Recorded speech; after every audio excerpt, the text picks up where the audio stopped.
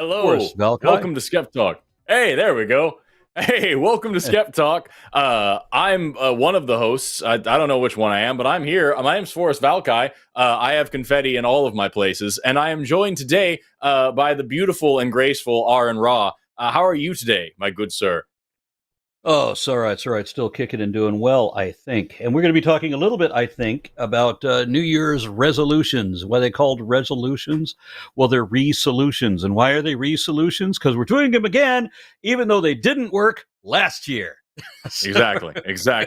Trying again. Try. That's what it is. If it fail, if at first you don't succeed, rotate around the sun a second time and start over. That's one thing we talked on we had the midnight countdowny show yesterday, and one thing we ended on was talking about New Year's resolutions. Do you have a particular opinion? Do you do them? Is that a thing that you're into? Well, no, I always want to try to improve myself however I can, but I don't make a formal thing out of it. What I'm thinking this year is I want to focus more on the reasons why you and I do what we do. When I started this out, it was initially because there were people who didn't know. They were repeating falsehoods that could be easily corrected, and I assumed foolishly at the time that people were on the whole sincere, and that if I were to ask somebody, why do you believe that if somebody asked me that question, I would give them the reason, and it would be a good enough reason that they would consider it, and they say, oh yeah, that's a pretty good reason. But when I asked them why they believe that, the answers that they give were not even reasons. Right. They were bizarre, nonsensical things.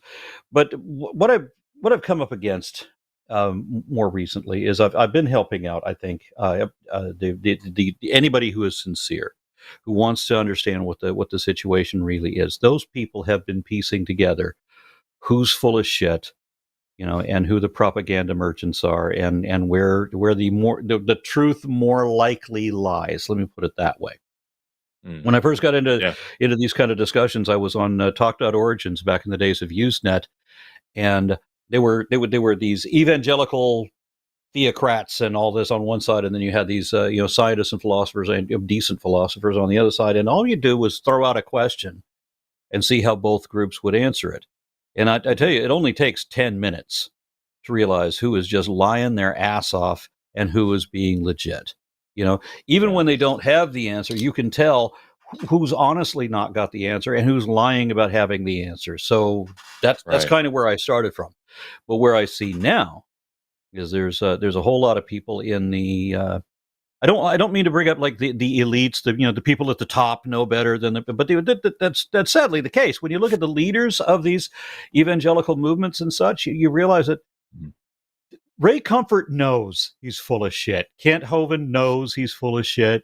Ken Ham knows that he knows exactly what lie he has to tell and at what cue, and that none of them can ever admit an uncomfortable truth, like that there are beneficial mutations and what macroevolution really means, and whether there are transitional species. And no, because it's all propaganda. How are any of these people going to continue to make their millions and millions of dollars a year? Seriously. Kent Hovind makes $1 million every few years, and Ray Comfort makes, I think, $4 million a year, and then Ken Ham is just like through the roof, hundreds of millions of dollars for all kinds of bullshit. It's amazing what kind of merchants these people are, and I really want to take on. I don't want to punch down on any of these trolls anymore. I really want to be punching more upward. Now that I just did a series on Mike Johnson. Y'all ever heard of Mike Johnson? I have not. The new Speaker of the House? Oh, that guy. Yeah, okay. I thought it was some creationist on the internet. Yeah, for sure. He is a creationist on the internet. Right, at the end of the day, that is him. Before he became the Speaker of the House, I got a hold of a sermon that he had delivered years ago. And when I made mention of the fact that, hey, I should address this, it was immediately taken offline, but not before I had already copied it. So it may be that the only version of this that you can still see online is on my channel. But I want to focus on these people who are more overtly, deliberately trying to deceive the masses, and so punch up and show how full of shit these people know that they are. Somebody just challenged me a few days ago to do 10 Facts in the Bible by Ray Comfort. Yeah. I haven't looked at the whole video yet. I just clicked on somewhere around the middle, and I saw that one of the facts in the Bible is the dimensions of Noah's Ark. Like, that's what you consider a fact in the Bible, is it? Okay, we're going to have some fun with this. But I want to get beyond just the idiots who are in it for themselves. I want to get to the higher ups, the people who are pulling the ear of politicians. You know, that are convinced that God is busting into their personal bedrooms to yell at them about what they're about to do, and so what you have to get the legislators of the Congress or whatever to do because what God is commanding these about. Fuck you, no. So I just want to be a little bit more productive with my channel. I mean, I want to do the science stuff. I do, and I love it. The sad thing, I just did another episode of whale evolution. I'm about to do the third episode of the evolution of whales, and the thing I love doing the phylogeny angle on it. It's something I'm passionate about. It's something my patrons like, but unfortunately, the general public. I've seen some wonderful science documentaries, and they don't get anywhere near the views of some random idiot, just spouting off. Well, that's what sells. If you can convince somebody that they're right and everybody else is wrong, and they feel like they're special, they have some special it's going to sell. And it's the same thing in peer-reviewed science journals. Like I remember. When I was finishing my first master's, we had this one point where I was doing the type of research that I was doing is like well established. Everybody knows you can do this kind of thing. And my advisor gave me a paper explaining that everything that I was doing didn't make any sense and it was impossible. And I'm like, what the fuck is this? And she was like, so first of all, you need to cite it and include it as a challenge to what you're doing and justify what you're doing. That's an important, but also let this be a lesson to you. If you want to get something published in a journal, either do really good, hard work and teach something interesting and learn something interesting and explain it, or just say somebody else is wrong and you'll get out there. And like, it's the same way in life. If I know for sure that no matter how passionate I am about science, no matter how good my content is, no matter how much I put out there on the internet, no matter how much hours I put in to making really good educational content, I'm not going to get half the views as somebody who says that vaccines cause autism or that the earth is flat or some 13-year-old making skibbity toilet. Like, that's going to sell better than whatever I'm going to make because it's just what's trending and it's what's exciting. And especially with algorithms like the ones on TikTok, if something is aggressively stupid, it's going to blow up not only because it's sexy and it sells and everybody thinks they're in on some secret, but also because people are going to go correct it, which gives it more views, which makes it boost further. And like that is the double-edged sword of trying to correct things, trying to make, because that's a big slice of my channel is a series called Reacteria, where I go back and I look at creationist children's material usually and just explain why it doesn't make any sense. And the validation is that like the people who watch it and they say, oh shit, I grew up watching this and now I understand why it's wrong. That's amazing. I get tons of those emails and they make my whole day. But I also have to reconcile with the fact that at the end of the day, I am giving those people attention and I have to be careful about that. I don't know. There's a lot to say. There's a lot to say about the nature of what we do for a living. One of the other things that just frustrates me about what we do as opposed to, let's say, the other side, our interlocutors, if I want to be inappropriately polite, if we get anything wrong, and I know it's happened for both of us, that if we get one fact wrong, whether it's in science or if it's in history, I've had people literally, this is no kidding, I've had people write whole books to say that Aron was wrong about this thing. And at least on one of those occasions, they were right about that one thing. But then said that I was wrong about everything, even though it's just, there was only like one critical point, maybe a couple of peripheral trivial things. But you can't allow there to be any mistakes at all. Right. Or somebody, our own side, our own allies will come down on us because they're pedantic, and it's within their rights and reason that if anybody's going to be conveying any kind of knowledge as we are in what we're doing, if we get anything wrong, then that's on us, on it, legitimate. But the opposition can disagree with all their own allies about everything, about whether the Earth is hollow or flat or geocentric or whatever, and it doesn't matter. They can be wrong about absolutely everything. They'll never correct each other. And they can't correct us either. It's our own side that corrects us. Well, and I think that's more of a feature than a bug. And like that I understand that it can be a problematic it's definitely stifling for progress on our side, but I think it should be that way, because like what I'm saying is it does suck when you get more heat about, oh, you misnamed this species while everything else was correct, or like you got this whole thing right, but you mentioned this gene and you should have mentioned that gene or whatever. Like, God, yeah, I get that plenty. But everything else was right, but this one thing was wrong, so fuck you. As opposed to, hey, this person thinks the Earth is hollow. Maybe I guess we should give him a platform. Let's see. Like that does suck. But like that's what I would expect out of us, is to make sure that like you're not just right, you're as right as possible.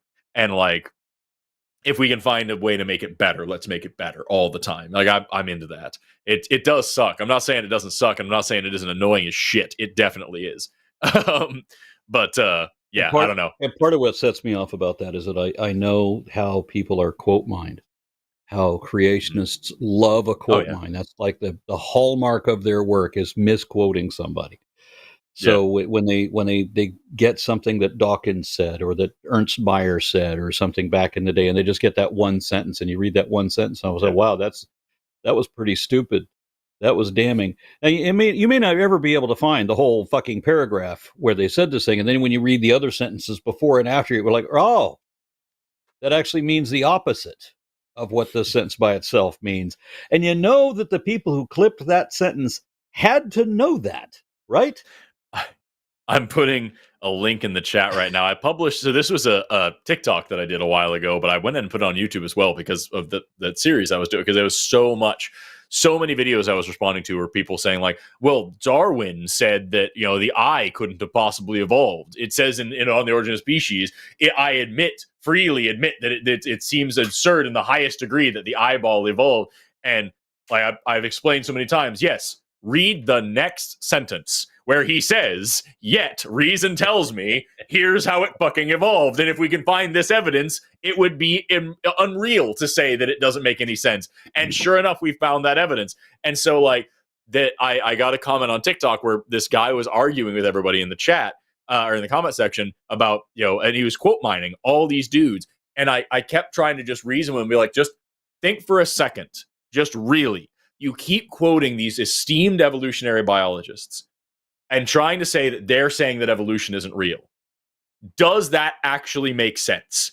I can hold your hand and walk through this, but does it really make sense that a professional evolutionary biologist who writes textbooks and teaches and studies evolution for a living is going to come out and be like, actually, it's fucking bullshit. Anyway, here's evolution. And like, so I made this video about it, and like one of the quotes that this guy used, that it's so fucking funny to me. He quoted Stephen Jay Gould saying there are no transitional fossils.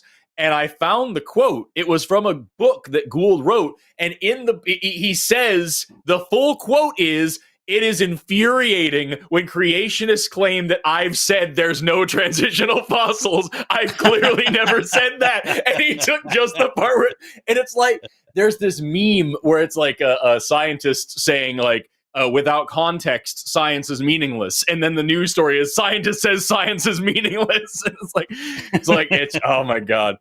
But yeah, that's the other funny thing about that is that religious believers actually do that. You can find religious leaders who just come out and admit, yeah, it's all bullshit.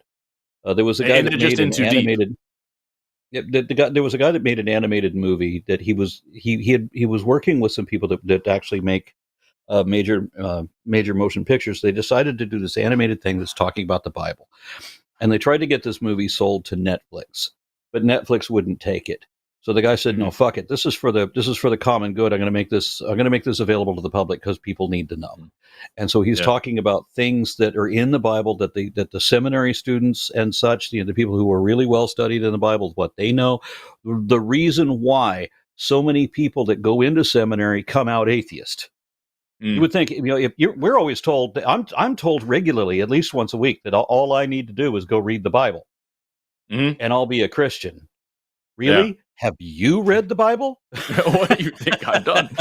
Right. That explains why you're still Christian. Right. How many people go to school for biology and come out as creationists? You know what I mean? Like, how often does that happen? Yeah, there's another aspect of that too. When the indoctrination has to be as young as it possibly can be, you got to target these children. If you're going to teach them about religion, that's the old Jesuit saying: "Give me the child until he is 7, and I will show you the man." So you stifle their critical thinking ability, and many people never get it back. They're just never able to think critically, at least not about that one thing, because people's brains can compartmentalize. Certain things are considered sacred. You never question the religious belief. I was drug into church one time when I was 11, and I said that the man behind the podium was lying, and I got punched in the stomach for it and never brought back to church again. You don't question the guy at the podium, for whatever reason. Right. So those tactics work on. No, I was going to say those tactics work on everything, because that's what, one thing that really pisses me off, and Shannon and I have talked about this on this show a few times, and when people say like, "Oh, religion is this mental disorder," and like every religious person is just stupid and all this stuff, it's like, you could take a child and teach them that the fucking moon is made of cheese.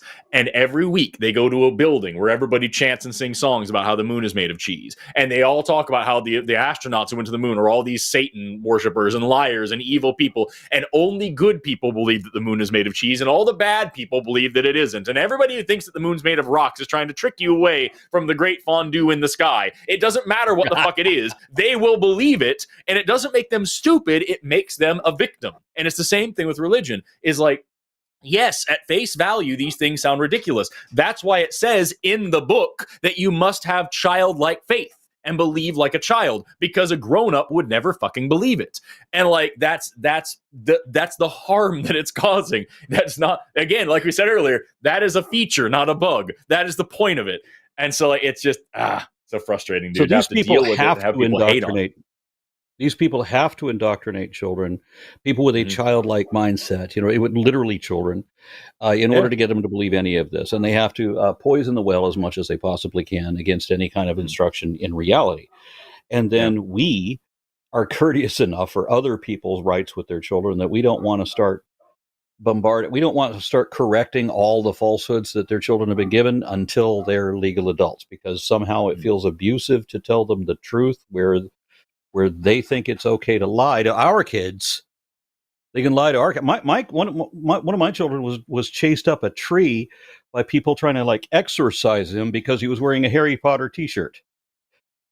That's the world of insanity that I live in. But what happens when these kids are grown, when they're 18 years old, and then we start teaching them what evolution is? The first thing we have to do is we have to clear out all of the nonsense that has been put in their head, because much worse than ignorance is false knowledge, right? So that's what they're all full of, false knowledge. But then what if we started the other way?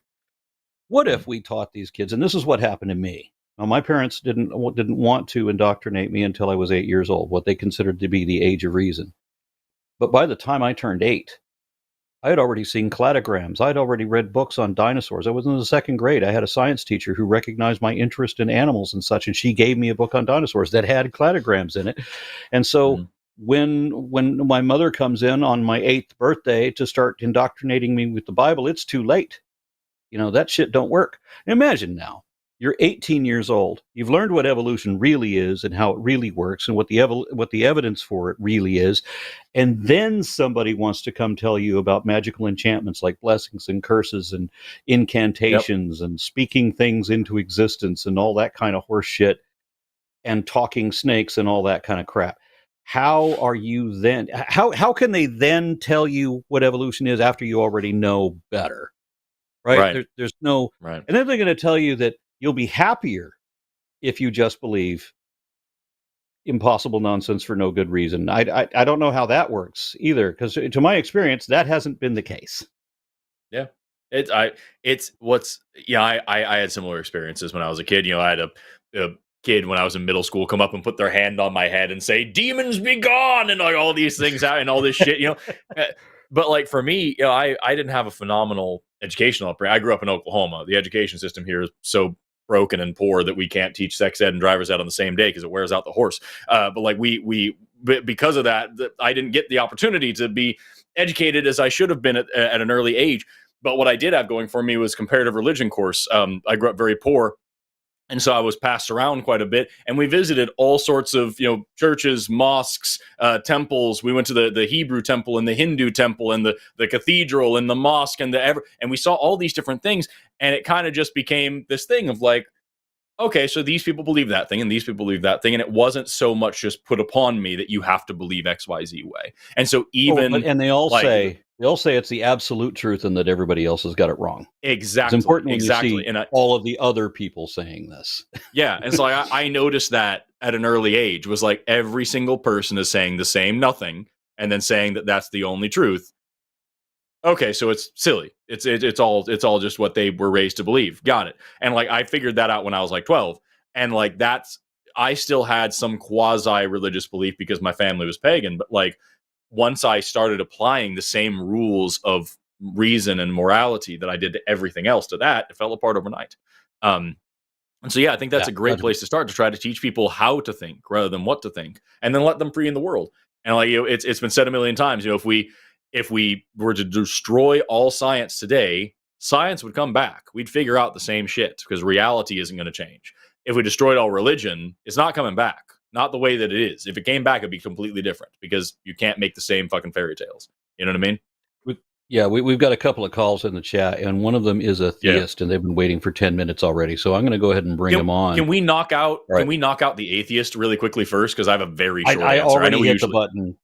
I already hit the button. Fine. I'm sorry. So we're talking to Yasir from India. Can you hear us? Hello. Hey guys. Hello. How you do? What is your question? Okay, so I'm not a full theist. I'm kind of like an agnostic person. Okay. Because whenever I think about disproving God or something like that, I get a few ideas thrown in from other people. Okay. So one of the thing I wanted to discuss today is about the decomposition of human body. So one of the ideas that I got put in is that. So Yasir, could you back off the mic? I was born in a Muslim. Yasir, could you please back off the mic just a little bit? I'm getting just a. That's a little better. Yes. Okay. Yeah. You were talking about decomposition. I'm seeing how you worded your question when you wrote it out. It said there are some human bodies that have not decomposed, and you feel that this is proof of a God. Can you give me an example of a human body that is not decomposed? Yeah. Yes, so that's what I was coming to. So I am a Muslim basically. So a few months ago or something, I got a news about one of the people who followed Prophet Muhammad, and they dug up his body a few months ago, and it was fully like not decomposed at all. It was like he was buried just a day or two ago. All right, who is this? I want to Google it real quick. It's like a possibility. Who is this? Okay, I don't have that person's name right now. Is there anything that I could use to Google this to find out what the story is you're talking about? Yes, and so just Google followers of Prophet, and you can see at least one or two pictures here and there in Google. Okay. I must apologize. I wasn't able to understand all of that. Google something about the Prophet. You told me to Google something about like dead bodies of followers of Prophet Muhammad. Dead bodies of Prophet Muhammad. So one thing that I would say, rather than Aaron, please do. Yeah, please do Google it. But like, I don't want to, because I don't think it's necessary. The reason why is because you're talking about, here's this person that died and hasn't decomposed seemingly at all, and it's amazing. We have plenty of examples of that from people that I guarantee you wouldn't consider your religious brethren in this way. Peat bog mummies are preserved so well that they still have hair that still has their original hair color. We have people who died and fell in a peat bog, and they still have bright red hair because they just never decompose properly because it's a completely anoxic environment. We have politicians and religious figures that have been beautifully, perfectly preserved for years and years and years, and they look like they just died yesterday. I'm pretty sure wasn't there a mummy in, I think it was in China, that they were buried with a bunch of mercury or something, and there just no life can get in there to decompose them, and they look super fresh. That could be apocryphal, but like, I know for sure that there's a lot of examples of people that died a long time ago and have very little decomposition. And it's just because of some weird conditions, either anthropogenic, either weird human-made conditions, or weird natural conditions like the peat bog people, where these weird conditions caused weird rates of decomposition. And so you're talking about this as if it's proof of some miraculous thing. It sounds like a weird circumstance to me. And it sounds like somebody that you agreed with had this weird thing happen. And so you're applying more meaning to it than that's weird, which is all the meaning that it deserves. Well, here's my problem with it. It's a lot of these claims that I get from believers about whatever they use as evidence for their to justify their position. Most of the time, the specific thing they're talking about isn't even true. So in trying to find this, if somebody says that the bodies of prophets have been predicted that they will not decompose. And so somebody's claiming to have found the body of Muhammad, which I doubt very much. And then there's another site that says that Solomon's body did not decompose. Excuse me, who the fuck found Solomon's body? We're not going to be able to get any verification that Solomon's body was ever found. That would be my guess. While I was looking up, there's also Catholic saints that are called incorruptible, that supposedly have been so preserved that they're calling it divine intervention, that these bodies aren't decomposing properly, and so or at all. So like, it's happening in other religions. One example for this, and can't it be like something? Yeah, and then at it can't be like Quran, coincidental for a lot of things, right? And then there's another website called alquran.com, refuting the falsehood of prophets' dead bodies never decomposing. So like, and you hear I've got Lenin, Vladimir Lenin's mausoleum. Apparently his body is still looking pretty good. Well, his was prepared, though. He was deliberately mummified. Right. But that's what I'm saying, though. Like, this is a thing that can happen, either anthropogenically or not. It is a thing that can happen. And so what you're doing, Yasir, here is you're finding an example of this happening, and it happens to be somebody that you agree with, and you're ignoring all the times that it happens to people you don't agree with. You're ignoring all the times it happens to people that you've never even heard of by random chance, and you're saying this one is proof of God, and I don't understand why. It sounds like if what you're saying is true, it's an interesting event, and it could be studied, but you're jumping to a conclusion of saying, well, therefore it must be divine. And I don't understand why you're giving it that much. Yeah. I don't think there's an article here talking about how Muhammad's body was exhumed and not decomposed, but I don't think anybody's ever found Muhammad's body. Yeah, the actual Muhammad. Verification. Yeah, the actual Muhammad. No. And I would say even stronger that they never found Solomon's body. Somebody may have found a body that they called Solomon, that it was not an archaeologist or anybody with similar credibility to make such a claim or evidence to support that. So that's the problem. A lot of the claims for evidence just never happened.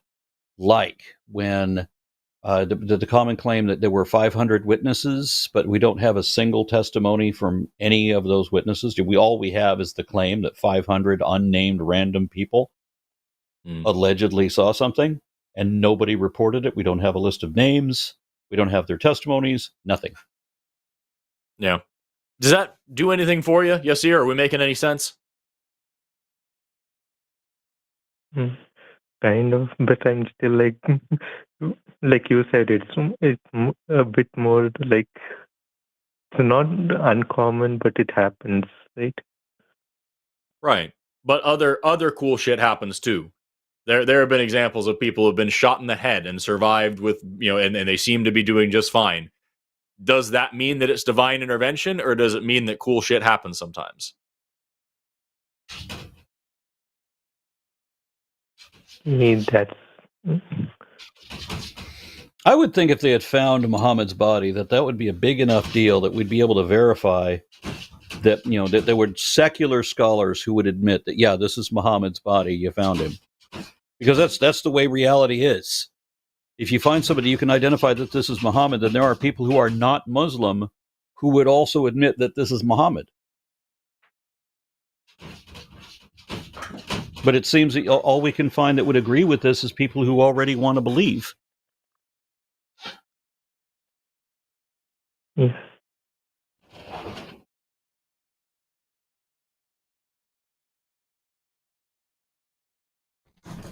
So anything to yes, add to sir, that? we Yes, have. sir. Is that I think I'll do a bit more research on that. definitely? I think so. Maybe And if I get a name, I'll do a call back. Sure. Okay. And like I said, man, I would really encourage you just to, kind of just question whether or not it's an interesting, novel, maybe even a unique thing, maybe a once in a lifetime thing. Maybe it's something that's only ever happened one time. Is that good enough to then chalk it up to the supernatural? Like if you saw lightning, strike in the same place 50 times in a row, do you now believe in Thor? Or are you just going to say, wow, there must have been some shit going on there that I don't understand? And that was really new. It was really neat. That was really cool. That was a cool thing that happened. Because it sounds to me like you're giving an undue amount of value to this just because it's something that already seems to align with something that you want to believe in.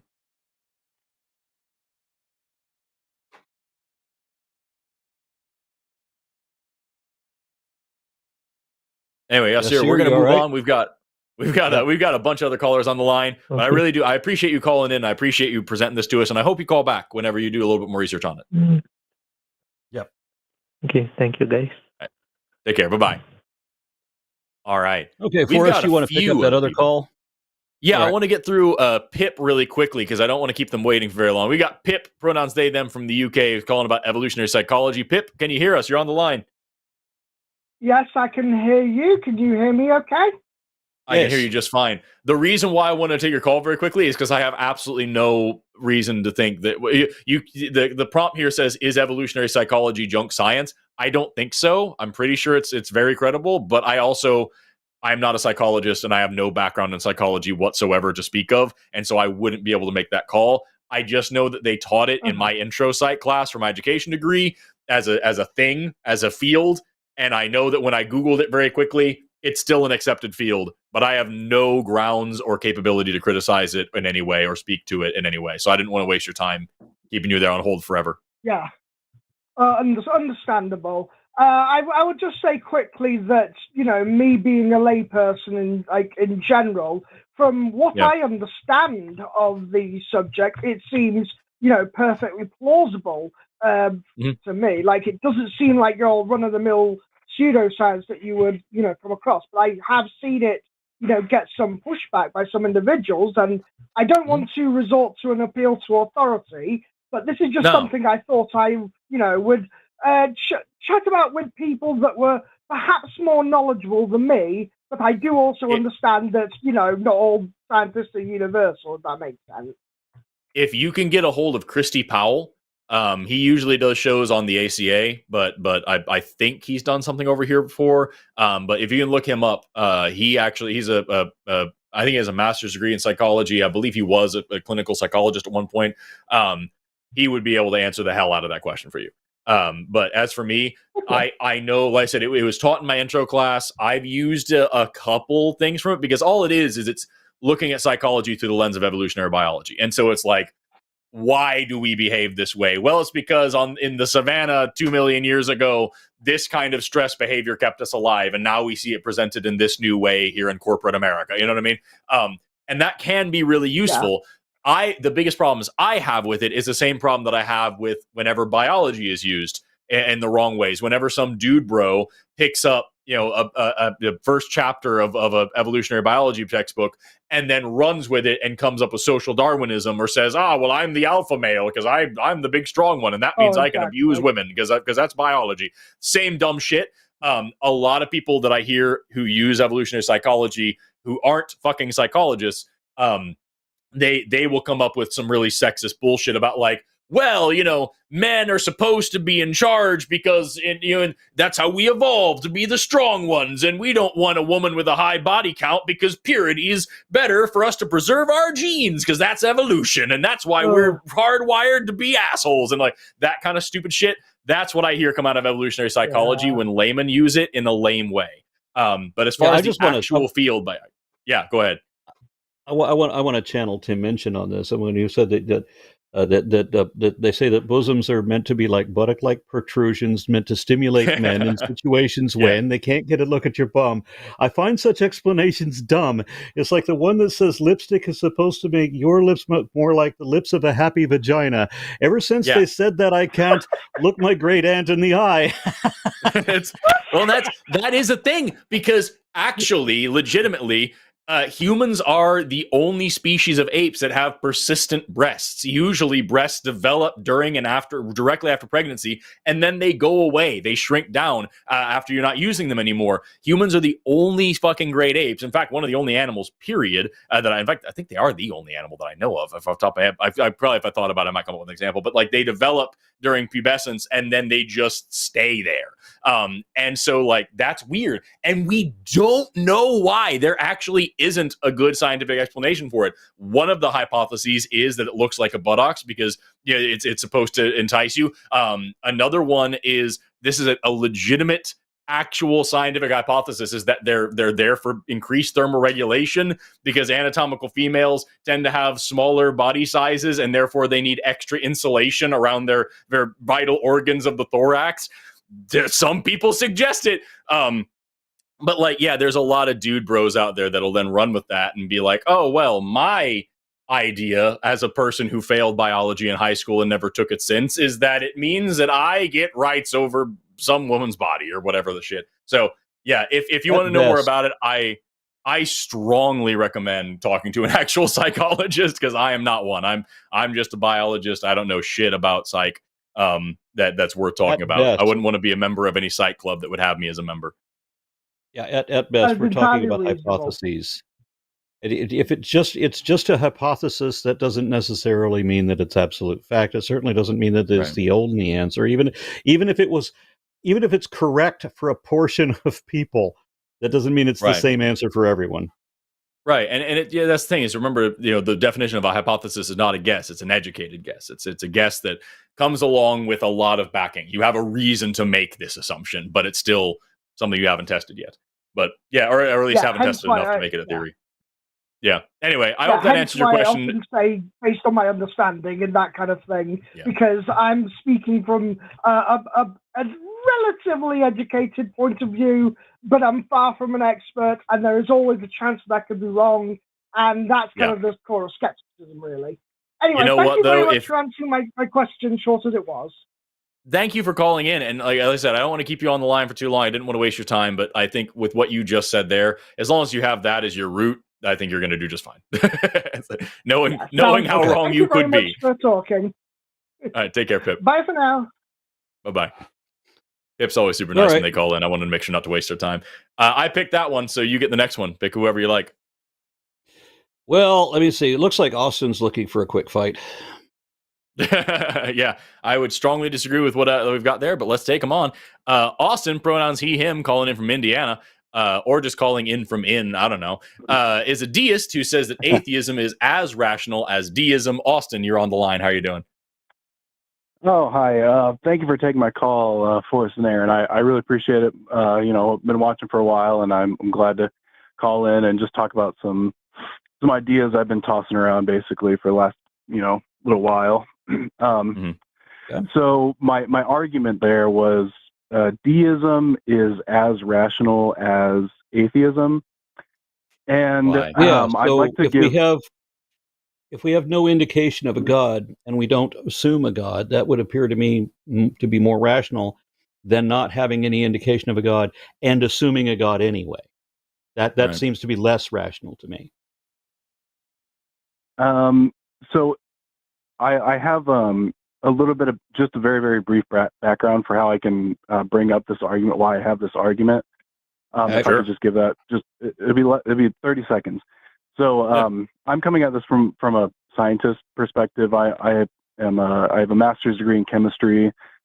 I grew up as a theist, Baptist in the north, northeast, and I've been on quite a journey through my skepticism, and through that journey, I've essentially reached a wall, sort of, where I don't believe in any sort of Christian, Muslim, any sort of God in that sense.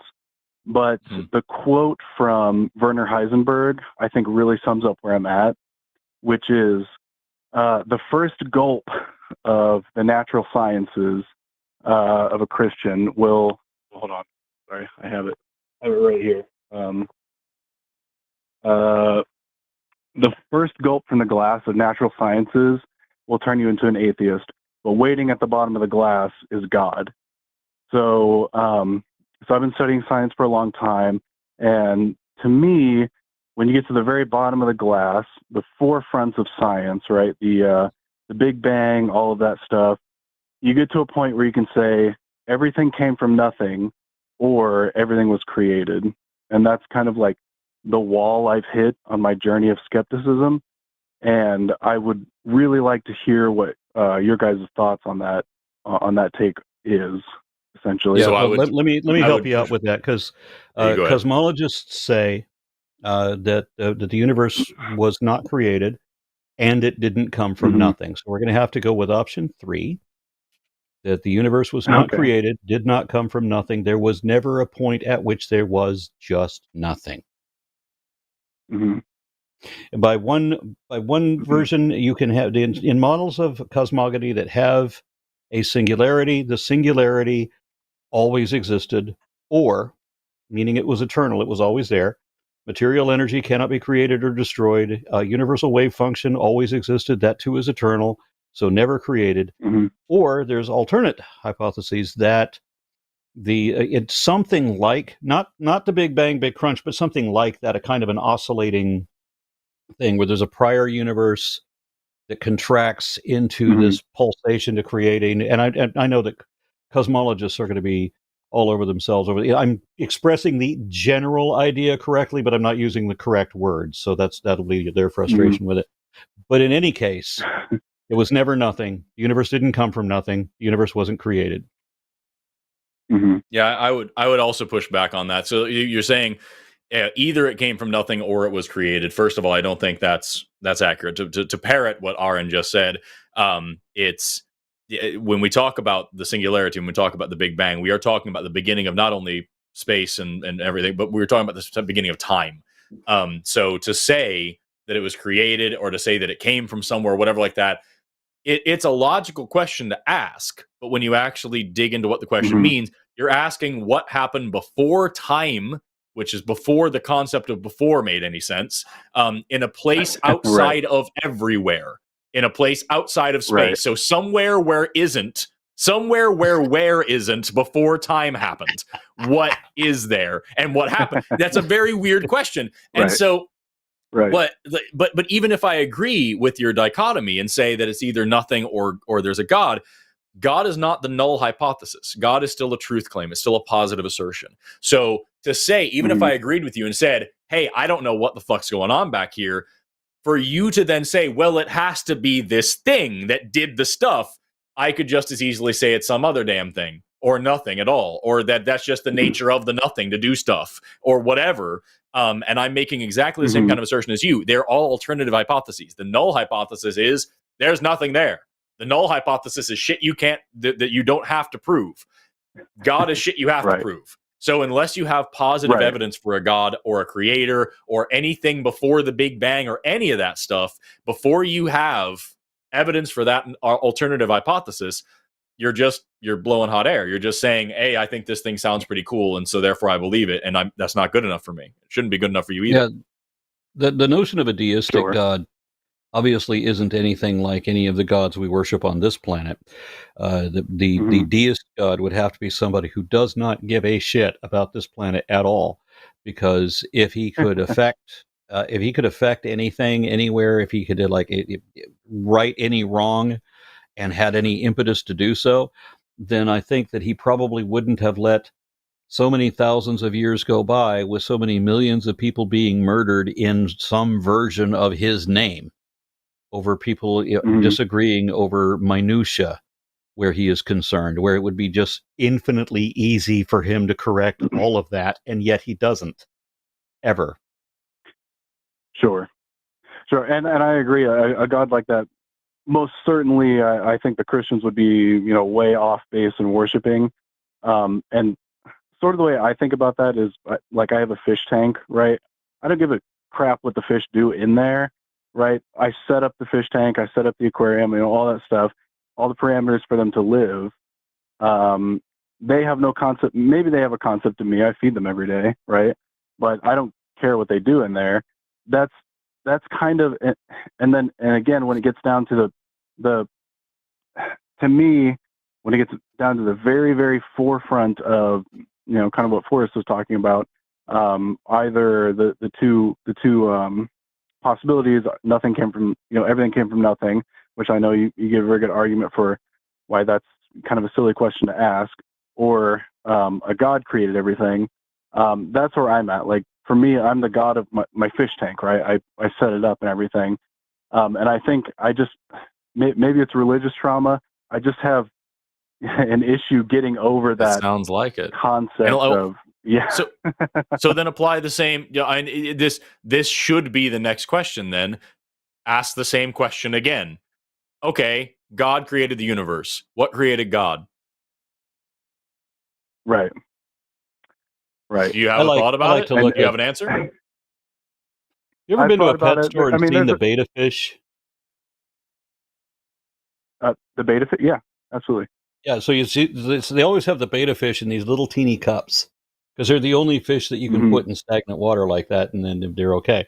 So that little beta fish in that little teeny Dixie cup, whatever, he goes and imagines that this planet was created just for him, but he's in a Dixie cup, and this is all he knows about the world. So he's going to make the assumption that the entire planet was created just for him. Meanwhile, the Christians and Muslims and so on imagine that it possibly innumerable, but maybe 78 billion light years worth of observable universe was created for us because we will die instantly everywhere but a fraction of the surface of this one mote of dust, and everything else everywhere else is too far away to get there alive. So how could this universe have been created for life? Clearly that is not the case. The most inept God imaginable could still have produced an infinite plane on which we could live. Right. Right. That is true. It is. I just want to ask one more time. Like, do you apply the same logic to your question to your God? Do you ask where your God comes from as well? Yeah, I think there's kind of an easy cop-out answer there where you can say, well, we haven't answered the first question. It's beyond human comprehension to imagine where a God came from. Sure. That's kind of where I'm stuck at. So then if you can apply that answer, or if you can ask that question of God and come up with an answer, why not apply that answer to the universe? It's beyond human comprehension to understand where the universe came from. It didn't require a God, but it's beyond your comprehension. Is that good enough for you? Yeah. That's how Carl Sagan put it too. He said, Carl Sagan said that the customary answer, where did the universe come from, was that it was created by a God or a God. Well, then you have to ask the next question, where did God come from? If your answer is that God always existed, then why not save a step and say that the universe always existed? There's no need to create the God to create it. One less assumption to make, yeah. It's an Occam's razor argument. Right. Well, it's not only that, but you as a chemist understand, like you can't just assume a thing, right? You have to be able to back it up. Right. And so like that's Right. what I'm, you started this conversation by saying, you're coming at this as a scientist. And so, and forgive me, I don't mean this to sound patronizing at all. So forgive me if it does. I really don't. But I encourage you to actually do that. Come at it as a scientist and say, okay, so I don't know this thing. What am I going to do with that? Am I going to say I don't know? Or am I going to say, well, it's probably this, and then stop thinking about it? Well, like what just to clarify a little bit, where I was really at was I was getting to kind of like, in the very initial start of my call, I said, Big Bang Theory, everything came from nothing, or a God did the Big Bang, right? And it's to me where I was stuck at was it's 50-50, and maybe I'm mixing up probability and whatever, all that stuff. But that's kind of where I was stuck at was 50-50. God did the Big Bang, or the Big Bang just came from something that's kind of a little bit beyond comprehension. We don't know that yet, and so that's kind of where I was stuck at. So what? That's my biggest question. Is just you.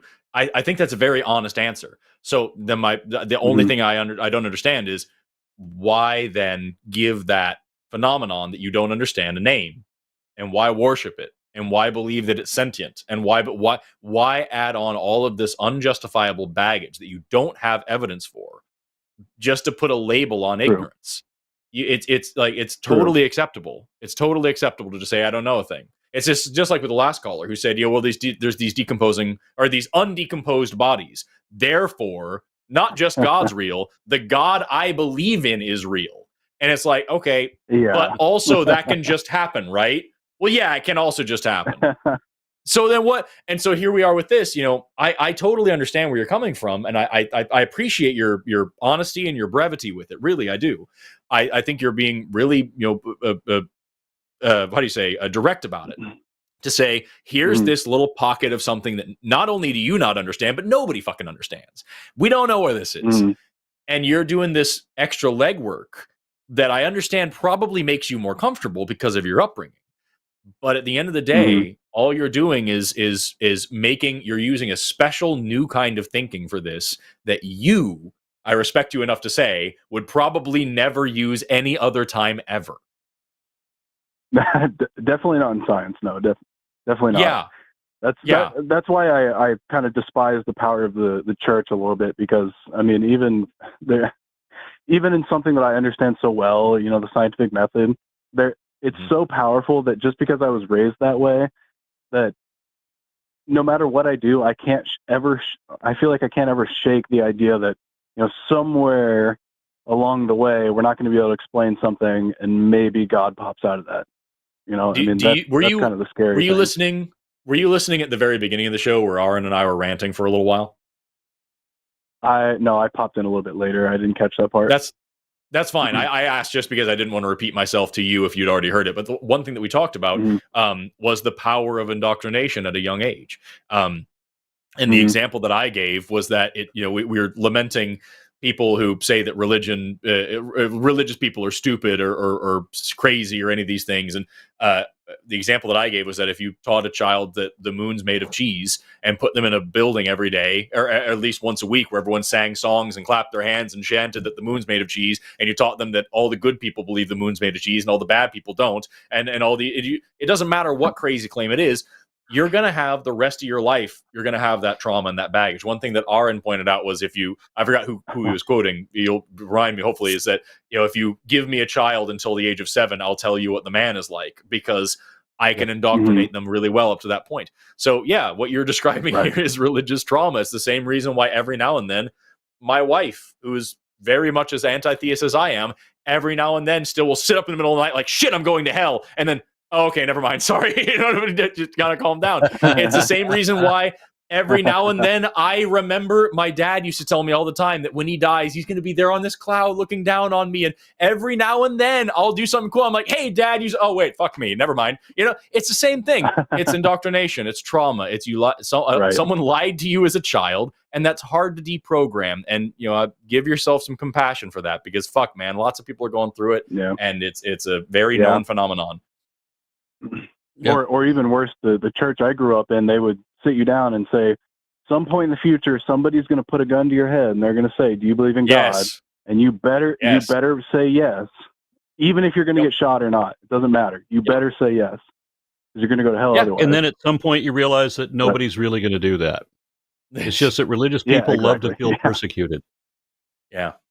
Yeah. Anyway, Austin, I really appreciate you calling in and talking to us, and I hope you call back and after you've thought about it a little more, and let us know if you have any other insights or ideas about it, because I think that you like from your answers today and from everything you talked about, I think that this is a hurdle that you're. I want to start by saying I understand how fucking arrogant this is, and I apologize. I don't mean it this way. I think that this is a hurdle that you'll have no problem overcoming, and I think that you'll find your way out of that kind of trauma eventually. Like I said, I understand that sounds arrogant because it sounds like I'm so far ahead of you. I don't mean it that way at all. I think that I get it. I appreciate it. Yeah. Anyway, have an awesome rest of your day, dude. Thanks so much for calling us. All right. Yeah. Thank you most of these other questions are from. I'm sorry. Most of these other questions, I think we could answer pretty quickly. Yeah. Do you want to pick one? Because I've got a couple that I like. Yeah. Let's just do it in order. Let's go with Keith. Keith, we got Keith calling in from Nevada or New Vegas or Nuevo Vagina. I don't know. He's a theist calling in to ask, why are human babies so weak at birth, but other animals are running, jumping, etc.? It doesn't seem to fit with evolution. Keith, you are on the line with Aron and Forrest. How are you doing? Hello, gentlemen. Hi there. Good to be here. Can you hear me? Yeah. Yes, we can hear you just fine. Go ahead. I'd really rather tag on to the last conversation. I'm sitting here listening to this conversation, and I'm like, well, that's much more interesting than the stupid baby question. No, it's let me give you the answer. You give an answer, I'll give an answer, and then we'll move on. Yeah. So one of the things I would still like to tag on to that last conversation if we could, though. You can do that, but let me address the question that was written down anyway, because somebody's going to want to know the answer.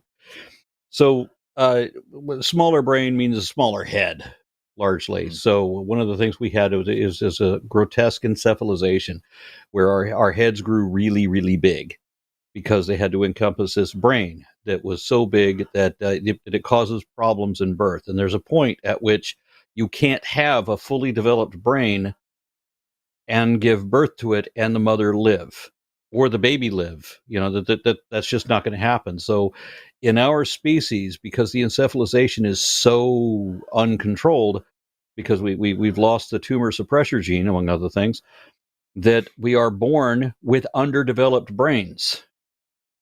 And so we are incapacitated. Whereas other animals hit the ground and are able to get up and run in 20 minutes or so, we cannot. We still have to wait 25 years for our brain to fully mature, for our brain to fully develop. Yeah, that is. If you wonder why you do so many stupid things, if you wonder why you do so many stupid things in high school, that's why. Yeah, your frontal lobe hasn't fully developed. Yeah, and like that's one thing, that is one major part of it. And there's a couple other like little things that are important just to think about. Is that number one, like Aron was saying, we have really fucking big brains, and that means we have really big fucking heads. And if we developed any further in the womb, you wouldn't be able to fit us out of a vagina. And that's already an issue. Like over the past, especially 2 million years, our heads have been getting bigger and bigger and bigger, and more, people are dying in childbirth. And that is now something that it would normally be what we call selection pressure, which means it's causing evolution to drive in a certain direction. You would probably have more and more sexual dimorphism and wider hips and things like this. But we came up with medicine and shit and stopped, it kind of removed a lot of that selection pressure before that happened. And we also removed the reproductive advantage somewhat, but that whole thing is a big part of it. Also, primates in general have a elongated parental investment after birth. That's kind of a hallmark of our entire clade. And so as humans are great apes, we have especially long parental investment. So primates have a longer parental investment. Great apes especially have really long parental investment. Humans are no exception. In fact, we're more in that direction. And that goes along with social development as well. We are a very, very social animal. It takes a long time to learn how to behave in a society, whether you're a chimpanzee, a bonobo, a gorilla, an orangutan, or a human. It takes a long time to learn how to be functional in your troop. And so that's another reason. Hence the old saying that it takes a village to raise a child. Exactly. Another thing is tool use. It takes, you can see in chimpanzees, they will fashion a stick to fish for termites. The mothers will sit there and with the children and teach them, no, that stick, throw that away. That's too floppy. No, that one's got too many leaves on it. No. Okay, so you want this one. That one's too short. Get this one. And they'll pass on this generational learning. And we do the same thing as humans. We just have a fuckload more generational learning to pass on because we're dramatically more advanced than chimpanzees in terms of technology. And we have been for the past 2.5 million years minimum. Probably the last thing I want to thing I want to tack on to that is this little factoid my wife gave me, which I never checked into. I don't actually know if this is legit. This is just something that she told me. She said that children's brains are developed from the fat of their mother's ass. And so if that's the case, and the brains are becoming bigger, then the hips got to get a bit wider, means the ascots get bigger too. So eventually, if we continue evolving on that track, then all of our mothers are going to look like Cardi B. I have no verification of that, but evolving to be thick as all hell sounds great. But there's a lot of different things that go into it, and so really what it comes down to is when you look at animals like reptiles, for example, they come out of the egg rets to go, and they like you said, they're running and jumping and everything. Mammals in general take a little bit more time to develop after birth. Primates specifically take a lot more time to develop. Great apes especially take a lot more time, and holy fuck are humans helpless as babies. And it's all just because of increased maternal investment, brain development, technological development, social development, things like that.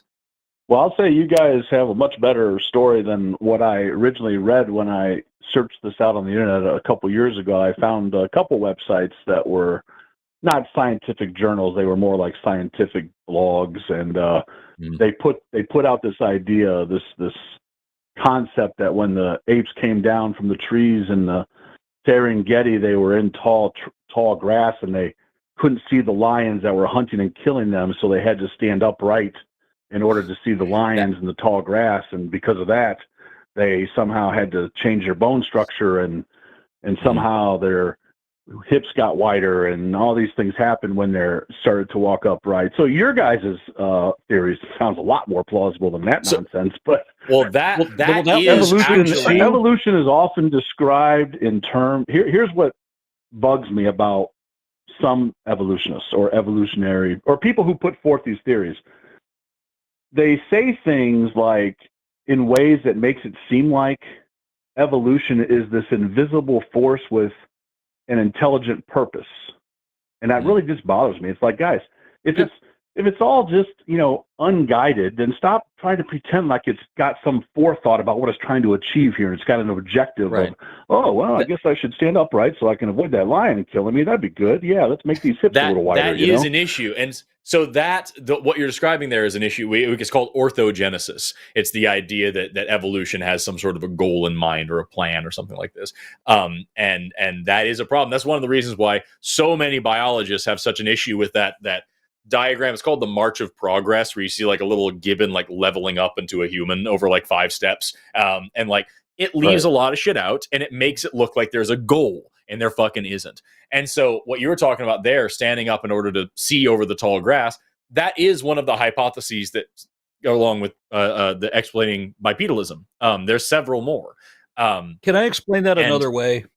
Yeah, what you described, I'm sure someone did say it to you because I've heard dumb shit like that. It is a gross oversimplification of that hypothesis. Aaron, take it away. Yeah, I agree with what Forrest just said. It is a gross oversimplification, but the reality is that the hylobatids, the lesser apes, as we call them today, they're already bipedal in the trees. It's just easier to get about in the trees when you're walking on your hind legs, and maybe you're using your arms to sustain yourself on higher branches. But when these animals get down on the ground, facilitated bipedalism. When they get down on the ground, they are still bipedal. They don't travel around on the ground often, but when they do, and it's funny because gibbons have these grotesquely oversized arms, and they usually hang them over the heads. So but they're still walking around bipedally. Now, there's What evidence that kind of gorillas, ape are you talking about? Are you talking about like a chimpanzee? What kind of ape are you talking about? gibbons and siamangs. Lesser apes, yeah. Now, so when they run like we do, or do they run with their front arms kind of like propelling them forward? Running No, on the but ground, gibbons they and would siamangs, hold their hands up. They don't. Right, they keep their hands up over their heads. Their hands don't touch the ground, and they don't usually run. They hold on their the hands ground. up over their head when they run. Yes. Okay. Well, they don't do a lot of running because they're usually arboreal. But then when you get into these fossil groups like the Drilopiths, Dryopithecus, there's a number of different, I think there's 40 different species of them. Some of them were habitually bipedal. Some of them that were quadrupeds walked on their whole hands, but then there were others that were just habitually bipedal. And this is where we get into this is like the dawn of the great apes. So the chimpanzees, gorillas, and us all come from groups that are like these. This variation. Gorillas and chimpanzees, there's evidence that both of them secondarily went to knuckle walking. Orangutans are typically bipedal too, but they also do this fist walking thing. They don't do knuckle walking, they do fist walking. Our ancestors, common misconception, we were never knuckle walkers. We were bipedal since that lesser ape stage. Yep. If that makes any sense. But potentially as far back as 7 million years. Can I touch on the previous conversation before you guys let me go, though? I really would like to touch on that previous conversation a second. Yeah, I could talk to you for like another 20 minutes about bipedalism if you wanted to as well. Yeah. I mean, I got the answer. You guys gave me more than an answer on that. So it seems like, and I've listened to atheists talk to Christians a lot online, and I've listened to Aron talk to a lot of folks about this, but it seems like you guys saddle the theist with this notion that if they believe in a God and they stop there, it's almost like you're putting on this false premise that, let me give you an example. I am a theist, okay? I'm a Christian, okay? I believe there is a God that created the universe, okay? But that doesn't stop anything. I don't stop there and say, okay, well, throw my hands up and we're done here. No, my belief is that, the God that I believe in is something I'm never going to understand fully as a human. I'm never going to have the capability to understand how God did what he did. I don't even understand how he got me up with a heart beating this morning, So the fact that I think I'm going to figure out how the universe came into existence through God's, power, I'm never going to understand that. Now, I'm all for, scientific study, research, this and that, looking at how this happens, how that happens. I love that, they somehow determined the universe is going to come to a burning end someday in the future, and that's interesting. That's fascinating. And science is great for a lot of things, but it seems like you saddle only one party here with saying, you guys come to this conclusion that God did it, and then you stop thinking. And it's like, well, that's not true. I don't stop thinking at all. I think all the time about stuff. I believe God started. I think there's that's all. Now, I think the fundamental misunderstanding. Well, I don't know. Right. I think the fundamental misunderstanding here is I'm not saying that you're not thinking about anything. I mean, fuck, Isaac Newton was a devout Christian. He came up with all sorts of cool shit. He just believed that God was the one who set all these things in motion. And that when you learn science, he was understanding how God works. That's all fine. What we mean when we say it's a thought stopper. There's a couple things. Number one, with like true religious fundamentalism, and when people try to talk against evolution, against the Big Bang, against age of the Earth, whatever like that, that is what we're talking about there. When people say you're questioning God, quit it, and that's you have stopped the conversation, you have stopped the thought process. In terms of people like you, what I would be saying that is you've stopped thinking about God, you've stopped questioning that. You said you're a Christian and you believe in the Christian God. Why? Well, that's a long story, Aaron. Doesn't have to be. It's a very long story. I was an atheist for 35 years. No, hey, it doesn't have to be a long story. That is an interesting story for me. If you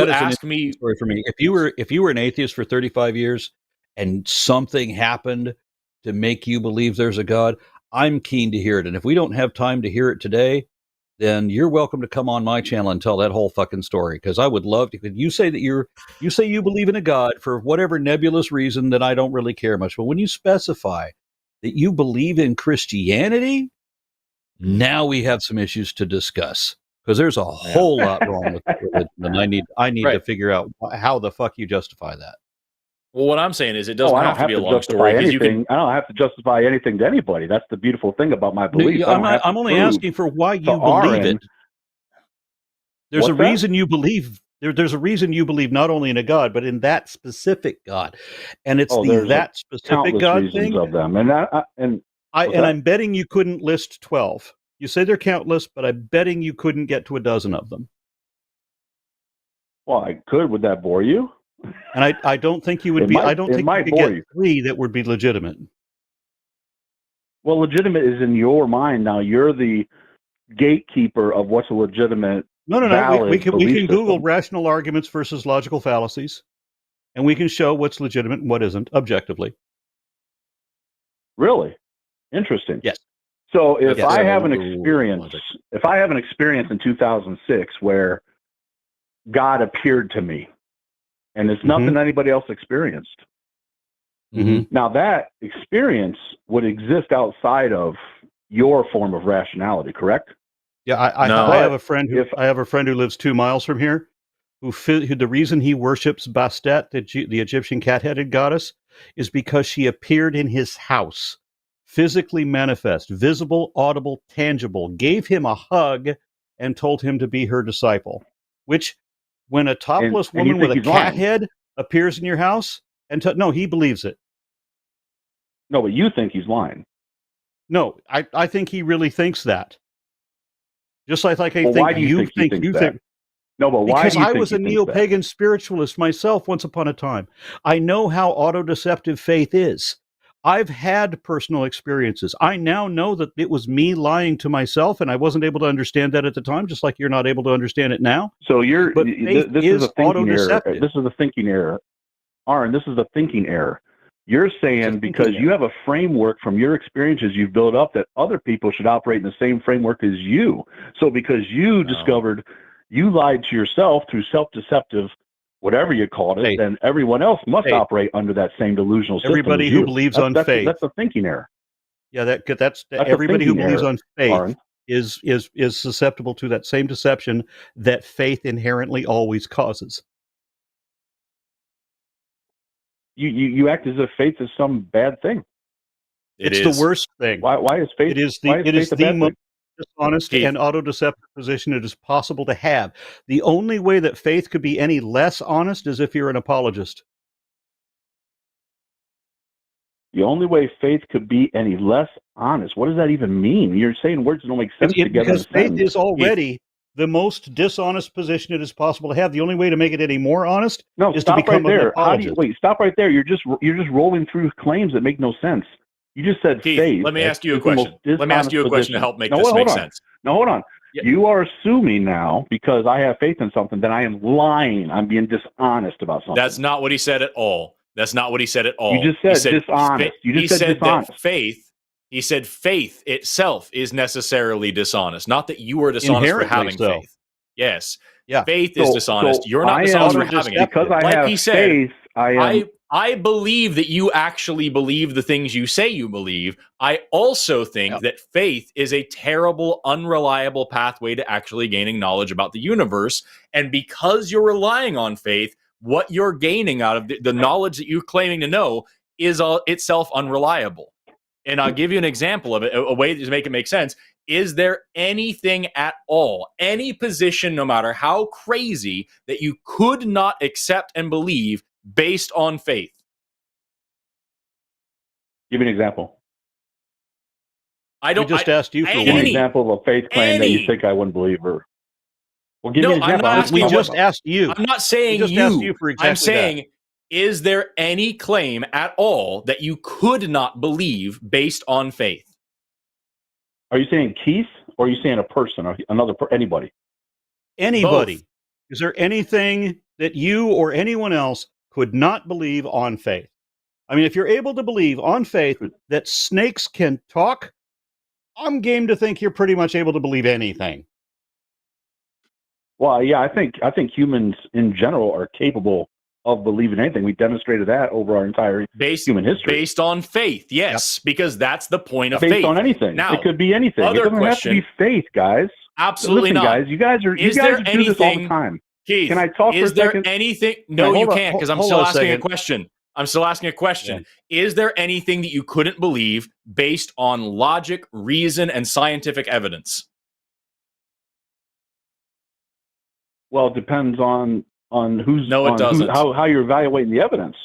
No, it doesn't. The answer is I just explained yes, based yes, on the it does, rules Aaron. of logic. Oh my God. I'm not Aaron. You guys based are on the so- you guys rules are of so- logic.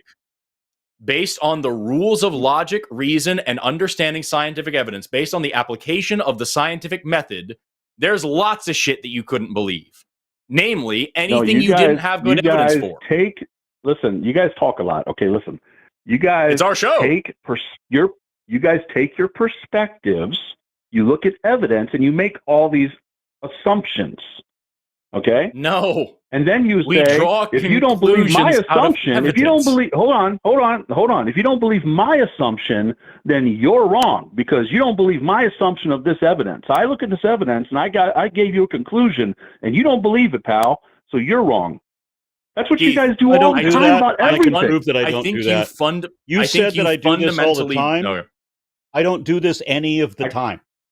If Yeah, you want I've to have never a done I can't that. hear protracted you guys. You conversation guys are about talking this, over each other.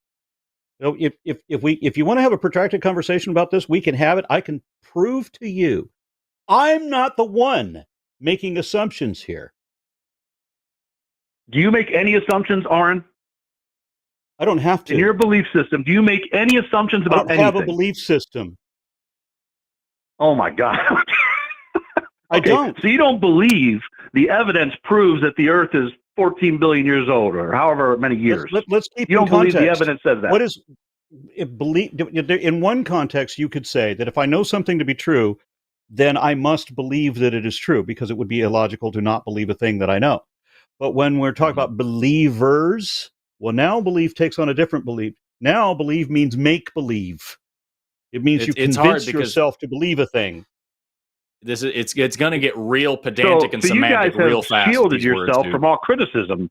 So hold on, you guys No. have shielded So? yourself from all criticism. You stand there, you point accusing fingers, and then you say, "I don't have a belief system, so I don't have to prove a I don't. thing." I don't. But Keith, you guys I don't sit have there and required spell beliefs. off your beliefs all I day don't have long. prohibited beliefs. Keith, I don't have threats about what will happen to me if I don't believe. I don't have Mhm. promises about what will happen to me if I do Oh believe. my God! I don't you guys, have a belief you guys system. are unbelievable. There's a Belief thing. is not just yeah, about we're religion, guys. unbelievable. You can believe There's a anything. there's a thing called free thought, which is opposite of belief systems. You have to understand what the distinction between a belief system and free thought. They're very different. Free thought doesn't have required beliefs or prohibited beliefs like Christianity does. Ah, yes, of course. Keith, I think the biggest problem here because is You will guys go to have to heaven if you shield believe yourself. this. You guys go to have to hell shield if you yourselves believe from this. criticism. How? I That think has the nothing to do fundamental with it. We're issue not here. talking about hell. We're not talking about heaven How or hell. have I- We're how have talking I- about how have I whether or not shielded something myself is from true criticism? or false. How have Whether I or not shielded true or myself false. from And you guys, criticism? because you just said, I don't have a belief. I don't have a belief. I don't. You just said it. I don't have You just anything said, that I don't need have to a- believe. You said, Because we you have a just said belief you system. don't have any beliefs, Aaron. Right. You don't have any Right. beliefs in anything? That's correct. So you have a belief You system don't believe in where anything. you have to. You understand what I'm saying now? You have a belief system where you have to make yourself believe a thing in order to get the promise, or in order to avoid the punishment. You have to make yourself believe something. But science is an investigation, not a belief system. So if we find evidence that overturns our previous ideas, we realize, oh, that was wrong. We need to correct ourselves. A belief system cannot, must not ever correct itself. That's why it starts out wrong and just gets wronger over time. Mhm. That's the biggest issue we're having here, Keith, is that I think you fundamentally don't understand how science works. Because in science, we don't ever accept a hypothesis. We fail to reject it. We only move forward with an idea. I know. You don't have to think repeat you the do. same talking points I've No, heard I 1,000 don't times. think that you do. But you guys are because if conflating you were- beliefs. Keith, You guys if are you conflating understood beliefs that, and faith and saying they're the I'm same. going to mute you for a second because I'm talking and I just can't handle us both talking. It's driving me nuts. What I'm saying is, I don't think you do understand that, because if you did, you wouldn't be accusing us of having a belief system. You wouldn't be accusing us of shielding ourselves from criticism. You wouldn't be accusing us of only attacking religious people and never criticizing ourselves and all these other things that you're saying. That's the point of scientific inquiry. The question that I asked you a minute ago was, could you believe anything based on faith? The answer is yes, because the point of faith is to believe in spite of a lack of evidence. You believe something because you believe it. And no matter whatever happens, this is my faith, this is my belief. And then I asked, could you believe anything based on scientific evidence, based on the scientific method? And you said yes, which makes no sense, because you couldn't believe something that you didn't have evidence for. Because like I just said, we only move forward with an idea when we can't prove ourselves wrong anymore. The purpose of science is to try to prove yourself wrong and to only believe something when you can't. And then eventually you might, and then you stop that and you take that out of your head. So when you talk about beliefs, Aron keeps talking about belief systems, which is a really important distinction. What you were shouting over him is that, oh, so you don't believe in anything. And then we're going to get into this weird semantic debate about what the word believe means. There are things that we understand to be true, and we also understand that we could be wrong, but we're probably not. And we don't have any evidence to say that we're not. And if we did have evidence to say that we weren't, we wouldn't believe the things we believe anymore. Period. And if I could what you have going for you in religion is, I believe this thing, and everybody else is wrong. And if you don't believe this thing, you just haven't thought about it the right way. And if I don't believe this or that, then I'm not going to get to go to heaven or hell. There's all this baggage. And I'm sure right now you're saying, I don't believe X, Y, Z. I'm not talking about religion in general. Just it's so frustrating to hear you grossly mischaracterize how science works while accusing us of mischaracterizing religion. So I need you to just take it down several notches and try to hear us out. Aron, did you have something before I hit on you? Yeah, I needed to add something. When we say that Yes. we open to the possibility that we could be wrong, but we're probably not. Let's there's no specific we need to talk about. We are almost certainly wrong about minor details here or there. But in general, right, in the totalitarian, in specific details about evolution, yeah, we're certainly wrong about certain small minutia here. The general concept of evolution, it would be impossible for us to be completely wrong about that anymore. Right. That's the thing, is like, we debate how evolution happened, where it happened, when certain things happen, why certain things happen. We don't debate whether or not it happened. That we got that shit on lock. We know that happened. That is as solid as it can be. So like that's the distinction here. And so and it calls back to the thing you called in about, Keith, is that you said there's something that doesn't seem to fit with evolution. Yeah, there's a lot of shit that sometimes when we look at it really close, we're like, hey, this kind of doesn't make a lot of sense. If we can't figure this out, there might be a problem for the theory of evolution. Fortunately, we tend to figure it out. Despite so many chances to be wrong, evolution always comes up as right. Anyway, I'm going to take you off mute now. So just, did anything that I just said make any sense to you is my question. You are now unmuted. Yeah, I mean, I think we're both talking past each other, because you think I'm mischaracterizing you. I think you're mischaracterizing me. I never asked Aron Ra I never asked Aron if he had a belief system. I asked him if he you just assumed that I did. That's different. That's different things, because I believe everybody in the world has to believe in something. If I ask you if the sun's going to come up tomorrow, do you believe the sun's going to come up tomorrow? You can say, yeah, I got a pretty good idea the sun's going to come up tomorrow based on my experience of watching it come up for the past 50 years. That's Keith, not do you the understand? same context as I was just talking about. You have things that if you know something to be true and you have the reasons to believe, then you can say that I believe for this in this context. But believers don't mean that. People who call themselves believers, people say, I believe, they mean make believe. They convince themselves they're going to profess this thing. You're doing it again. Even if it's proven to be false, they're going to profess it anyway. Right, and that's the biggest thing. You just said the word. So, you just used the word believe to describe thinking that the sun's going to come up tomorrow. and this is what I was talking about, where it's going to get in this semantic weirdness. I know the sun's going to come up tomorrow, not because of my lived experience that the sun comes up every day, but because my understanding of the rotation of the Earth and our position in the solar system and how basic astrophysics works. I get that. So that's it's not so much a belief as an expectation that's logical and follows along with reality. One way that you know, I think most people would answer that question by saying, you know what? I've been alive on this earth for a long time, and the sun has always come up, so I'm pretty sure it's going to come up tomorrow. They wouldn't say, well, logically, based on what I know about the universal system of where the planets are and all this, and then I can calculate that the sun will probably be up. But that wouldn't be super good enough. That wouldn't be enough, is what I'm saying. That wouldn't be good enough. Just a logic. That wouldn't be good enough to plan your day tomorrow. The point, Keith, is that you used the sentence, talking to me, you said, in my belief system, blank. I don't have a belief system. Like that's what we're trying to get across, is that there's a significant difference. Yeah, because from you're understanding the universe and drawing conclusions from it. You linked believers and belief in that word, the way you're using it, as dishonest and faith.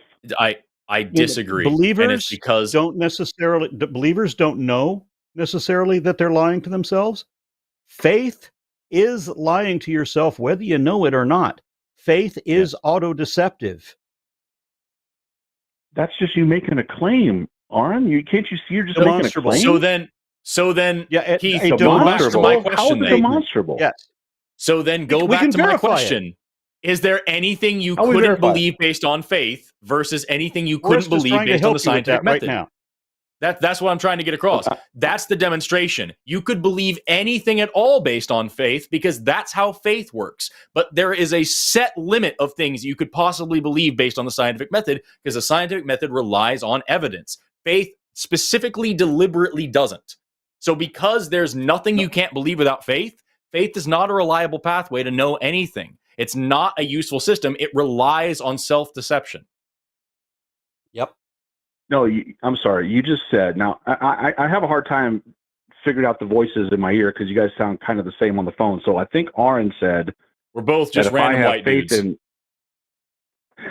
Now, I don't think that was Aron right there. I'm not sure. It's hard to tell who's talking. But I think Aron said, if I have faith in something, that I am subconsciously lying to myself. And that so he can demonstrate that faith in something. Clarification. If I can speak for you, Aron, I just want to make sure. Clarification is he's not saying that you are deliberately lying to yourself subconsciously. Like there's something in your head that's like it's the way that you are thinking is wrong.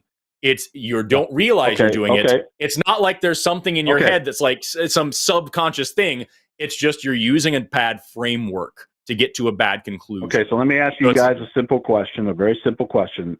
If, hypothetically, the thing that I have faith in ends up to be true, am I still self-deceiving myself?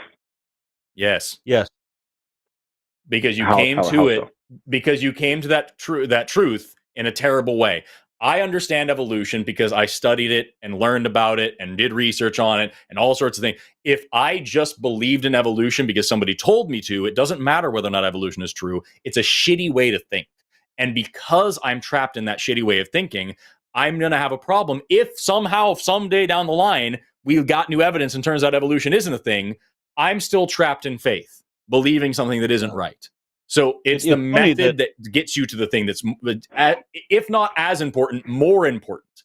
How you get to the right answer is as important, if not more important. Can I'll just say one last thing, and then I'll cut you guys loose so you can get your other callers. I don't want to dominate your show here, but there's a man that was a prisoner in a Nazi prison camp, and he was tortured terribly. He's got a book out called The Tortured for Christ, and in that book, he describes a Nazi guard who tortured him for years in a prison, and the whole time he's in there, he's preaching the gospel.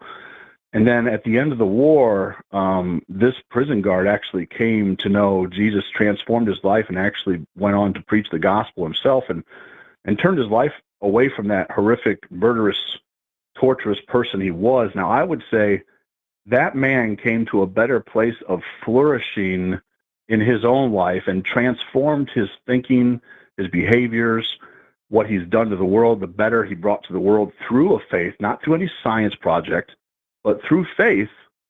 And that's where I see the benefit of faith in the world, where you're never going to get that benefit from a test tube or a lab, a science book, or anything like that. You can get factual knowledge about the way the universe actually works, get and that's that very from helpful. a hobby. Yeah. Aaron, do you mind if even I get that really from a quickly? hobby? I realize I've talked a lot on this call. Do you mind if I just quickly answer that? Sure. I wasn't asking for an answer. I was just kind of giving a statement. No, but what you said is really gross, and it deserves an answer. Yep. What was written on every Nazi belt buckle? God mit uns, God on our side. The first treaty that was signed between Nazis was with the Catholic Church. They swore oaths to Hitler, making him a minor deity. Every bit of Nazi Germany was a very Christian endeavor. So you're saying this Nazi decided? You said this. You don't think the Nazis were remember Christian? Also that Adolf Hitler said that his acts against the Jews were religiously motivated. Hitler specified that it did not come from science knowledge. It came from religious belief. The Kristallnacht, he said, was inspired by the father of Protestant Christianity, even though Hitler always identified as a Catholic himself.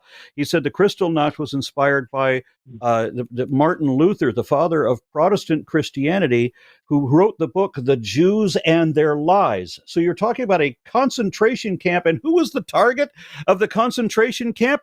Was it Christians? Oh no, the people who always like to pretend that they're persecuted when they're really the persecutors. No, who were the victims of the concentration camps in Nazi Germany? Who was it? Was it Jews? Yeah. Right. Listen. So not people you're preaching pointing the to gospel to people who are already Christian. You guys got to do so better. This is Aaron. I expect much. This better. Was that Aaron talking right there? Yes, this is a Aaron Christian organization. And the hold on, Forrest. The invitation still stands. If you think you have anything for a one-on-one discussion, I will give you time. It's easier when it's just one-on-one. I promise you it is. You want to come on my channel, have a protracted conversation about this? We can do that. We can do it. I can do it respectfully. Absolutely, yeah, let's do it. And I just reach out to you. I'll find your email address somewhere. I'll reach out to you. But thank you. Just here's what I would say about your Hitler thing. Okay, the evil people through history have done evil in the name of all sorts of things. And if you're going to sit here and postulate to your live audience that the Bible and Christianity drove Hitler to do what he did, then where's all the other billions of Hitlers throughout history when we've had billions of Christians following the Bible religiously? Where are all the Hitlers at? They should be Hitlers popping up all over the place if the Bible's driving you there. Yeah, and let's understand that if Hitler is the... So you're not saying Hitler was driven by Christianity. Yeah, I am saying that Hitler himself said that he was driven by Christianity. So you're saying that I don't care what a crazy man says. I care what you say. The worst ever. Don't talk over me. If Hitler was the worst ever, then why isn't everybody the worst ever? Because everybody can't be the worst ever. Got it? Right.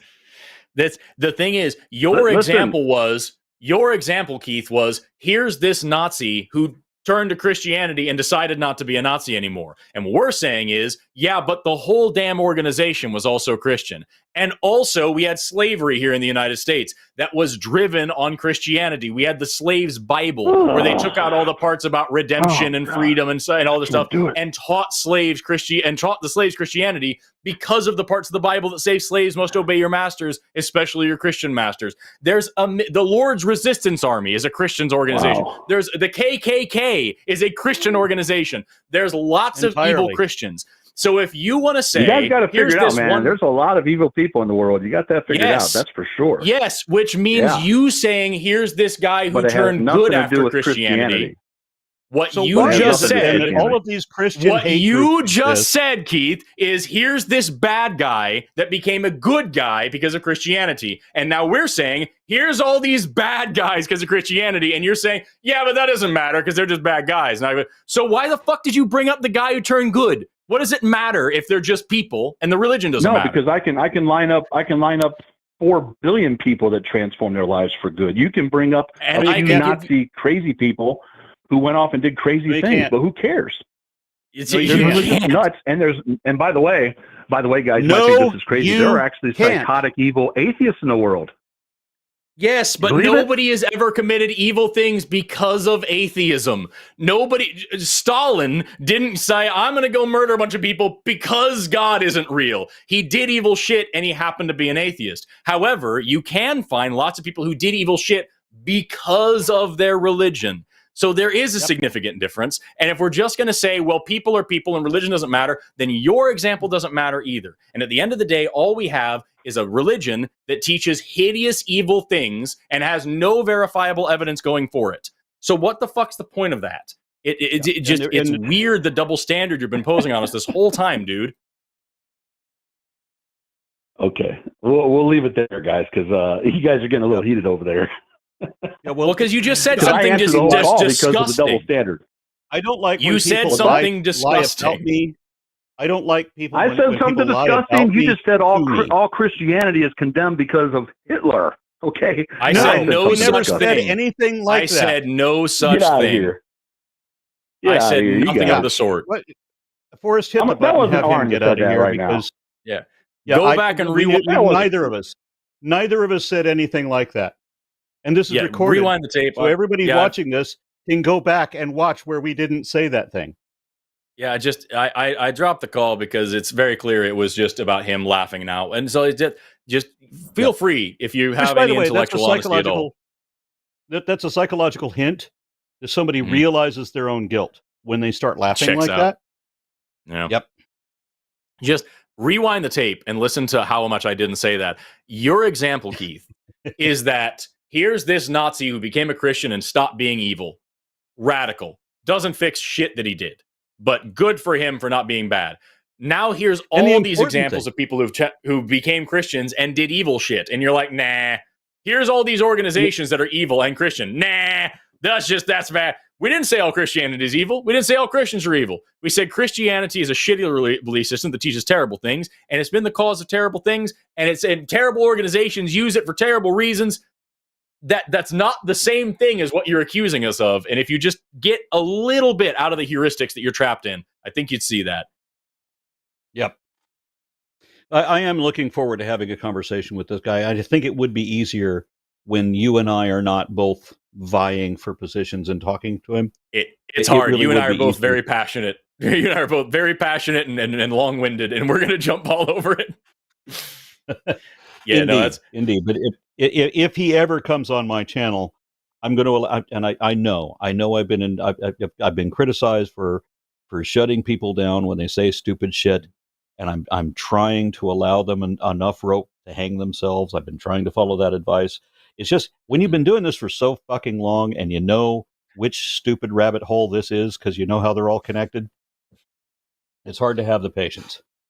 That is what's, a lot of people criticize, hosts on shows like this, like, oh, you got so mad so fast or whatever like that, because I've heard this 10 billion times. And I know the caller doesn't understand that. And most of the audience probably doesn't understand that. But please try to understand that, like, really, the whole religion makes you a better person thing, especially Christianity makes you a better person thing. Fuck me, dude.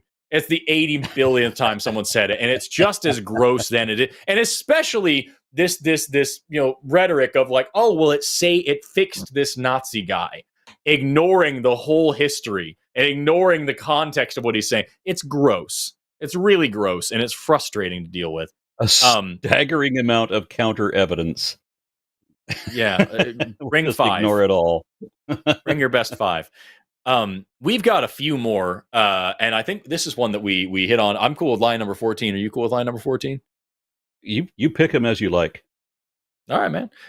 We touched on this during that call with Keith. We were talking about how. Oh my word! I just saw what the question was. Don't read it out. Let him explain.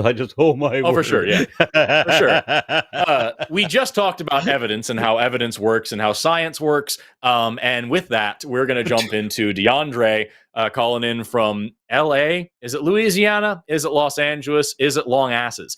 DeAndre calling in from Long Asses. Your pronouns he, him, calling into the line. How are you today? I'm good, thank you. Thanks so much for calling in. So, like Aron said, we would love to hear what exactly it is you want to talk about, because I've got it here on the call screen, but I want to hear you explain it. Yep. Well, no, honestly, you answered it in the caller like right before this one. Mhm. Because you pretty much just explained it as much as I wanted. So instead, I just want to ask, how do I get through? Maybe I ask this question because I'm currently deconstructing a bit from talking to Matt and Jimmy, and I've been talking to a few of my other theist family and friends, and they just been asking questions. So how do I just get through to them about that? Even though I might not know everything about evolution or how the universe was created, it's still better than just believing God did it.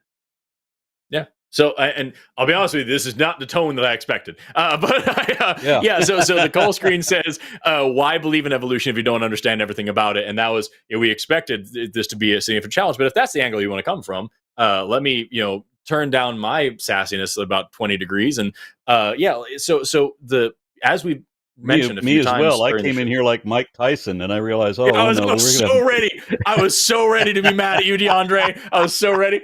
But So as we've discussed, a couple times during the show, is that what you're doing when you implement a God is you're asserting something that you don't have evidence for. When you go with evolution, or the age of the Earth, or the Big Bang, or all these are things that we do have evidence for. And if you don't understand the evidence for it, you should be checking it out. Because to say, as we mentioned with the last caller, if you were to just say, well, all these smart people believe in the Big Bang, therefore I guess I should too. That's bullshit. It shouldn't be good enough for you. I think you should take some time to learn it. And if you hit a wall where there's something you don't understand, inserting God is as silly as inserting, well, I know it's true anyway, so fuck it. You should take a little bit more time to learn it. And if you hit a wall of something you don't know, then just say, I don't know. And then live there until you do know. And if you're like me, saying I don't know should be like acid in your blood. Like, it should burn you alive. And you want to go know. You can't just live with not knowing. You got to go know. You got to go figure it out. It's crazy. And so if you hit a wall of something you don't know, just have the cojones to say you don't know until you do. And that should be enough to keep you going and keep you learning. That's what I would recommend. If you're looking for educational material, that's pretty much what a lot of what my channel is devoted to.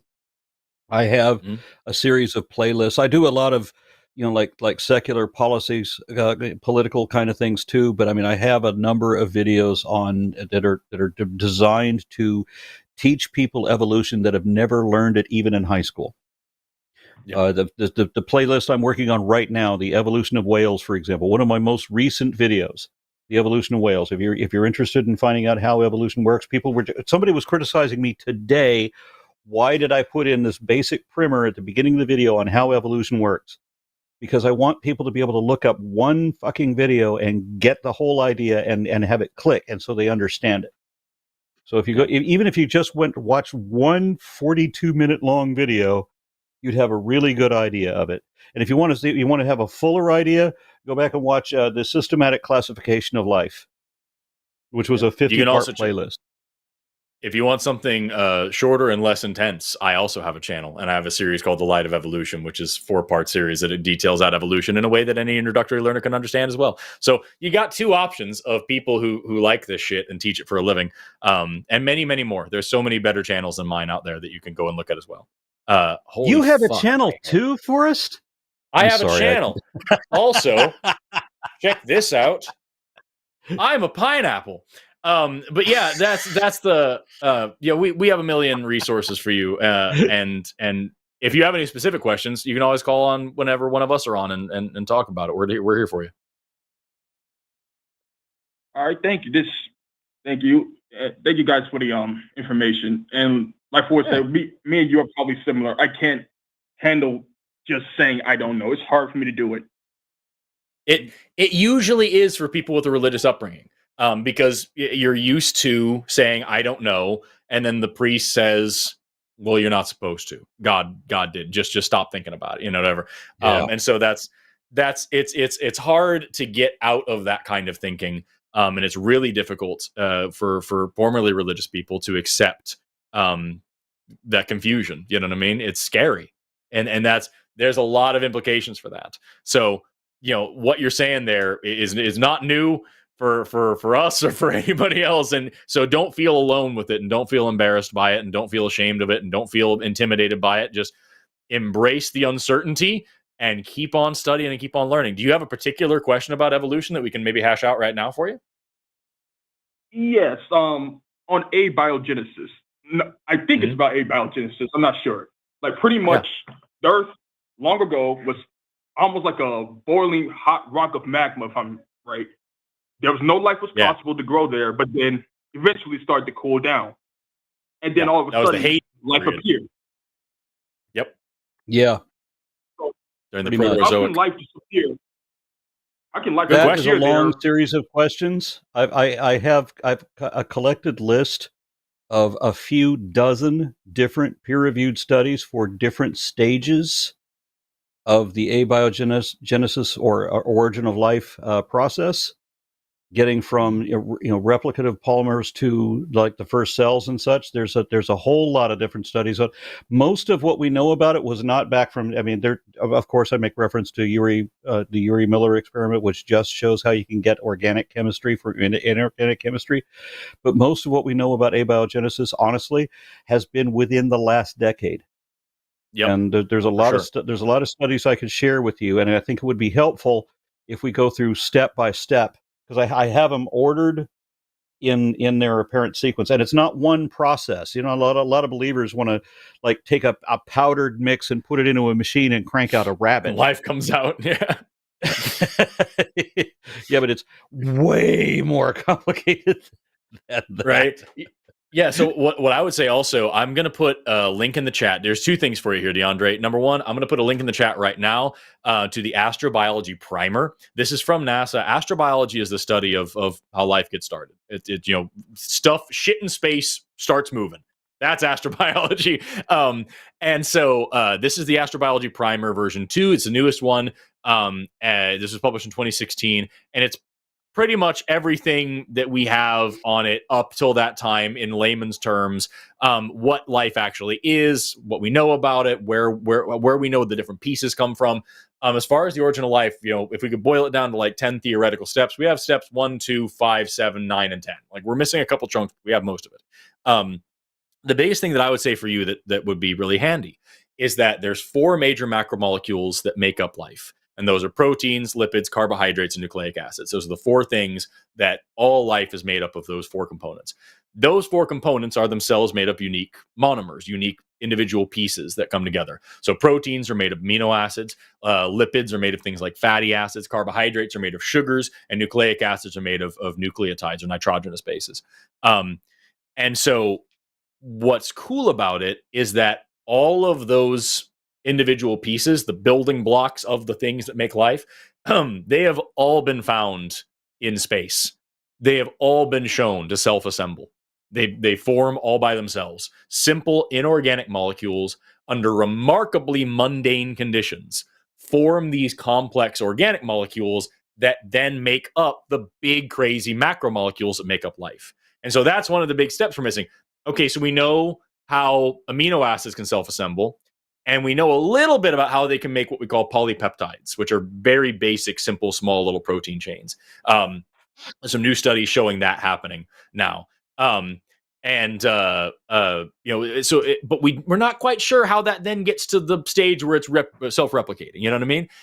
And so we've got these small pieces, and that's something they talk about in the astrobiology primer, whether protein or RNA or DNA were the original information carrying molecules, But these are the questions that we're starting to answer now, and they're all coming from us just digging into what we already know and testing new stuff out. So if you want to know about astrobio, and if you want to know where life started, the thing that I would recommend just considering is that number one, like you said, life started on Earth pretty fucking quick after it could have. Like almost immediately after the Earth cooled down, bam, life happens. The second thing is that all the building blocks of the things that make life self-assemble, and we found all of them in space, just out on asteroids. So it wasn't like some scientist was contaminating the jars or tweaking the knobs up there to make it happen. It just fucking happened. And the third thing is that we haven't looked for life very much in the universe at all. Neil deGrasse Tyson famously said that, like, if you conclude that there's no such thing as extraterrestrial life because we've never found any, it's like going up to the ocean, scooping up a cup of water and saying there's no whales in the ocean because I didn't find any here. And so it's the same thing that's very statistically likely that life is everywhere else as well. So when you think about it in this way, life becomes less of a miracle and more of an inevitability. And it's just kind of a cool thing that the universe can do. And then the one last thing I'll give you, and then I'll shut the fuck up because I've been talking for a long time. The one last thing that I'll give you is that life is all the components of life behave under the same laws of physics and chemistry as everything else. So what life does and the way life works is not magical. It's very, very scientifically orderly. So for you to look at life, don't put it on a pedestal. It's just a cool thing that molecules can do. Life is just self-replicating molecules doing stuff, obeying the normal laws of chemistry.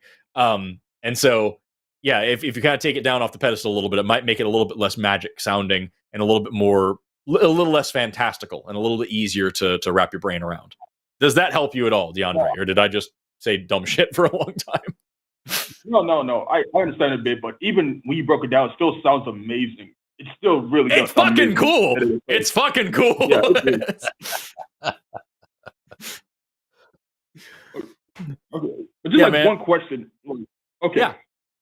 Hypothetically, I'm pretty sure this wouldn't prove a God, but what if we do ever discover alien life and they look exactly like us? Ooh. Like exactly like us. Like Lucy, you got training to do. Right, exactly. Yeah, so some shit happened. Yeah, man, that's crazy. So there's a couple of explanations possibly. Number one would be convergent evolution, because convergent evolution is a thing. Different types of things can evolve multiple times. Take, for example, wings. Wings evolved independently in mammals, in birds, in reptiles, in insects, completely independently. Eyeballs have evolved a bunch of different times. Breathing air, oxygen from the air has evolved a bunch of different times. So that's crazy. So that would be the first thing. If alien life looks exactly like us, that would have to mean that God is Gene Roddenberry. Exactly.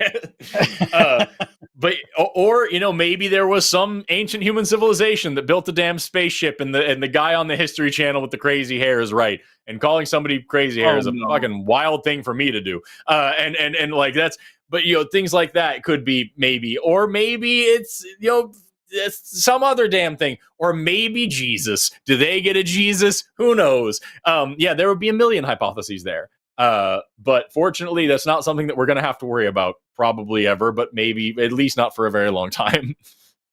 Good question, though. It's fun to think about. Yeah, it's like, I just really like the idea of, mainly because I've just always been like a space nerd, kind of. I've always loved the idea of alternate planets, alternate potential alien life.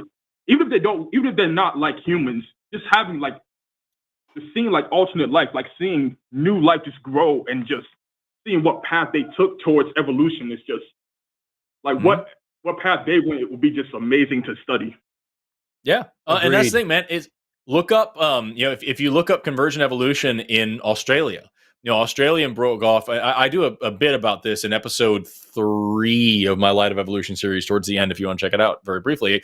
Australia broke off from the rest of the continents a long time ago, and they took all most of the marsupials with them. And because of that, because the niches, the ecological niches, the ecological settings, the environments that things evolve into, because those are the same in Australia as they were anywhere else. It's not like it's a different planet. It's got many of the same conditions. You end up with many of the same kind of animals that just happen to be marsupials. There was a marsupial lions. There's instead of a lemur, they have cuscus. Lions. It's important. What's that? They don't look like the thylacine. Or not Thylacoleo. Nope. Yeah. No. Thylacoleo. Yes, you're right. I'm sorry. Thylacoleo. What was I thinking? Thylacoleo, a completely different thing. That's the marsupial version of the saber-toothed cat, but it's not a saber-toothed cat. Thylacoleo is called the marsupial lion, but it didn't look like a lion. Not exactly a lion, exactly. Yeah, they have unique moles. They have unique. They have a flying a mammal, kind of looks like a flying phalanger. No, it is a flying phalanger. It's instead of like the sugar glider type thing. Flying squirrel. That's the word I was looking for. They have a flying phalanger instead of a flying squirrel. They've got noombats. They've got all these different things. So like they have all these things that look an awful lot like animals from other places in the world. They just happen to be marsupialified. And it's fucking crazy. So yeah, it's not crazy. If the other place has Earth-like conditions, finding Earth-like animals there would be extraordinary, but it wouldn't be completely out of the question. Just fucking wild. You know what I mean? It would be unexpected. If that did happen, would that mean could like the origin be that part of the Earth, like a meteor did hit the Earth like around 1.2 billion years ago or something, correct?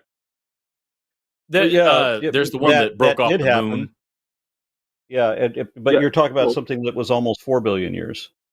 Yeah. 4 billion years. Okay. If that did happen, could that be like a potential answer to why life, if that life looked like us? No, the impact with Theia would have wiped out anything that even bacteria. Yeah, but something similar to that could be. So like there is the concept of panspermia, that life got started somewhere else and was seeded here to Earth, either intentionally or unintentionally by some alien race or just by a random event, a force of nature. That some small thing, some bacteria or whatever, was floating around on an asteroid and crashed into Earth. And it was a small enough one to not really cause a whole bunch of damage. It landed in the ocean or whatever like that. And life got started that way. Or maybe just some of the ingredients got started that way. And that's how we got here to where we are today. Those are other hypotheses, but they're things that would require a lot of evidence before we really took seriously. So yeah, that's not a crazy idea, but it definitely it wouldn't be as dramatic as all that. What fascinates me about the idea of alien life is that whenever we've tried to invent an alien life form, we've always based it on something on the Earth. And the most alien we've been able to do is when we look at things below the sea and we start basing them on cephalopods or on other forms of mollusks or on insects, protostomes. That's the best we've been able to figure out. We can't even come up with what an alien life form would really look like. And if we ever do find alien life, the thing that I'm looking forward to is the realization of just how different alien life can be. Yeah. It's very likely, like beyond it is most likely, if there is any alien life that we can find, that it's going to be a microorganism. It's going to be a single-celled little thing, because that's what most of the life is here, and what most of the life has always been here.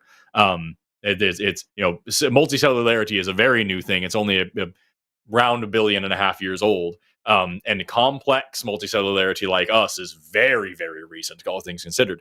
And so, like, yeah, it's extremely likely that it would be a little microbe, a little bacteria of some kind, or something very similar to one. Bacteria themselves are actually quite complex, quite advanced, based on what they could be.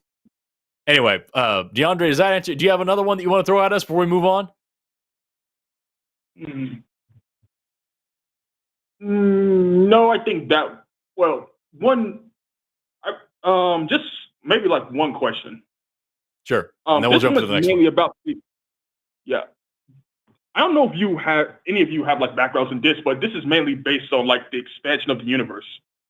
Apparently, the theory is that as more time passes, the further and further away other galaxies get from us. And at an eventual point, we won't be able to see or even receive any signals from it, since they'll be so far away, so much further than light away from us. Is that? Yep. That's a real. Yeah. That's a real. Mind you, you're talking to biologists and not cosmologists, but to the best of our understanding, yes. Yeah. So yeah, this is something that I have some undergrad courses in, so I'm confident in my the way I would explain it is that. So have you heard the raisin bread analogy before of cosmic expansion? I might have. Can you give me a little? Yeah. So I'll explain it here, and I can even put up a picture on the screen. Cosmic expansion. I'll see if I can put a picture up on the screen. But the raisin bread analogy is simply that if you have imagine a lump of raisin bread dough, and it's got raisins in it, and the raisins are all spaced apart. As the dough starts to rise and bake or whatever like that, these two raisins are close together and they slowly spread apart. Meanwhile, these two raisins that are already far apart are going to move apart much faster because the bread between them is expanding the same way as everybody else, but there's more bread between them to expand. So these two raisins that are close together only have a little bit of expanding bread, so they only move apart a little bit. These two that are already far apart have more expanding bread, so they expand more quickly. Similarly, galaxies that are more distant apart from each other, because there is more space between them and space itself is what is expanding, they move apart faster from each other. And the farther they are apart, the faster they move. And that makes them farther apart. So they move faster and faster and faster away from each other as time goes on. And so, yes, at a certain point, they will be expanding away from us faster than the light is moving back towards us. They say that nothing can move faster than light. Bullshit. Nothing can move through space faster than light, but space itself can do whatever the fuck it wants. So the light coming towards us is coming at 186,000 miles per second, but the galaxy is moving away from us at, say, 200,000 miles per second. So the light can never get back to us. It can never possibly reach us because space is moving away from us farther. And so because of that, yes, eventually all galaxies will pass beyond what we call the light horizon, which means the light can't get back to us. And at that point, if we were to look around the universe, we would assume that we were the only ones here and that this galaxy was all there possibly was, because we would have absolutely no way of gaining any information about anything beyond that light horizon. And that is a terrifyingly sad thing to think about. There's so many things I wanted to add to that. And just real quick, one of my favorite versions of the creation story was from the Coptic, the Nag Hammadi library. I think it was. I'm trying to remember if it might not have been, but I think it was the Coptic Gospels, where it talks about the creation of God Himself, where God was created by a handful of goddesses, including the goddess of chaos, the goddess of light. The goddess of light moves away, or the goddess of chaos also moves away, and so they leave God, who is a creation of an abortion that was allowed to live. And so God is a failed abortion who achieves consciousness. He wakes up, and the goddesses who created him have dropped back into the shadows so that he wakes up alone. And in his virtually infinite arrogance, he declares that because he can't see anybody else, that he must have created himself, or that he must have always been eternal. Yeah, it's very similar, yeah. Isn't that a beautiful creation story? DeAndre, if you can see the screen here, you can see what I'm talking about. So here, all the raisins are evenly spaced apart at 1 centimeter, but after a minute, these two that were already close together have gone 3 centimeters, but these two that were 3 centimeters apart have 6 centimeters. So you have 9 centimeters. So it's exponential growth between them. You know what I mean? The farther ones expand faster as the raisin bread rises. This is a super cool analogy for the expansion of the universe. I remember watching Kent Hovind, the young Earth creationist pseudoscientist. He was trying to explain this to some of his people. He was clearly not getting what was being explained to him when he was arguing that that everything is flying apart faster than the speed of light, and people would try to correct him and say, no, it's not that they're flying far away from each other, it's that the space between them is expanding. And he thought that was another way of saying the same thing, and that the people trying to explain this to him were therefore stupid. And the thing is, I'm listening to it, I'm like, you are unbelievably stupid. You can't even get what they're trying to correct about. It's so frustrating, dude. Anyway, DeAndre, does that answer your questions? Yeah, it does. But now I'm just wondering. That's the best part of science. I haven't heard anything about it. But like, is the universe right? The universe is constantly expanding, right? Yeah. So it's an ever expanding container to never, and so there at a certain point it won't just stop expanding. It won't rip apart or just hit walls, from what we understand. Presumably. So if we live, there's different types of universes. The topography of the universe is what we're trying to. So if we live in what's called an open universe, expands forever and at the same whatever like that. If we live in what's called a closed universe, it would expand to a certain point and then collapse back in on itself. If we live in what's called a flat universe, then it would expand forever, but it would hit a certain point or it's kind of asymptotic, and that's where we get what we call the heat death, where everything is so far apart and so expanded that there is no transfer of energy. The exact heat of the universe is equally distributed everywhere. All motion stops, and time and space are meaningless. But that's a whole other thing. And I could talk about that for a long time, but I'm also not a physicist. So I would encourage you to talk to one of them about that, because that's something that I would very quickly hit the limit of my understanding on. Yeah, Lawrence Krauss gave a wonderful presentation on this. No, haircuts are bad. You should never have one again. It's just so fluffy, and it's getting all up in my business, dude. Everybody's hair is 2 feet too short. I don't want feet in my hair. Lawrence Krauss gave a great presentation on this, where he talked about how the universe is only so good and it's only going to get worse. That everything from here is going to get worse, as you expect. As you say, the different galaxies are just moving further and further apart from each other. If we had NCC 1701, if we had the Enterprise and we're going to try to go to another galaxy, fuck it, if we couldn't make it. By the time we close half that distance, it's already accelerated past us.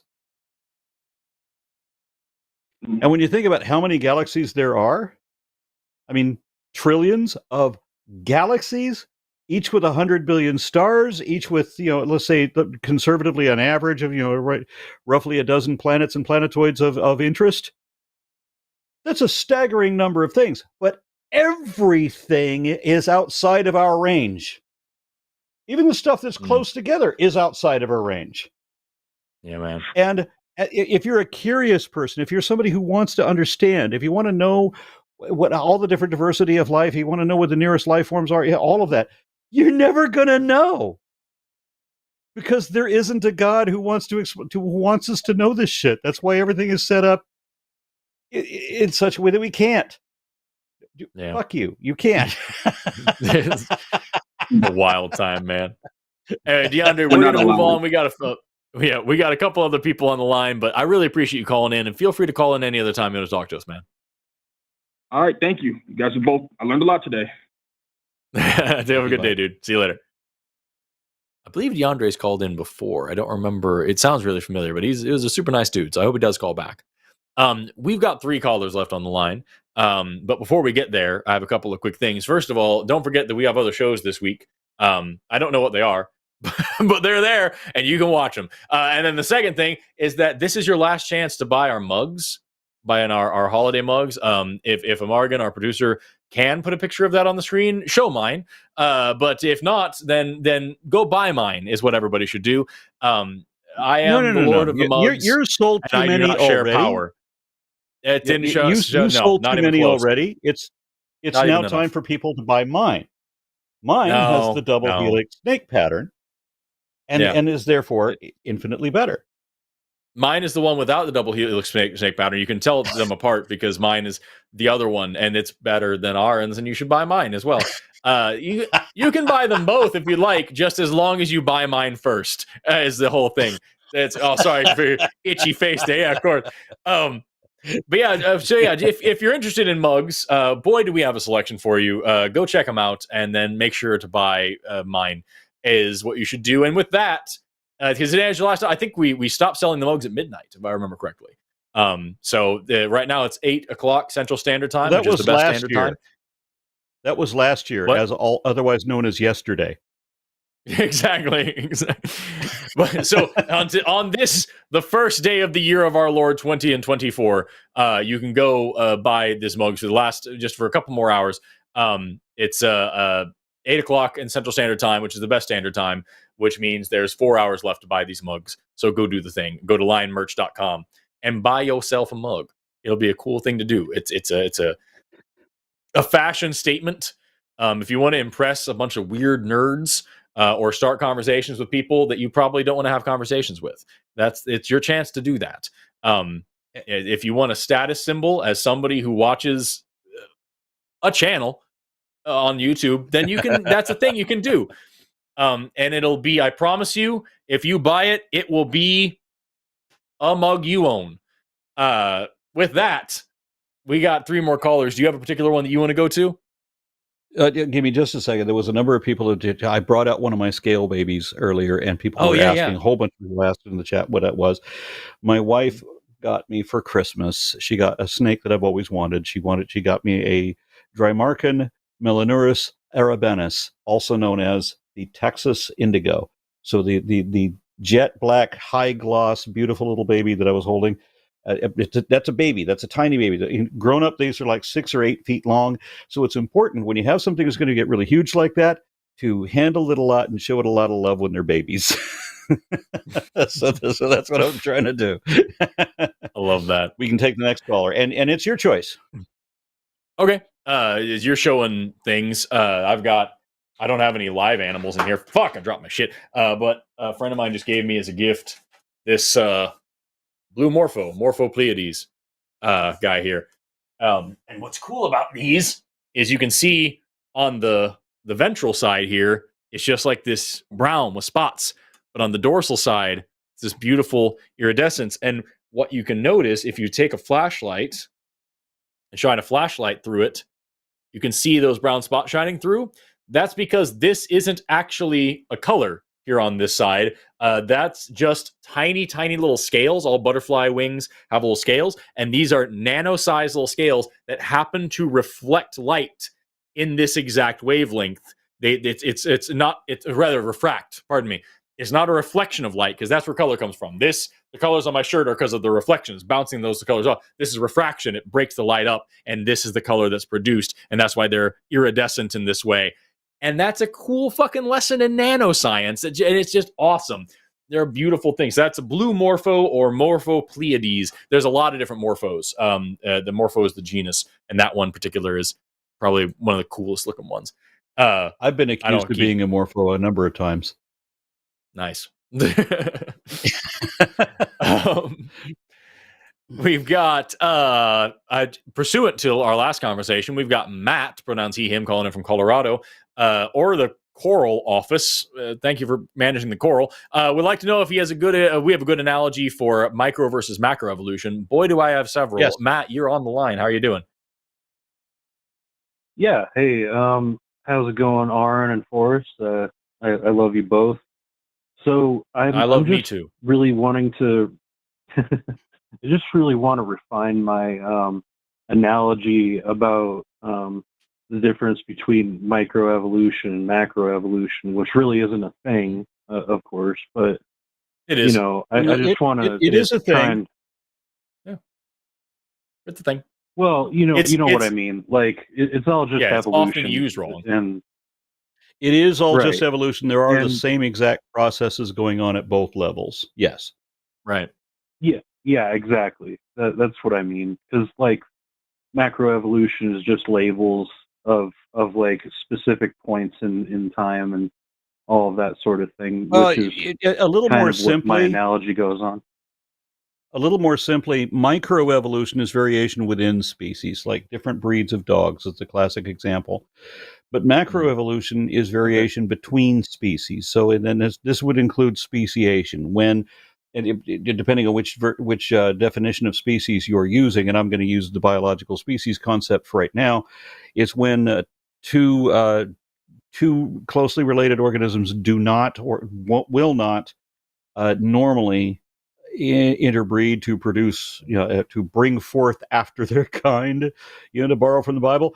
When they're closely related but no longer interbreed for whatever reason, except in captivity perhaps, or under duress, then they are considered separate species. And the significance of that is that when one population divides into two and they no longer share genetic material, that means that the genome no longer inhibits their further growth, so that they're actually free to diverge more quickly, if that makes any sense. Forrest, am I explaining this adequately? Can you?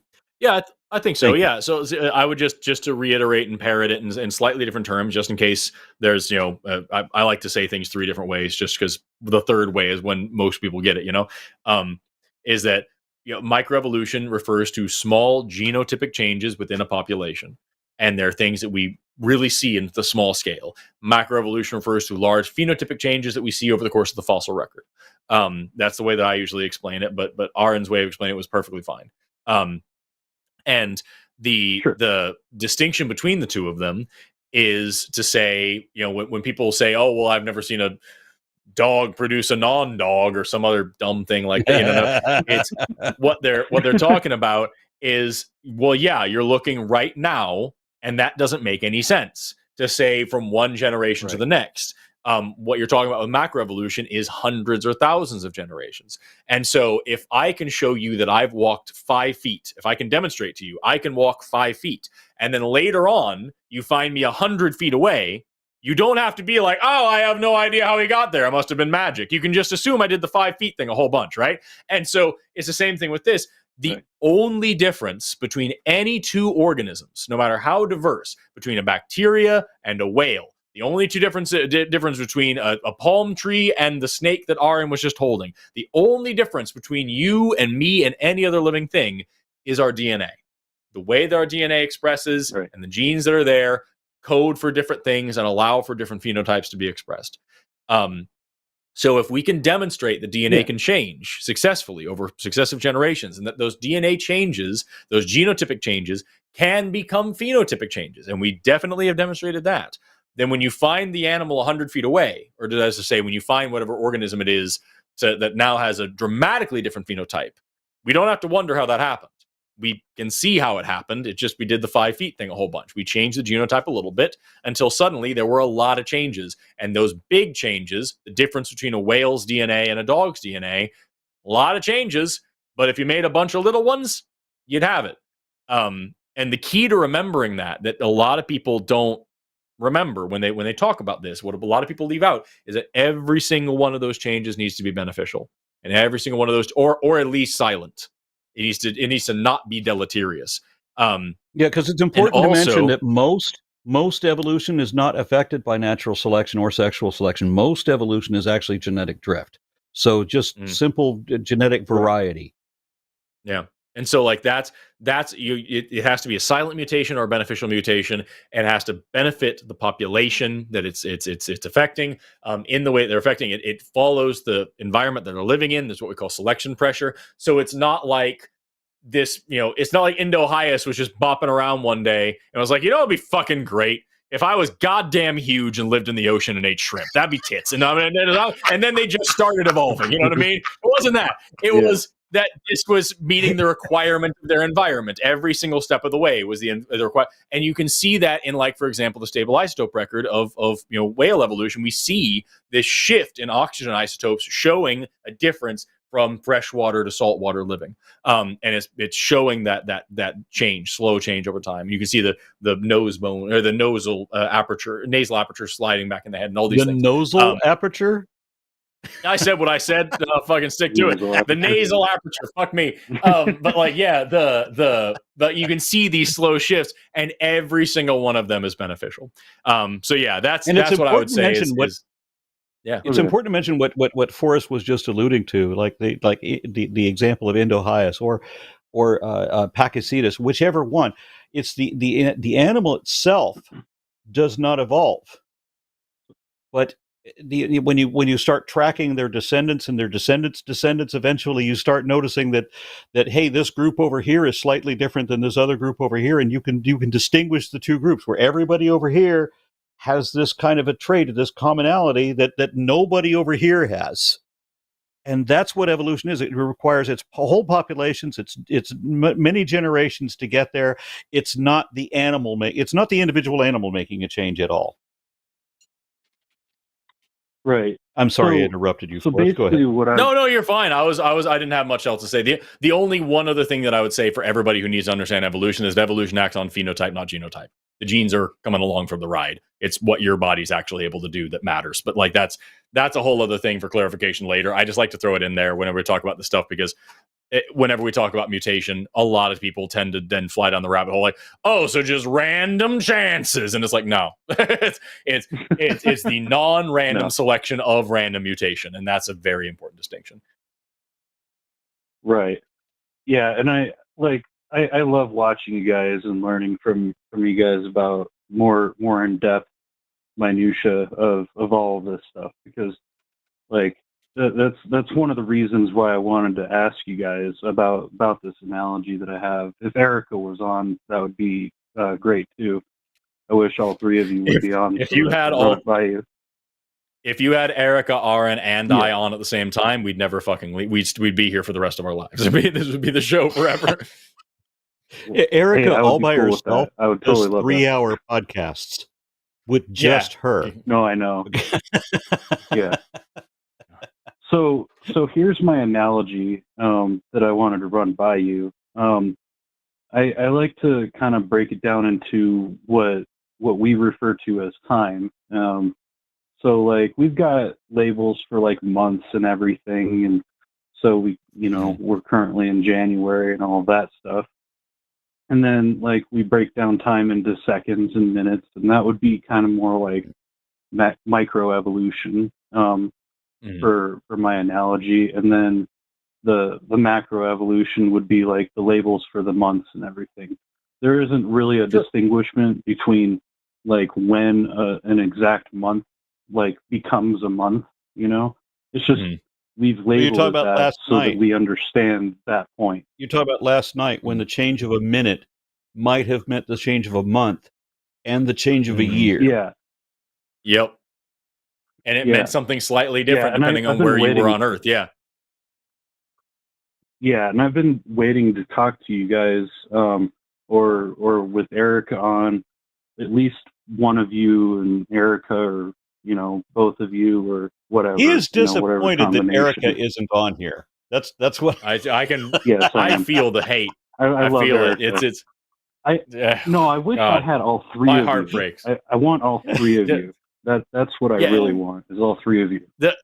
I think the minutes to hours to months and all that is a good analogy, because what's really important to remember is that these are fuzzy constructs. We all know what a minute is. It's 60 seconds, and we can define a second sincerely. We actually have it nailed down with an SI unit. It's about the vibration of a cesium atom. But like at the end of the day, it was a different time in California than it was here where I'm sitting in Oklahoma. So when we said Happy New Year, everybody in California said, "What are you talking about? That's not for another couple of hours. Fuck you." Yeah. And so like it's the same thing when we talk about the analogy. One of my favorite ways to discuss the concept of macroevolution or speciation is the analogy of the chicken or the egg.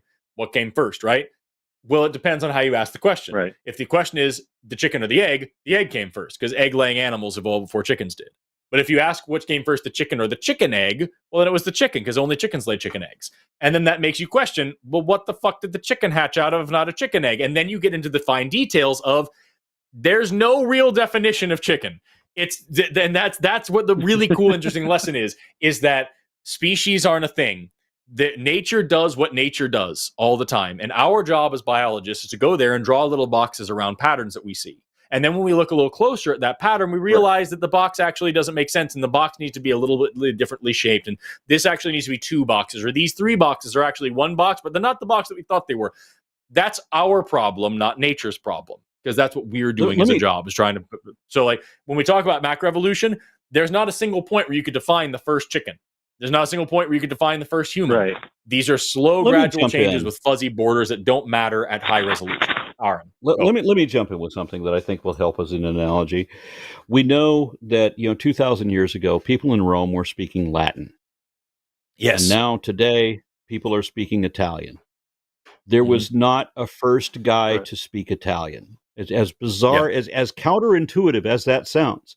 It wasn't like everybody was speaking Latin and then suddenly there's one guy who's speaking Italian and he has to go find some, as Ray Comfort would put it, now this one guy has to go find somebody to speak Italian to. It didn't work that way. So like with Spanish, it's the same thing. So this was anagenesis, where Italian has replaced Latin.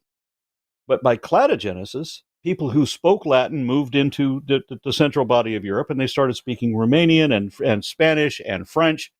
And we have documents that were written 1,000 years ago that are not quite Spanish yet, but neither are they Roman Latin now. It's still a Latin-based language, but it's not Roman Latin anymore. Right.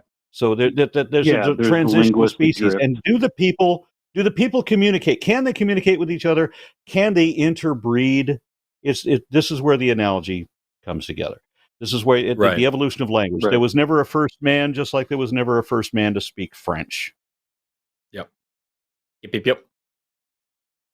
Yeah, and that's basically why I wanted to come to you guys, because like I want to refine my analogy if you guys feel that it needs any more refining, because like we really could just redefine the calendar and like have months be like 13 months and have 28 days to be more of like a precise grid style, calendar if we really wanted it. But like we don't have to have it set as the way that it really is right now.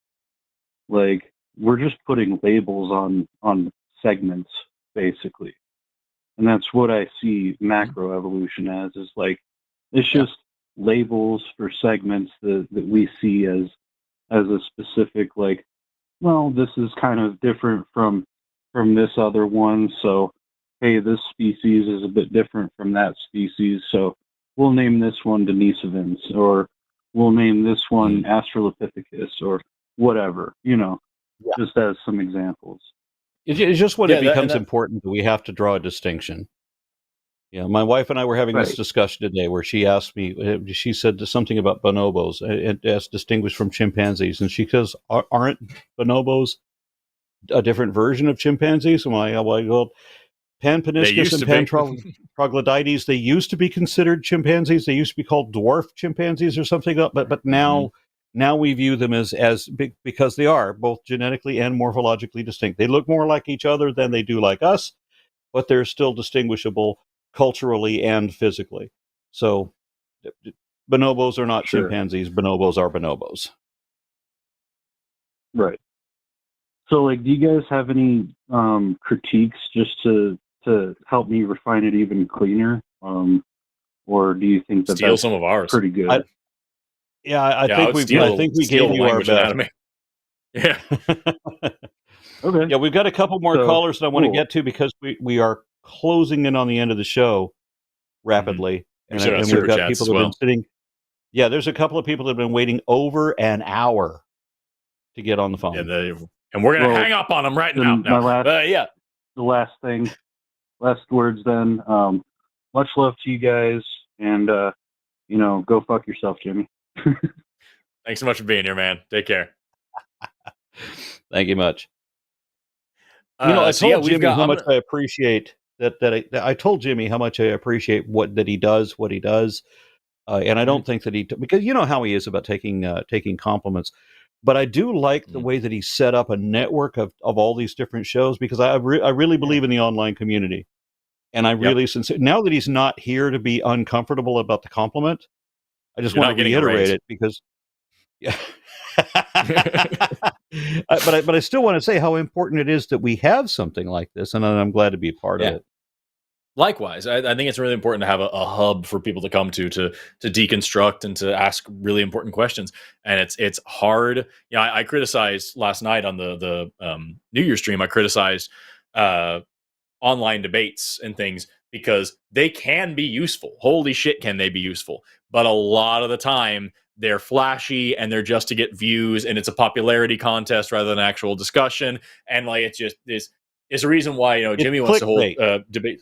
Exactly. Jimmy wants to host some debates here on this channel. And I asked him, are we going to do like an audience poll to see who believes? And he was like, no, because then everybody would just agree with our hosts who they already like. And I was like, you know what? You're right.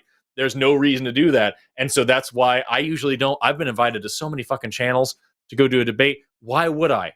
Because then I'm just going to be talking to people who have already decided that they're not going to agree with what I'm saying, or they're going to come to my channel and talk to a bunch of people who already decided they don't want to agree with what they're saying, And for the small percentage of people who are out there who are willing to listen to both sides, I feel like there's a way better way to do it. And like, it's hard. So like, no shade. The guy that there's a lot of you who are really cool, but like, I'm trying to find a way to be comfortable with it myself. And I don't know how. The guy earlier this evening that I invited to come onto my channel to talk to me, I mean that sincerely. I want to hear where the fuck his head is. Yeah, and I do the same thing. You know, I get so many fucking people who comment on my TikTok or on my YouTube or on my Instagram or whatever, and I'm like, dude, I'm on the line at this day at this time. Call me. We'll talk it out. And I mean it sincerely as well. I really will have a conversation with you. And we're going to try to suss out what the issue is. And they never call. But the people who do call are the people who have a script and they're going to stick to the script. And then it falls apart. And then it turns into a shouting match and it all just falls to hell. And so, like, and here I am, you know, the notable criticism of what we do that is worthy.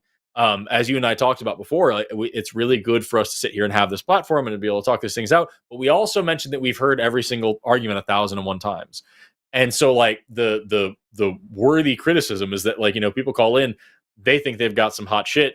We've heard it a million times. We're frustrated. We're having to deal with it again. We get snippy.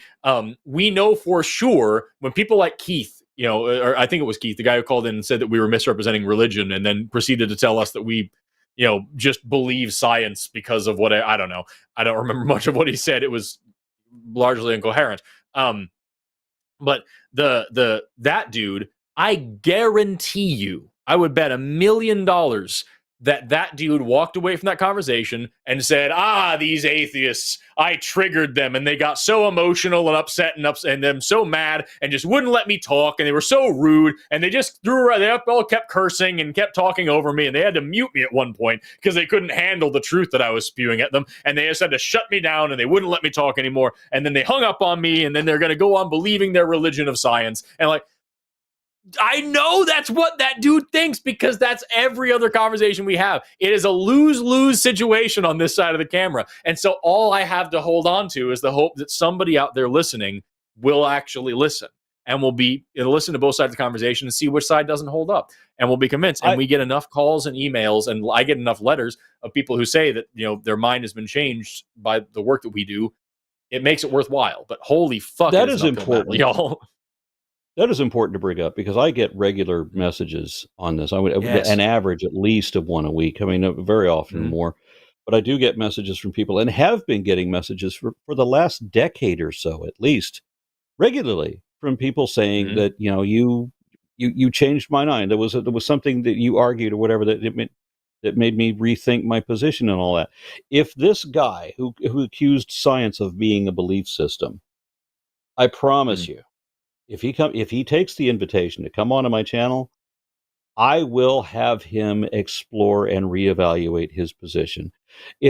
I remain open to the possibility that any criticism somebody may have might have some legitimacy. Anything that somebody wants to say to criticize me, I always have to think, is there any truth to what they're saying? And it has happened once that somebody has come on my channel to convince me of their position and actually convinced me of their position. I mean, that can be the case. And there was a significant change of mind that happened many years ago for me now, like 30 years ago, but when somebody told me that I was wrong about something and after being very, very rude and inefficient in his argument and being very insulatory and all of that, he did and the shitty thing was realizing that he had done it so badly and he'd been such a complete dickhead about it that it made it physically painful to admit that he was right because he was such an ass. Isn't that the worst? Oh man. That's the dude. Oh yeah, no, I get that. That is the worst. If fucking just some shithead tells you 2 + 2 = 4, and you're like, "Fuck you! I want so badly for 2 + 2 to be 5 right now. I've never wanted for math to not work more in my life." Exactly. Oh man. All right, so let's get our next caller. Quit wasting time, Forrest. What the fuck's damn it. Jesus. We've got 2 left, and I'm gonna save line number 13 for the last one, because we got one more that I think will be, you know, good for us to get through, because it's pertinent to what we were just talking about. We've got is it facsimile or facsimile? I'm not sure. Please correct me. Calling in from either Illinois or the Iowa Long Neck. What? It wants to talk about correcting. Is it worth it to attempt to take down large creationist figures? Please tell me your name and then hi, welcome to the line. So yeah, it's facsimile. You were right the first time. It's not facsimile. Facsimile. Awesome. Yes. And are you calling from ignorant land or is it Illinois? Actually, it's neither. It's I love living in nice, open, iridescent spaces. Lovely. It's Yes. an acronym. Yeah. It's an acronym. That's what that Okay. is. So yeah. Facsimile is obviously just a nickname, but For sure. I assume. Yeah. So- Please explain exactly Other than what that, it is you're he asking, has, so we he make has sure we. 13. He has 13 other siblings that look exactly like him. It's a whole thing. Yeah. Yes, it's very difficult. But so yeah, the question was like, is it typically worth it to attempt to take down large creationist figures who have tendencies to weasel their way out of any logical trap you can get them into? First thing I think of, Kent Hovins. Yeah. Like I've seen so many people attempting to take down Kent Hovind, and nobody can do it because he's a weasel. That's what he is. Kent Hovind is a weasel. Well, the thing is about it is that I don't know anybody that hasn't beaten him in a debate. well, the problem isn't whether or not you can beat him. The problem is whether or not he'll admit it and whether or not his flock will believe it. And so, like, that's the thing. That's the issue. Is that like with people like Kent has done so many whacking atheists on me at this point, and I'm just really not interested in watching them, if not respond, because at the end of the day, what I'm doing is giving him a platform. I'm using my face to give him money, and that's all that he wants. He's desperately trying to remain relevant. And the only way that he can do that is latch on to people who actually know what the fuck they're talking about and actually have an audience worth having, and convince those people to say some things and mention him. And then you've seen he's even done this on his channel several times. He's like, look, here's Professor Dave, and he did he had no followers, and then he made a video about me, and now he's got 2 million followers. That's the Kent Hovind effect. Yeah, I built his channel by him talking about me, and it's like, the guy just desperately wants attention. He wants so badly to have somebody just pay attention to him and tell him that he's right. And because he can't stand on his own 2 feet. And so whether or not somebody can demolish him in a debate is a no-brainer. Of course anybody could. It's the question of, will he accept it, or will he take that and then say, look, see, I just like with what we're talking about the other call, take that back to his flock and say, look, see, I debated this guy and I said the same brainless shit that I say on every one of my other shows, and every single time it doesn't work, but this guy got mad and said some stuff that I don't like, and that means you should give me money, and then he makes $1 million and he keeps his cult alive. Well, so it's important to bring up that I've gotten several messages from people who say that they were physically at Hovind's compound. That they were essentially slave labor. They were essentially slave labor building his retirement home. Yep. And then they began to figure out through and the reason they're writing to me is because they're telling me that I and other people had but I had influenced them and got them to understand the problems with Hovind's arguments. And so that's part of what I've been. When people say that I helped change their mind for the better, and they're letting me know this, it makes me know that what I'm doing is not futile. Yeah, and that's the thing, is like, when it comes to trying to take down a large creationist figure like the Kent Hovins, the Ken Hams, the Ray Comforts, whoever like that, I would say you need to consider, as an educator, every time I try to talk about or teach anything, the questions I'm always asking are, who am I actually talking to, and what's the goal? What am I trying to get out of this? I'm not going to be talking to Ray Comfort. There's no way that I'm going to get through to Ray Comfort. Ray Comfort's in too deep. Even if I change his mind, he's never going to admit it, because that's his livelihood. So if that's not who I'm talking, I'm talking to the people listening to try to change their mind, and the goal is to pull people away from Ray Comfort, is saying, rather than trying to actually convince Ray Comfort. Right. And because that could be worthwhile. Anyone. Right. And it's right. not going to happen. No one's ever going to change Ray Comfort, Kent Hovind, Stephen Meyer. No one's ever going to change their mind, because they have so much to lose if they publicly admit, I've been fooled. They have everything to lose. Like, for example, right. And so, like, that's the issue. Is sorry. What's the name of Kent Hovind's little sidekick? The one who Forrest, you made a whole video about him. The guy who said something about like stoning gays to death. Matt Powell. What was his name? Matt Powell. Matt Powell. Yeah. Matt Powell. There you go. Yeah, they're not buddies anymore, aren't they? Really? Yeah. Matt Powell fled the slave compound that Kent Hovind was running. So Matt Powell is trying to find a different scam to con people with, because he couldn't be under Hovind anymore. Yeah. And who would want to be? But like that's the issue. Is it like with people like that? It's you have to weigh the consequence. It's a double-edged sword. The inevitable consequences that you're going to give them a platform. You're going to drive donations their way. You are giving them attention.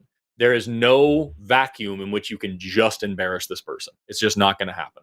And there are going to be at least some part of them, at least some part of their followers that are going to be more emboldened by anything that you say against them, even if it is, no matter how good it is, the better it is, in fact, the more they're going to believe that you're evil and that you're sent by the devil and that they're whatever. So you have to weigh that reality against the potential benefit of how many people can you try to convince otherwise. And that's a really difficult calculus to do. And it's one that, frankly, I don't know how much more people should do it. If I ever make a response video, it would be the only time I ever did, and it would be just for the damn fun of it. But like, I genuinely don't think that at this point, with people like that, it's super worth it. Other people like Ken Ham, go for it. Yeah, because at least he's speaking in terms of actual science and then getting it wrong. He uses terms like historical science versus observational science or whatever it is that he says. And like those are things that we can actually pick apart and talk about the scientific method and have an adult conversation about it. And Ken Ham's going to fly off the deep end like he did with that debate with Bill Nye and say a bunch of really ridiculous shit. But at least you can have an adult conversation about the ridiculous shit that he's saying. Yeah, with Ken Ham, because the thing is, he tries, pretends to try, I would say, because he's not actually trying to get the science right. He's deliberately twisting it.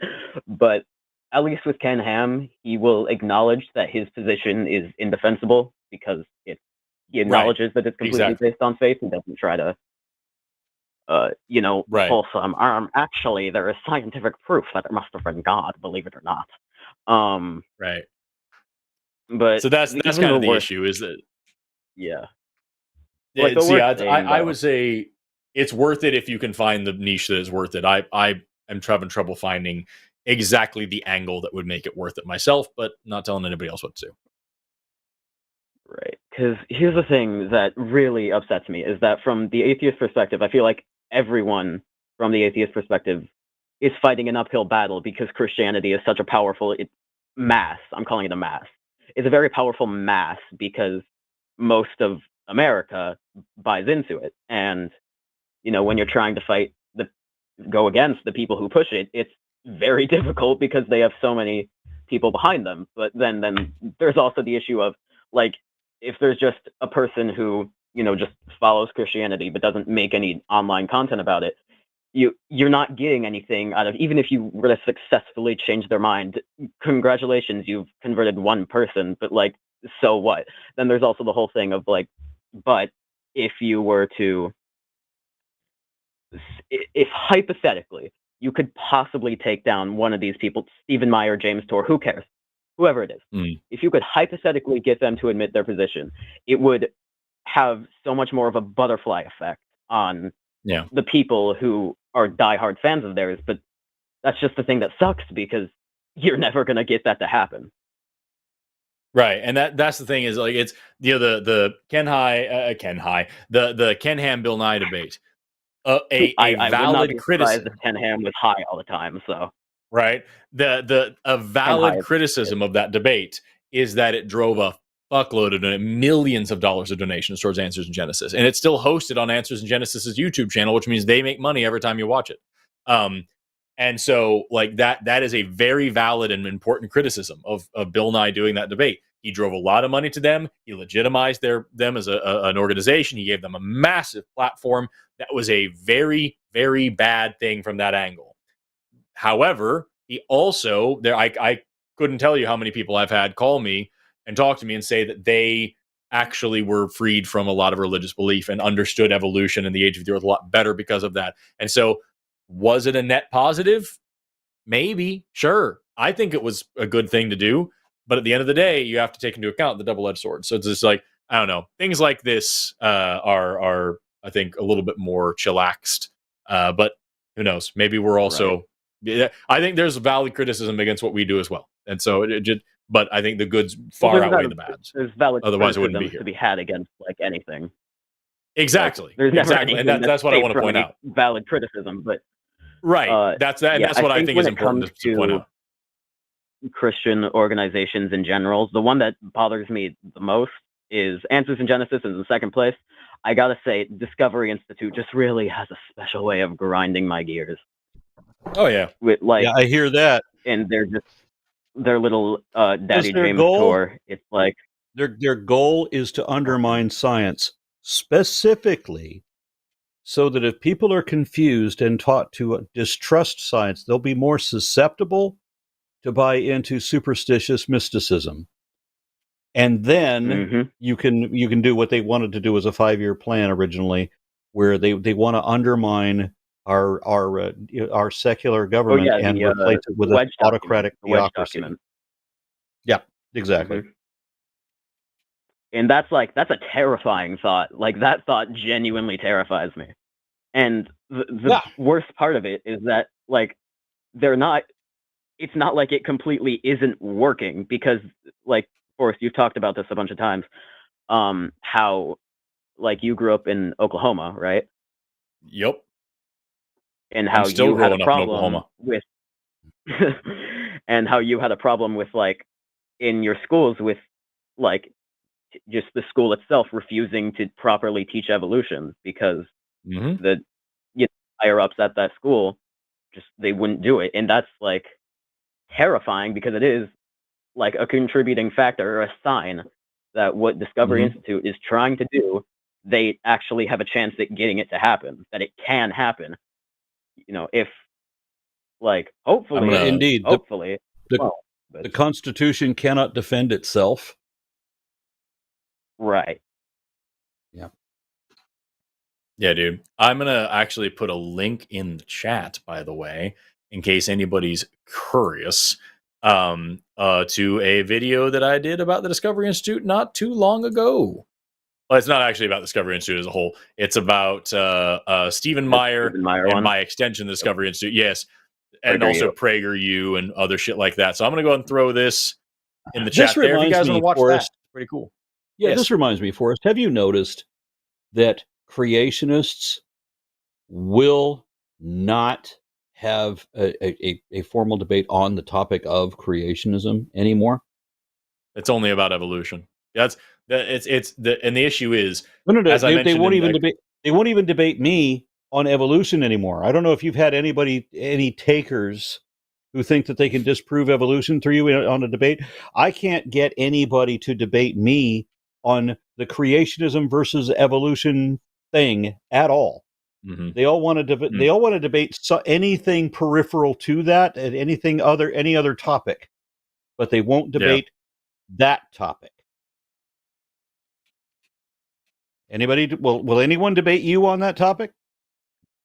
I get a few people that challenge me, but I haven't had anybody that actually follows through. So I don't know.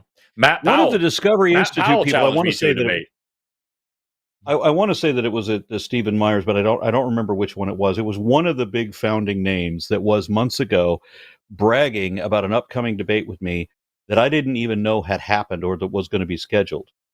It never happened. And I was frustrated that it didn't. That especially when somebody like that is going to brag about it. But I can't get a debate like that. They won't cover that topic. Is it because they know that we know what we're talking about? That's what I don't know, man. I think it's that limit of saying it and getting the donations is different than doing it and feeling embarrassed. So just like it's just a money game. Matt Powell publicly challenged me to a debate once while I was on a live show, and I accepted. And he emailed me, and I told him that my conditions were that we published the entire debate in its entirety with no editing whatsoever on both of our channels. And he ghosted me after that because he has a habit of editing his debates to cut out all the parts where his opponent says something that makes sense. So what a coincidence! You know what happened with me? What? Matt Powell challenged me to a debate, and I said, "Oh yeah, absolutely, that's a great idea," because he was at the time he was living in Phoenix, Arizona, And this was when the American Atheist was going to host their national convention in Phoenix, Arizona. And I said, one of the great entertainment factors, one of the draws we could have, we could have 1,000 fucking atheists in the audience, and we could have a debate, Aron Ra versus Matt Powell. Won't that be awesome? Let's debate creationism versus evolution in front of 1,000 fucking atheists in your hometown. And chicken shit had to come. I got the emails to show he had to come up with every kind of bullshit excuse to get his cowardly ass out of that, because he wasn't going to do excuses. He just completely ghosted me. He just completely stopped talking. He lied about me a lot. But as I said, I got the emails to prove it. Yeah, as do I. Yeah, no, that's man. Anyway, Facsimile, we got one more call on the line, then we got to jump into super chats. But I hope we answered your question, at least had a thoughtful discussion. Yeah, no, I totally get it. And thank you. One more thing, though, Aron, I would really like to see those screenshots, the screenshots of those emails somewhere. I want to read them and laugh at them. Thank you very much. But yeah, thank you for having me on. I very much enjoyed this. I will be back next time. Goodbye. Sounds good, dude. See you later. Bye-bye. All right, we've got one more, and this is one that we've been saving. Fortunately, he wasn't waiting too much longer than anybody else, but this is an issue that I'm sure we're going to... Full cred. Right. This guy's an hour and a half on hold. This guy's waiting for about 2 hours, it looks like. We got Roy, pronouns he, him in the UK, who is an atheist who believes that religion is more neutral than harmful. Roy, at long last, you were on the line. How are you today? Hello. Happy New Year, by the way. Happy New Year. I really appreciate you waiting for as long as you did. With what you're saying here, respect. I strongly disagree with you, but I wanted to give you the opportunity to really hash it out. And so I wanted to put you at the end of the show to make sure we could really have time to talk about it as best as we could. Yes. So my background is that I'm an international student in the UK. So I actually came from China, which is a state atheist state, I guess. A lot of the debate that I'm watching, like Christopher Hitchens and, of course, you two, are about like the conservatism associated with religion, especially in the West, that like the biblical, how to say that, like the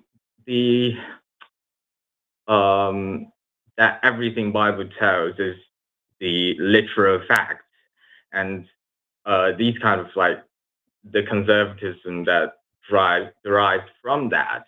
But the thing that I kind of like observed is that even without these kind of religious conservatism and the kind of like the bad policy that it brought, that in like even state atheist societies, for example, in China, there are still very conservative, and also a lot of especially the humanist elements that you guys advocate for are kind of like completely opposed. For example, like the trans debate is completely absent there, and also the homosexuality is like also socially tabooed, even without Christianity.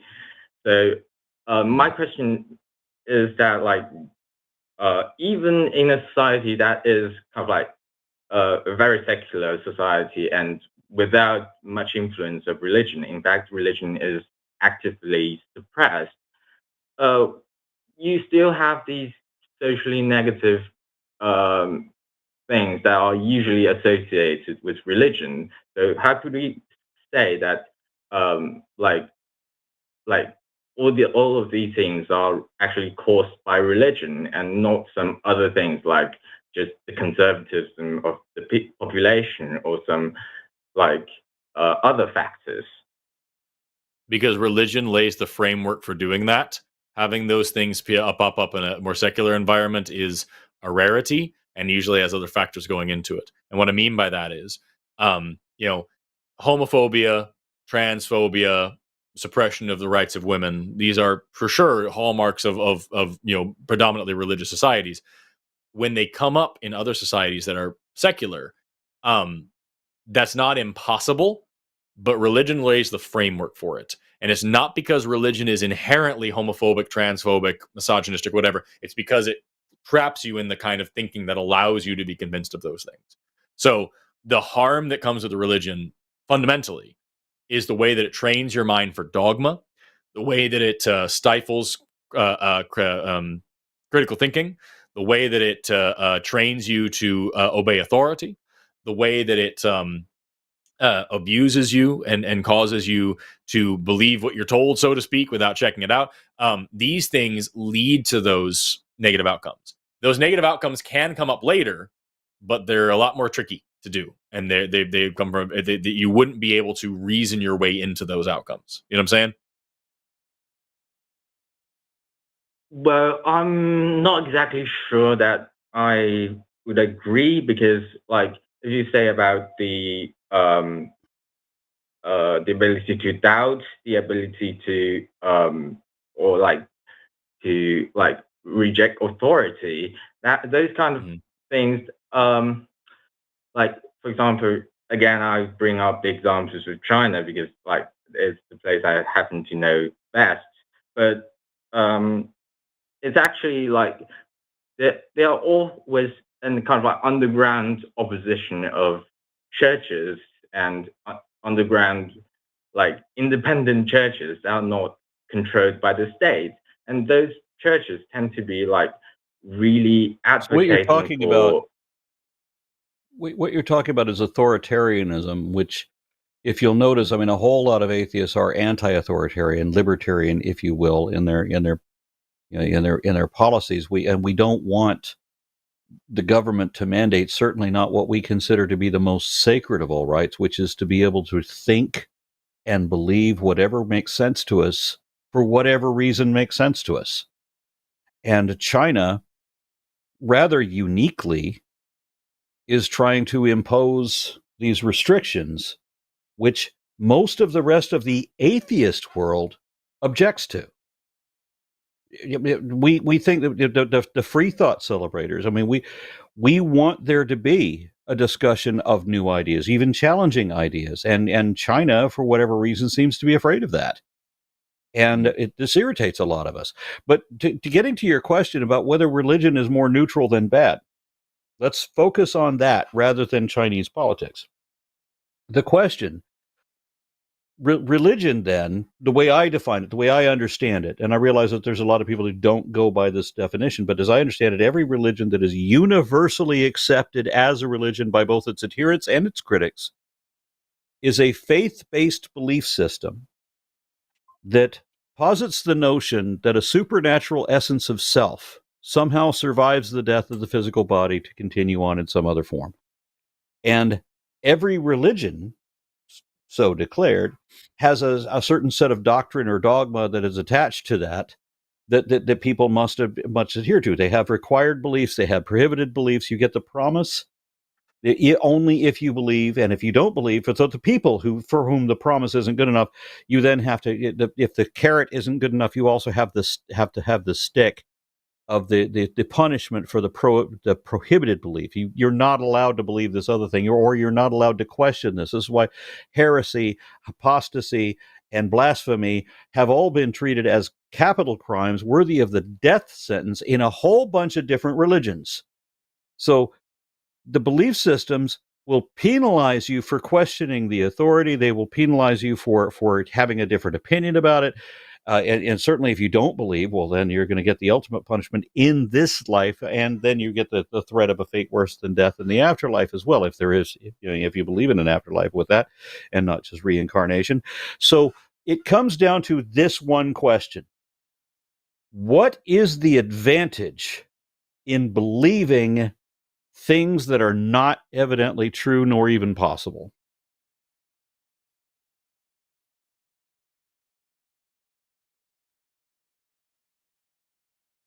Well, I'm not exactly arguing for that. There is definitely an advantage. I'm arguing for a more neutral perspective of religion that is kind of like providing some societal function rather than providing the truth to everyone. And I suppose that like that applies to more religions than the religions that claims to be like tried to say that they are in fact the only truth. And in fact, I do recall that a lot of religions they are quite acceptable for other religions that are not exclusive.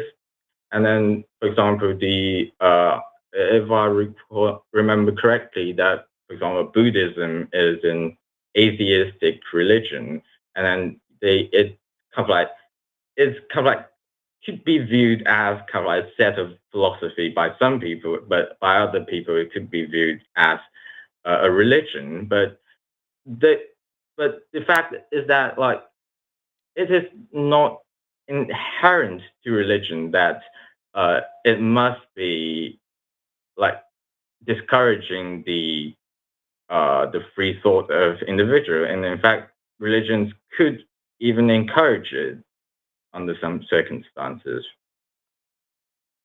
Right, but it still comes with the baggage of having your mind trained by dogma, which is my major issue. Yeah.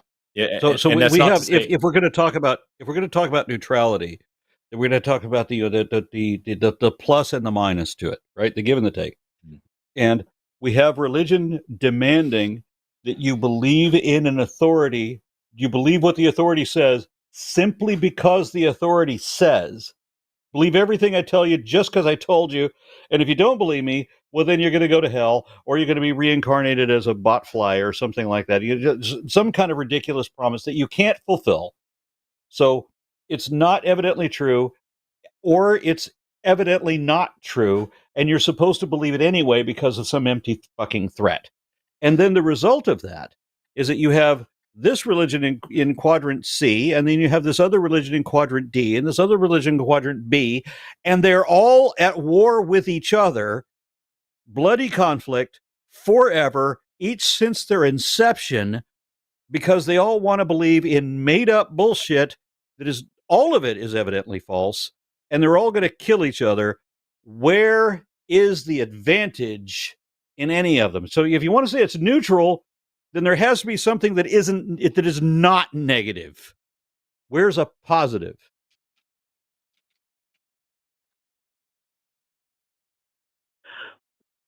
Well, I suppose that it, from I think I only need to say that like religion in general is not causing more harm to the society without than without the religion. And then we find that in a lot of society that religion is in fact linked with the culture, the tradition of that society. And then I think that's I'm not exactly sure, but I think that's what religion originates from, the kind of the tradition of a society and uh, the initial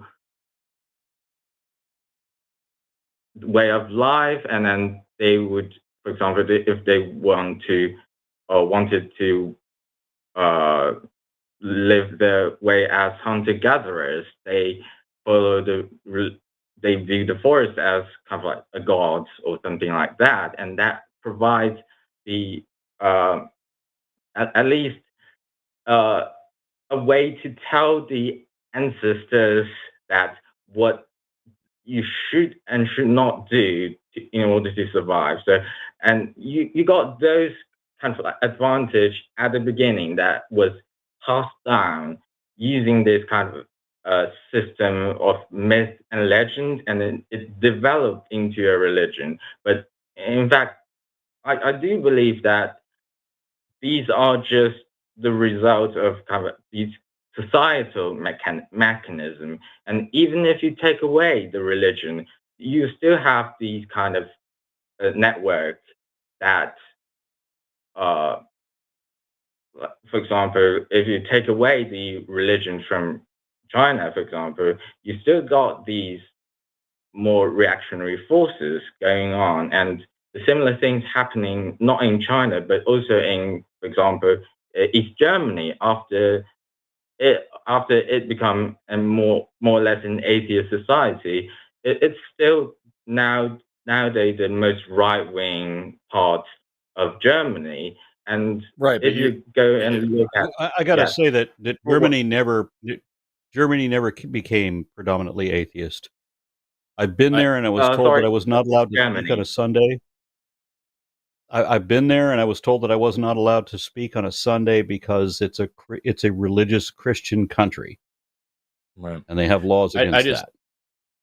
what's getting me here, Roy, is what you're describing isn't to do with religion. You're talking about, well, there's still conservatives and there's still people who do this and that. But like, you're just describing culture. You're describing society.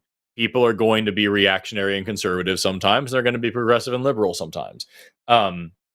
And that's going to have a lot to do with their upbringing. It's going to have a lot to do with their worldview. It's going to have a lot to, there's a famous psychological study from, I couldn't even tell you how many years ago, where people were asked to review it was like a science lesson about bacteria invading cells and invading the body and destroying cells and things. And the people who read this document that explained how bacteria get into your body and destroy you, they were then given a political alignment test, and the people who read this thing were now suddenly much more conservative than they were before and much more anti-immigrant, because that was the framework that they now had in their mind, and that's what was hot on their brain, and they started to see people this way.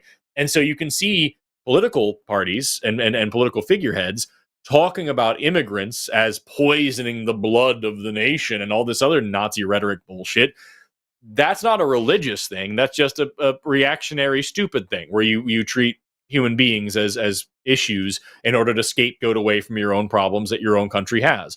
And so, like, that has nothing to do with religion. That's not correlative with religion in the way that you're talking about, as far as I understand it.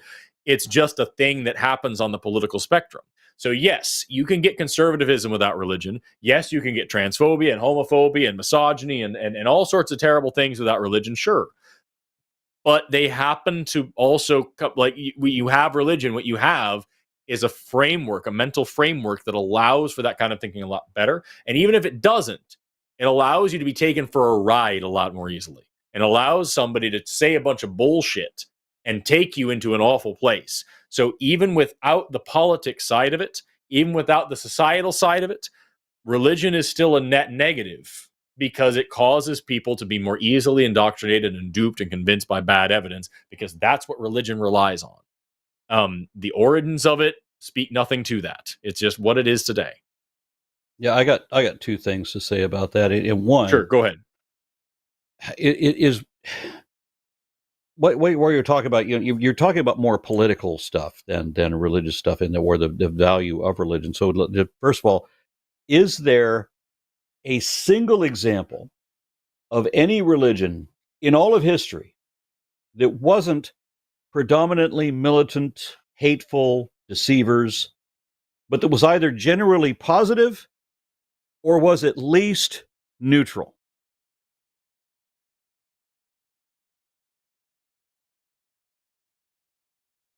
No, my point is actually that, let's suppose that religion is harmful, that this proposition exists. So had we tested based on the fact that there are societies that was religious and become secular, and there are secular societies that becomes religious.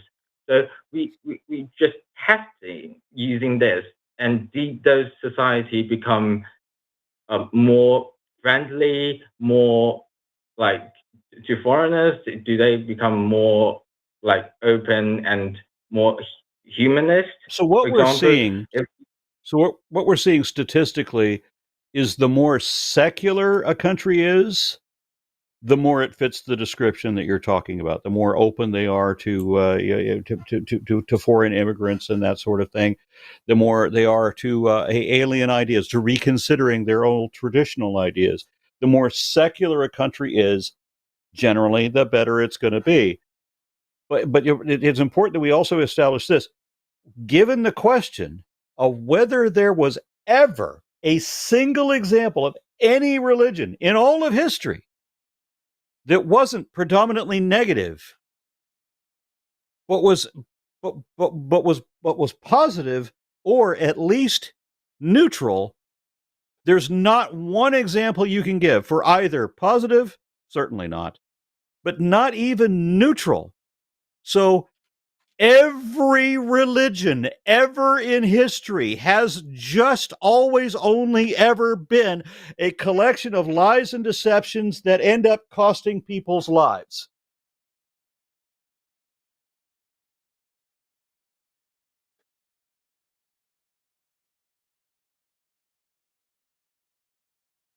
Right. Well, I guess you got your answer.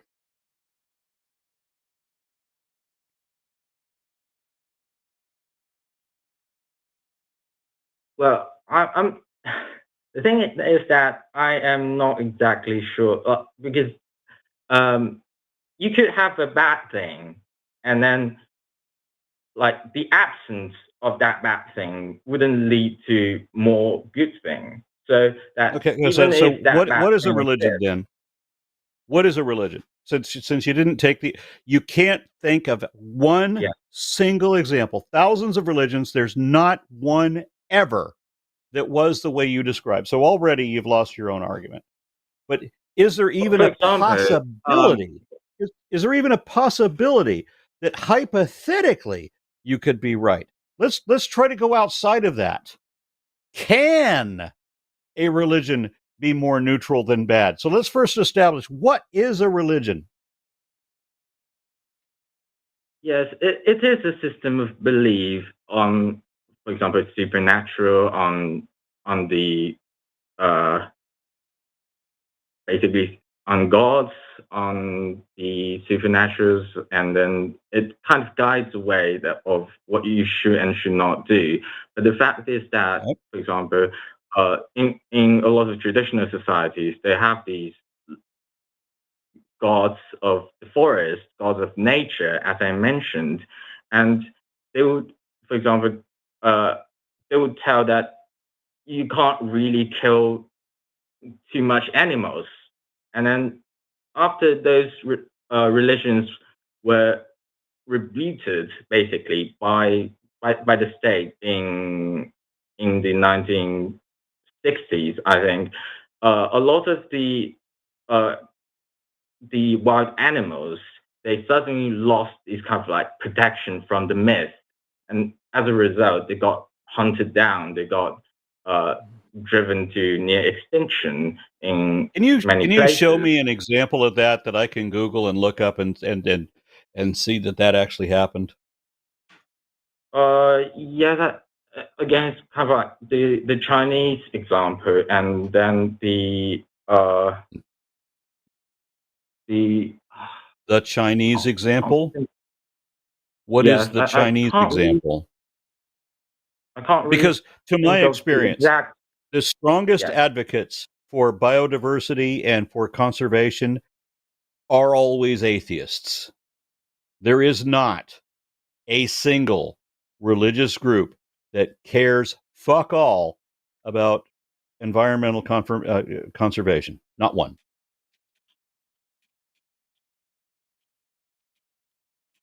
I have to disagree with that because a lot of Okay, them, what's the maybe exception? it's not their intention, but as a result, What's the exception uh, then?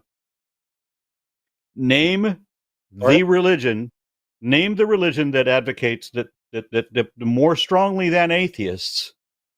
Give me a religion that weighs in for or that promotes or advocates for environmental conservation, including biodiversity and that.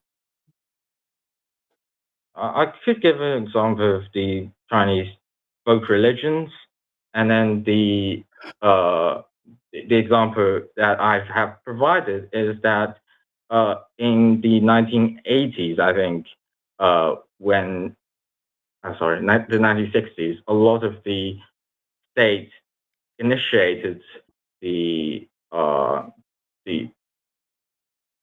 overfishing, encouraged more fishing in these areas that were previously so again, protected. we're talking about atheist groups or Yes. secular groups at the very least advocating for conservation, not religious movements.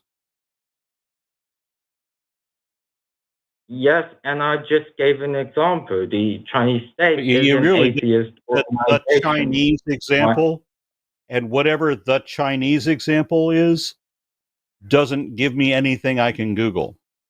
What am I going to look up? The Chinese example of conservation? Sorry, I have Okay. to look. What we've got is that Yes. there's not one religion ever in history, ever, that you can name that hasn't been predominantly negative, that hasn't been lies that have ruined people's lives or cost them their lives predominantly. There's not one religion you can name that has an overall positive benefits. Never one, not anyone, not even the Jains, not even the pagans, not even the European pagans, none of them, not even the American shaman. Nobody ever had a religion that was predominantly beneficial or that could even be argued as negative, or excuse me, that could be argued as neutral, because every one of them makes false promises based on misinformation, and there's nothing legitimate about it. There's no truth to it. There's no knowledge to be gained from it. It's believe the authoritarian horseshit we told you to believe, or else, and give me all your money and all of your children to fuck. That's what every religion does. And you couldn't come up with an exception to that. And I also want to point out that, again, as I've said, this is the only thing I've said on this call that I don't feel I've gotten an adequate answer to, is that even if Aron was wrong, and even if you could find one religion that, holy shit, they were just the best people in the world and all they did was just good things forever, it's still priming their mind to accept dogma. It's still taking away their faculties for critical thinking. It's still taking away their ability to process reality and effectively. It's still taking away their emotional regulation abilities. It's still taking away their ability to grieve properly. It's still harming their minds and making them less effective at being productive human beings. So, like, even if you had an example of a good religion, I would still say it's a bad religion because it's still doing mental harm. When I say good religion, I mean one that has a net benefit to the society around them. It's still harmful to the people.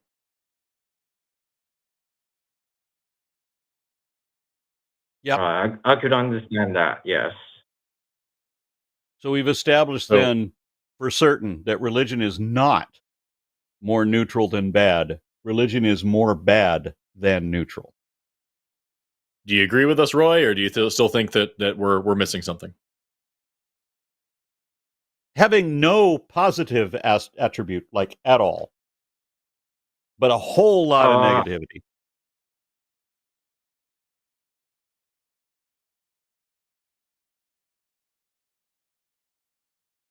I suppose, to some extent, it really depends on the metrics. For example, for me, it's mainly political. Shit ton of bad, no positive, not one bit of good ever at all, period. Beyond a placebo effect at best. Right. Roy, can you give us this ton of horrific evil?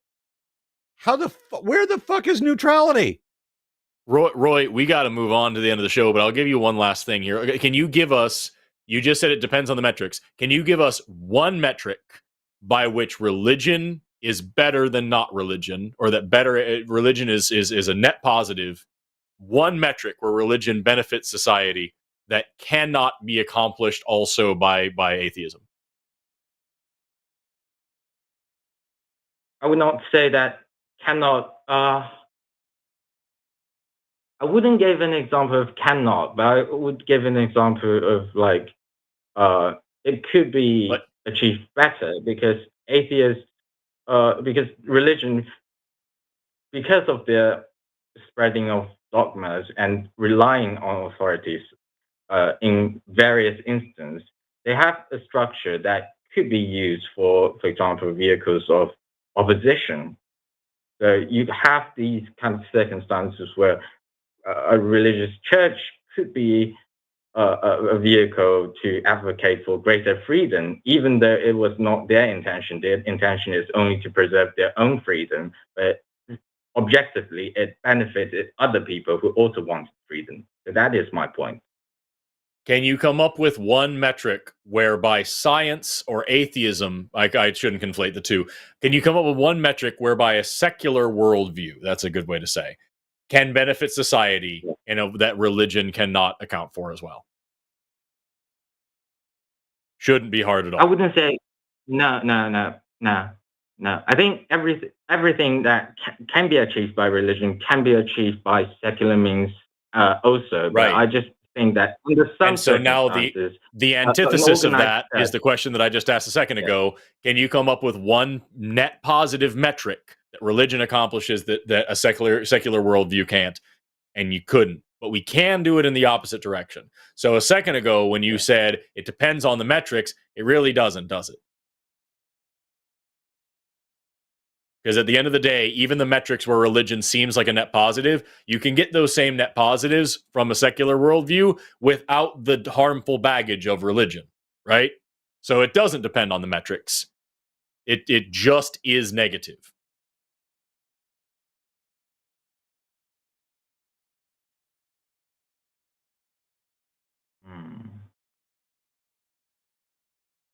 Anyway, we got to move on, but feel free to call back. If you come up with something that we missed, feel free to call us back and talk about it, all right? Yep. Yeah, thank you for the time. Hey, I really appreciate your time as well. You waited for like 2 hours and you talked to us for 30 minutes. So I really do appreciate it. Please call back if you want, all right? Yep. Respect for Take that. care. Thank you. Most definitely. And that was our last caller. I saw we had at least one person, I think it was actually two that I saw in the chat saying that they've been calling in and they're waiting on the line forever and that we won't take their calls because that never fucking. I've got the call screen open in front of me at this moment. There's nobody that I can didn't show see you. Anybody like that either. Yeah, I can show you the call screen at this moment on my. I can share this screen capture here and show you the call screen. There ain't nobody on it. So, like, I don't know what you want from me. But anyway, we didn't drop them. they were there. There's nothing there. Anyway, that's the show. We now have super chats to get to. But before we get there, I want to really quickly remind everybody that we have other shows on this channel, and you should check those out. So stay tuned for more things. I know that Aron and I are beautiful and sweet, perfect angels that you want to watch all day long, but we actually have other presenters as well. So check them out. We got the Transatlantic Call-In Show. We got Dying Out Loud. We've got the Sunday Show. We've got the Hang Up. We've got other things, I'm sure, that I'm forgetting. SkepTalk. So go check those out as well. And also, we have mugs, y'all, that are on sale for just a couple more hours. And it's a really cool fundraiser thing that you can do that's going to help us fund some awesome projects that we have coming up in the future. It benefits the channel, which benefits the hosts. So if you like us, especially me, then buy our mugs, especially my mug. That reminds me. I mean, we've got some definite fans of Erica in the chat today. I mean, did Erica have a mug? She didn't, but she personally then you called should me. Buy my mug.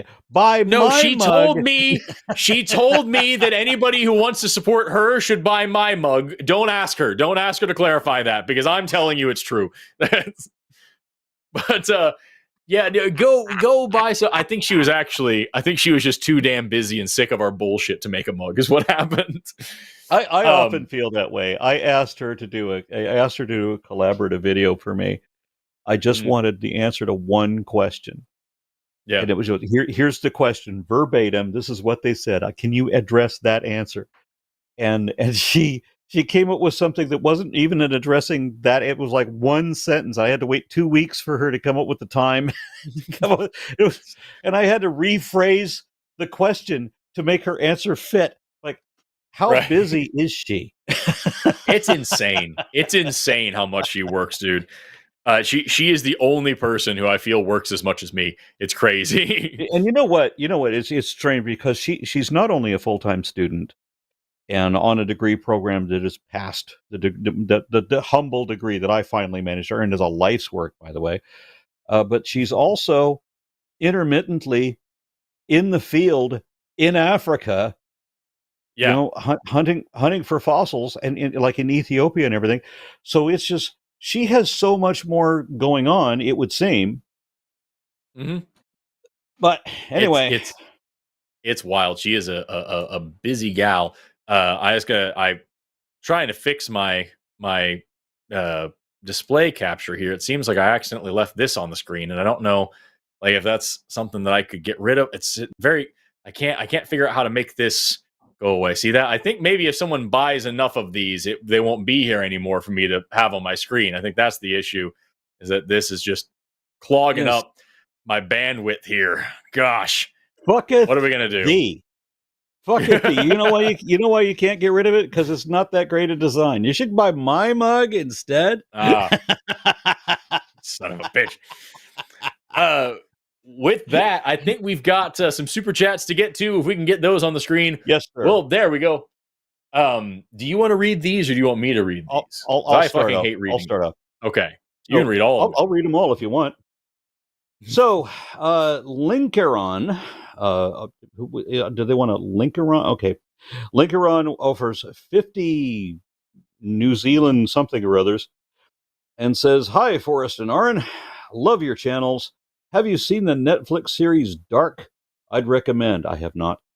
I have not either. The family trees are bootstrap paradox. MC Jonas was his own three greats grandson/grandfather. I was wondering if that is genetically possible. Do I need to go over the whole song of "I Am My Own Grandpa"? Really?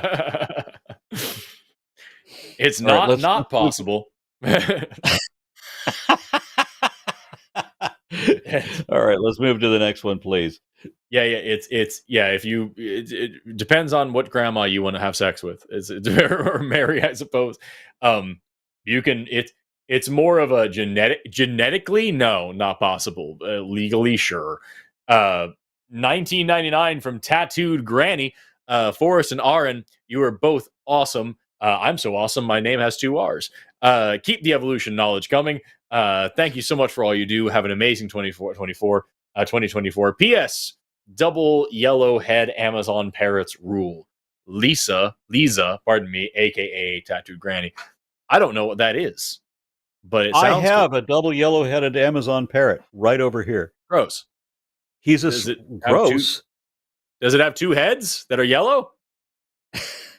They're called that because they start with a spot of yellow up here and then a spot of yellow back here, and then later on they become a green and yellow version of a bald eagle. It's just the whole head is yellow. Then it's a double yellow spotted parrot, not a double yellow headed parrot. That sounded way cooler than it is. Well, you should change it. You call it something different. Oh my god! I was so stoked for a double yellow. Green and yellow eagle with a bad attitude. That's what I would have called it. That's just Brazil. That's just a Brazilian green and yellow eagle with a bad. Fuck Brazil. I don't actually know anybody, but I think one of my managers is from Brazil. Shouldn't. But anyway, $10 from King Manilaus. Minialis? Mini Louse. Mini Louse. Small bug. Don't call him Mini Louse. Aron. As Sarah, that sounds way better than what I was saying. Aron, as someone with an odd name pronounced Rick, that's cool. I understand your pain when someone mispronounces yours. You mean it isn't Aaron? Also, both you and Forrest helped me escape my homeschooled religious upbringing. I appreciate you saying so. Thank you so much, and congratulations on your deconstruction. That's huge. Yes, indeed. Thank you. $4.99 from Skeptic Dank. Would someone please make a song parody of Shaggy's Mr. Boombastic about Sakabambaspis? It's a jawless fish. It sounds like a Shaggy song. Of the Aronapsids. Sakabambastis, really fantastic. You know what I'm talking? You're obviously on the musical end, not me. I'm not even familiar with that lineage of fish. All right, I'll read this one too. $10 from Ra T. Hey, y'all. You two have the most contagious laughter and smiles. Well, that's because There's no we're vaccine. all we're atheists and are completely dour and disappointed with the fact that we exist and all of that. Thank you very much. High on baby Aron, blood. I saw your Doomerals boa on the New Year's stream, and I'm intensely jealous. Anyway, which is better, Dumbo or top-eared rats? I swear to This does God, sound if you're going to strange. tell me these fucking rats don't have ears on top of their shit or something like that, I'd be I have had Norway rats a lot longer than I've had snakes, and I'm sorry to say the rats make better pets. They're just not as socially impressive. I mean, I love my snakes. I used to take care of I used to take care of a Doomerals ground boa. His name was Roger. He was just old as dirt. Just the chillest snake in the world, dude. Dude did not give a damn about anything. You'd put him on any, flop him around. He didn't give a fuck. How big was it? I was about like 4 or 5 feet long. He was a good sized little boy. Oh, okay. All right, 1999 from Wolfvalver. Wolfvalver? What are your thoughts on this proposal? When they effectively smash atoms at the Large Hadron Collider, we slipped into another parallel universe, thus the Mandela effect. My thoughts are that doesn't make any sense. Good question. Yeah, I concur. Yeah, it's like there's that a clip I put in. It was from like I forgot what that series was. It was a BuzzFeed Unsolved or something like that, and like they're asking this guy questions about mystical events, and they're like, "What if the people who disappeared in the Bermuda Triangle are actually time traveling?" And he just goes, "What if?" All right, you want Thank you for the one? $10. Yeah, $10 from Adam Showdrawn. As someone with a college degree in another field who doesn't want to go for college for biology, I'd be curious which books you'd both recommend, both wide-ranging and specific for learning biology. I always recommend go buy a textbook, y'all. Go to Google or go look up your local university. A lot of the times, if you look up intro bio classes, they'll have like the syllabus published online. They'll tell what kind of books they're using. You can even write to one of the professors and ask, or just Google it, and you can find the newest version of Campbell's Biology. And it's going to be expensive as fuck. So just go one edition back, and it'll be cheap because everybody's returning them after the semester.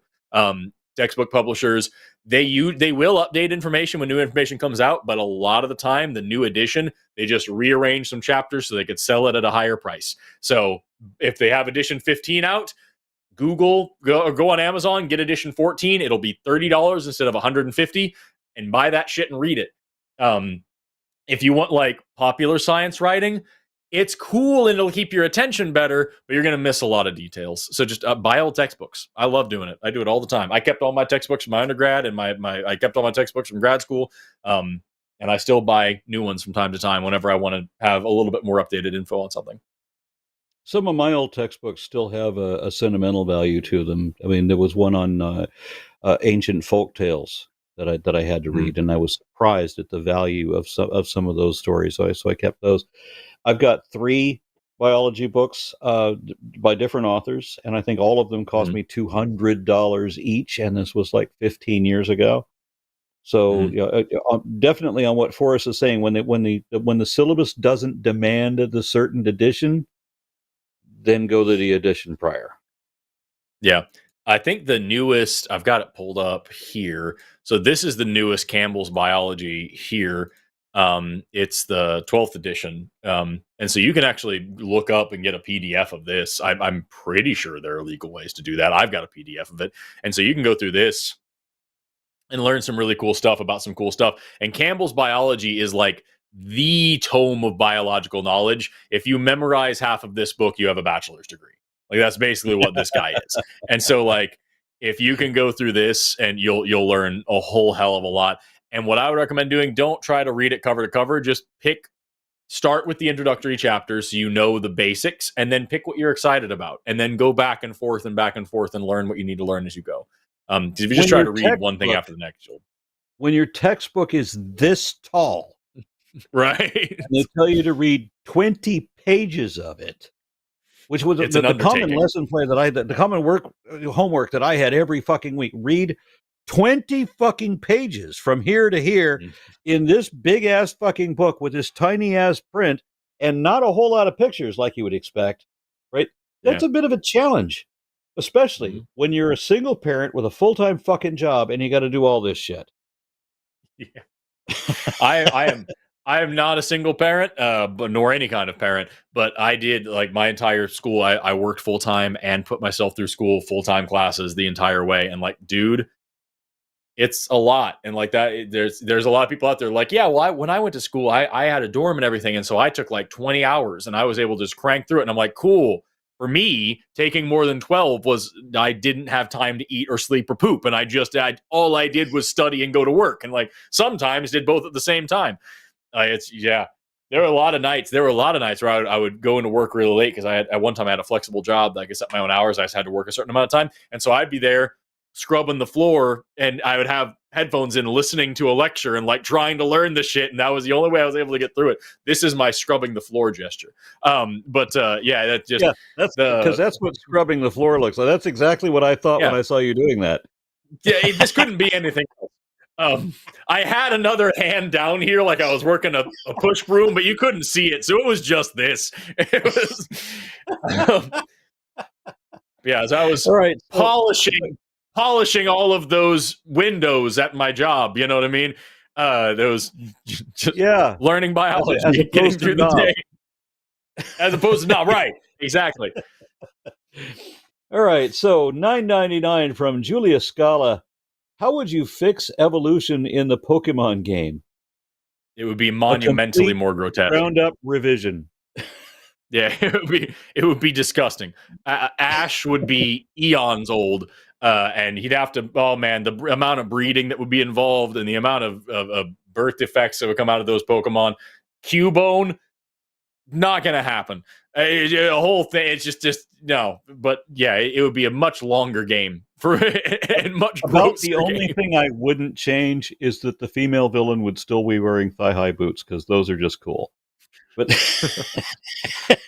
but then the player should be able to as well, and you should wear them while playing it. That's how we should fix the game.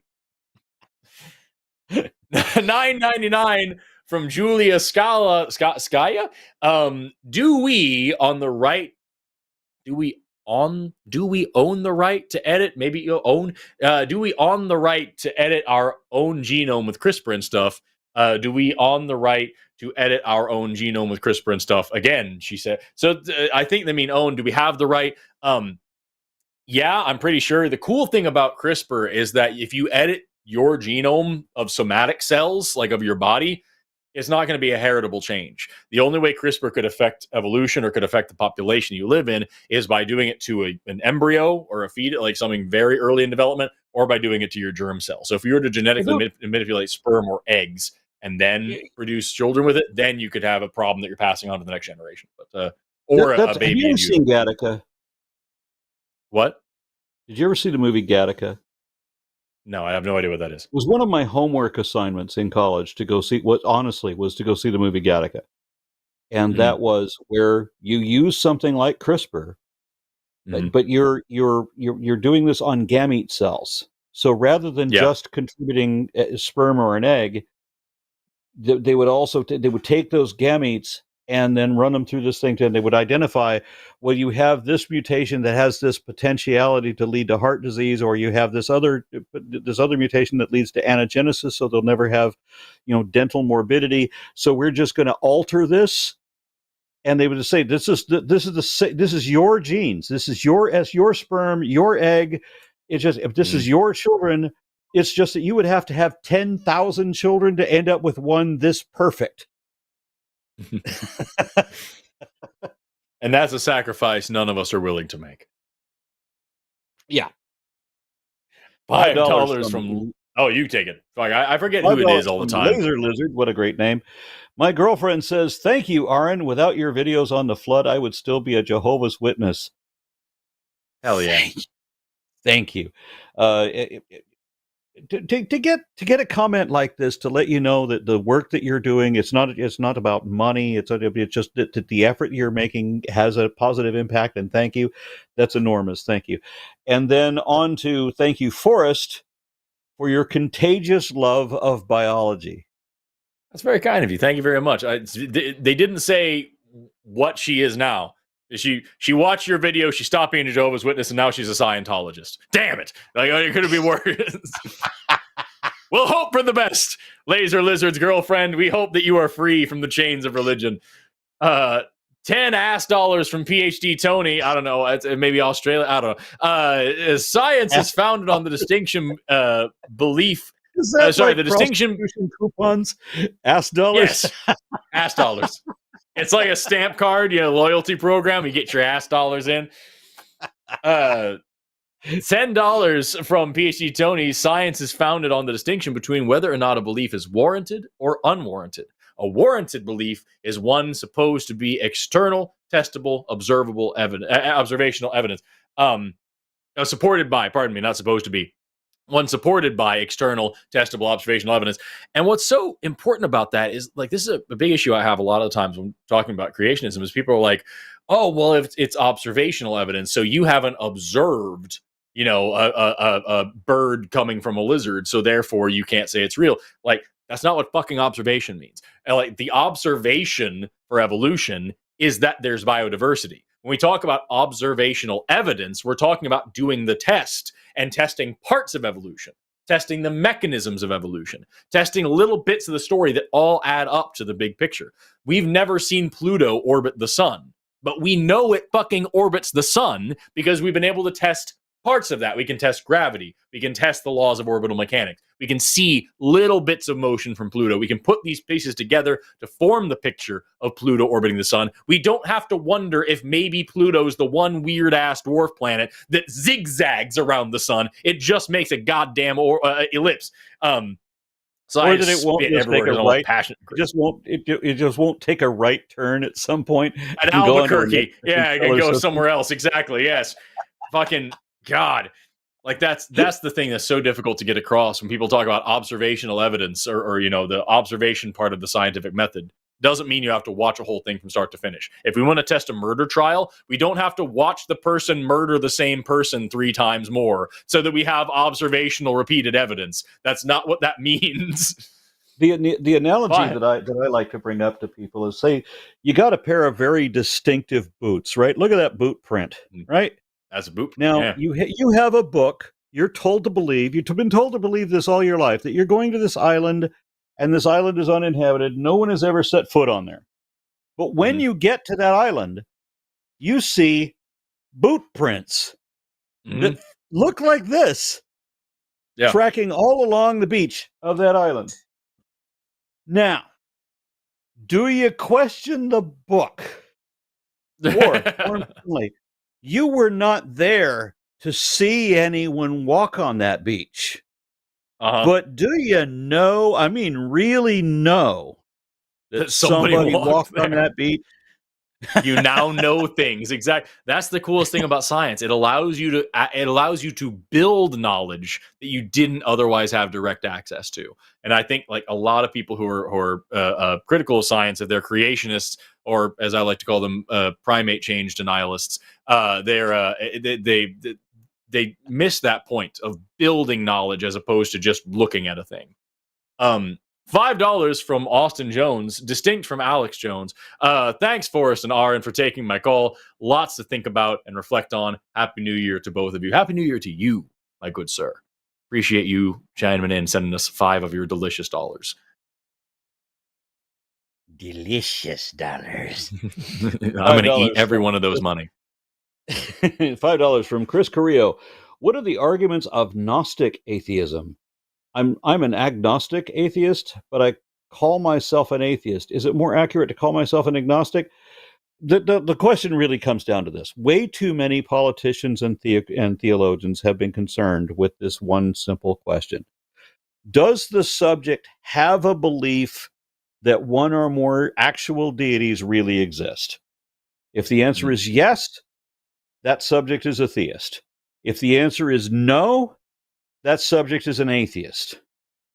You don't have a belief that there is a God. Now, within either category, you can have an agnostic, Gnostic perspective on what is it? The agnostic is a question. The statement was that we cannot know the nature of God. That would be the agnostic position. So there could be a God, and he's just really, really, really good at playing hide and seek. Mm-hmm. But if you don't believe, you don't have knowledge of God, but neither do you have a belief in God. Right. So that's where I put it. Yeah, and that's what I say as well. Is like, a lot of people debate between atheism and agnostic, and a lot of it's fair to point out that these words, no matter what they mean, which I loved your description, I think it's a very apropos. And atheism or theism is just dealing with the belief in a God. Gnosticism is the knowledge claim that comes along with either one of those positions. So you can be a Gnostic atheist or an agnostic atheist, and you can be a Gnostic theist or an agnostic theist. And a lot of people are going to use agnostic as a placeholder for agnostic atheist, or agnostic theist or whatever. But like, the main thing to point out is that there are arguments for Gnostic theism. Shannon Q, here on this channel, has a Gnostic atheist position where she says that she believes that the idea of a God is logically impossible to her. Therefore, she is confident in saying, I know there is no God. I would likewise say that I know there is no God. I could be a Gnostic atheist in the respect that I know there is no God to the same degree and for the same reasons that I know there are no leprechauns. Right. It's one of those things where, like, it really hinges on what you mean by the word "no," which sucks. I hate the semantic details, but like, it's important that like a belief is like a reasonable expectation of understanding a thing, and knowledge is where you have this thing where you believe it so much that it would be absurd to not believe it. You have so much reason to believe it that it would be absolutely insane to not believe the thing. I know I am sitting in this room. Could I be a brain in a vat being fed the chemicals to be? Sure. But that would be a nutty fucking thing to think. And so I know this because I believe it so strongly that it would be absurd for me not to believe it anymore. Or I have so much reason to believe it that it would be silly for me not. And like, that's the same thing with a God. It would be ridiculous for me with my current understanding to believe that there is such a thing as a God. In that respect, I would be comfortable saying I know there isn't a God. But in the way that everybody else would use those words colloquially, I wouldn't say it because I know that other people would twist it. You know what I mean? They would take it the wrong way. In the That's chat just said that they became a Jehovah's Witness because of Aron's videos. No, you fucking damn you. didn't. It's now. See, now it canceled out. It canceled out, and now it's neutral. What a fucking lie! Damn you. PhD Tony sent 10 more of his ass dollars to say, I'm not an atheist to whom the phrase "kill them all, God will know his own." It's not an atheist. I'm having a hard time reading words today. It's not an atheist to whom the phrase "God kill them all, God will know his own." Yeah. It's like the person was talking about, like, well, there have been bad religious people too, right? Or there have been bad atheists too. Surely there have, but there has yet to be bad atheism. There's yet to be somebody who does bad things because they are an atheist with an atheistic intention, with atheistic backing. With it, they're just fucking bad people who are atheists. In the name of no one in particular. Yes, I'm good. Yeah. Like, that's never happened. However, it has happened that otherwise good people have been convinced to do horrible, evil things because of their religion. It's very difficult to get an atheist suicide bomber. You know what I'm saying? Like that, but a religious one, no problem at all. Hey, the book that we've been training you to believe on. Yes. Praise math. God. So $5 from Monkey at Typewriter, which is a great name, by the way. Aron, how did you instill curiosity in your kids? I'm raising a child with a Christian, and some people suggest inappropriate solutions.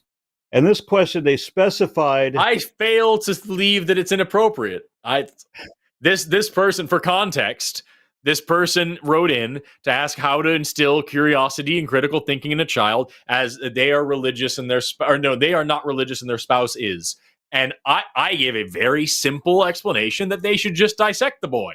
And that, you know what? I stand by it. I don't remember saying it, but I stand by it. Nothing bad has ever come from dissecting a person.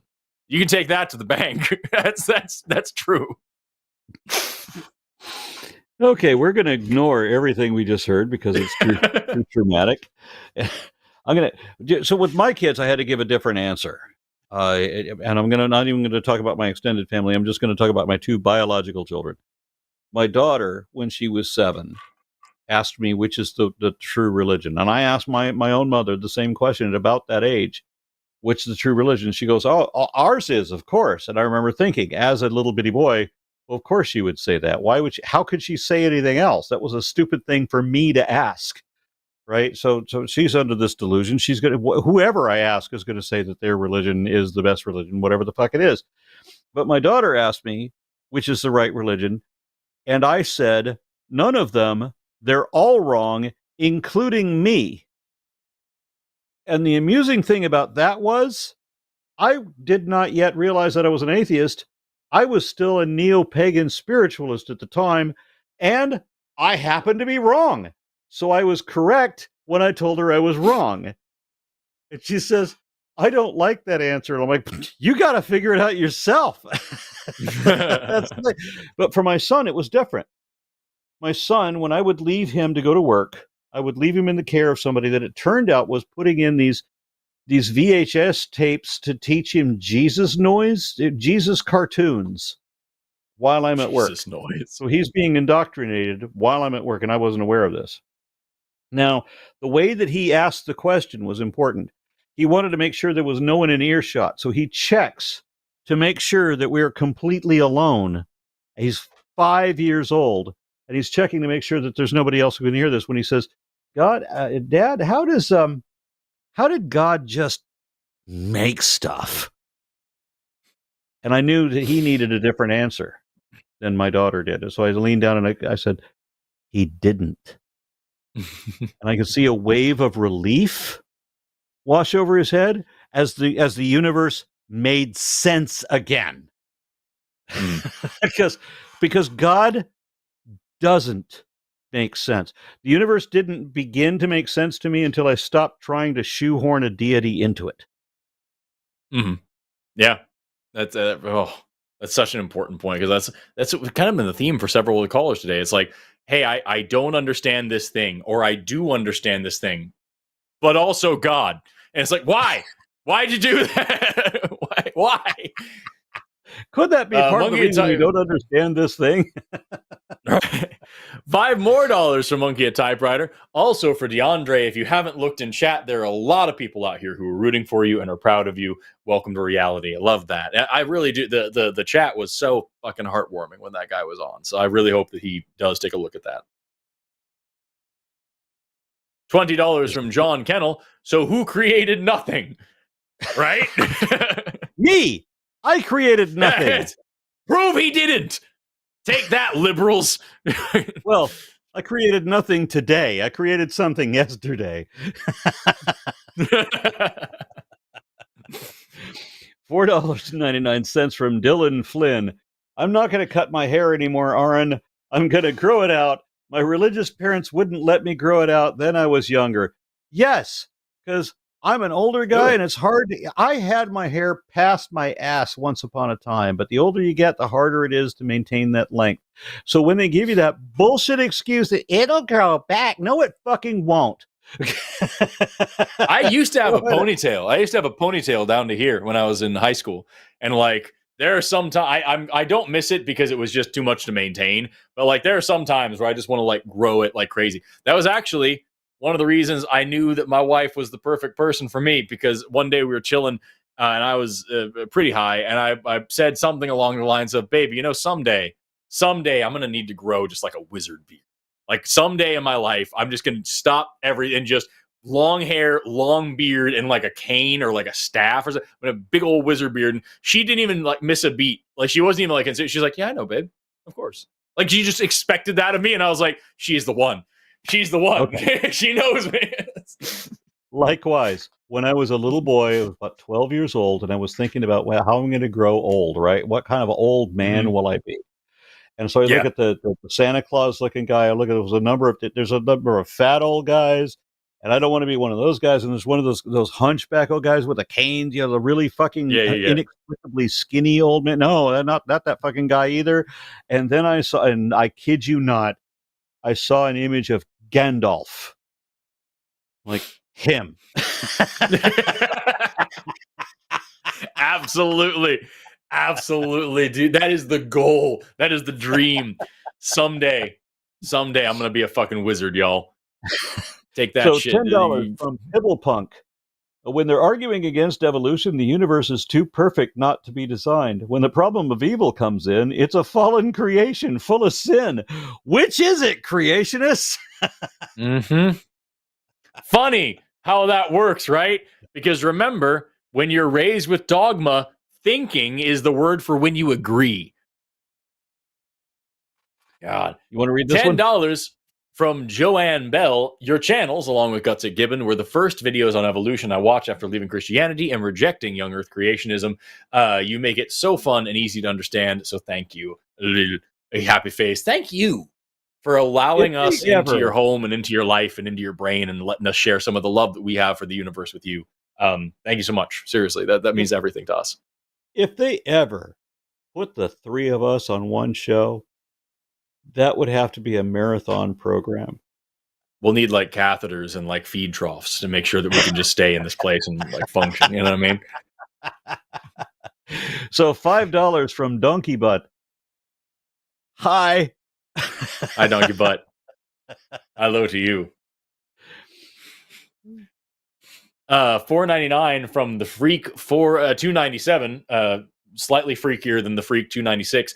I learned so much when the gruesome twosome were on the line. Also, Forrest, Eastern Standardized is the superior time zone. It's in the Bible. Love y'all. Yeah, I don't believe in the fucking Bible, and that's why, because Central Standard Time is the best standard time.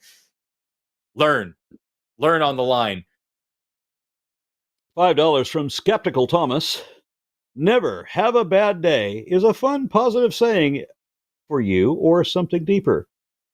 If real approach to life, how with life's ups and downs, your view / approach. Grammar, people, it would be a lot easier for me to read this. Thank you for the generous donation. Fuck you and your writing. Honestly, it is very much an approach to life, because I've had terrible days, dude. I've struggled a lot with anxiety and with depression. I've had terrible things happen to me. I've lost family members, both through death and through disassociation. I've had all sorts of. I've been cheated and betrayed and lied to and beat up and stabbed and all sorts of fucking weird shit. I've had horrible things happen to me and around me and to people that I care about. And there have been plenty of days where I had a legitimately difficult time getting up out of bed, brushing my teeth, climbing up off the floor in the shower. Plenty of days. And but at the end of the day, I was alive. I was fortunate enough to be able to experience those things. Because even in those bleak moments, even when you're down and getting kicked and you just want it to stop, that moment is so much more vibrant than the darkness that awaits us all. And so at least I had the moment to enjoy that. And more importantly, on a less sadomasochistic sounding note, at least I had those moments. I was able to recognize that those moments were awful, because if my life were really that bad, I wouldn't be able to tell the difference. My life is wonderful enough that I'm able to feel sadness and notice when sadness is there. And my life is vibrant and beautiful enough that I'm able to recognize it when it's shitty and boring and crappy and hurtful. I have enough love in my life to recognize people who are unkind and unloving, and I'm very grateful for that. So there's a saying that, like, grief is just the opposite side of love. It's the price you pay for the love that you feel. And I feel that way with shitty things in the world too. Like, sadness is just me being able to recognize sadness because I'm happy. I'm genuinely fucking happy all the time. And so, like, when I'm uncomfortable and unpleasant and life is shitty, how fucking lucky am I that I get to experience that? Because there's some people in the world that have their lives so cushy they wouldn't know the difference. And what a pitiful existence that must be. Was it not the Struts, I believe it is, the Struts, and their smash hit song Could Have Been Me, who said, I want to feel, what is it? I want to feel pride and shame. I want to, let me look up the lyrics to make sure I say it properly. I love this song and I'm going to say it wrong. Could have been me, the Struts. Yes. Look this song up, y'all.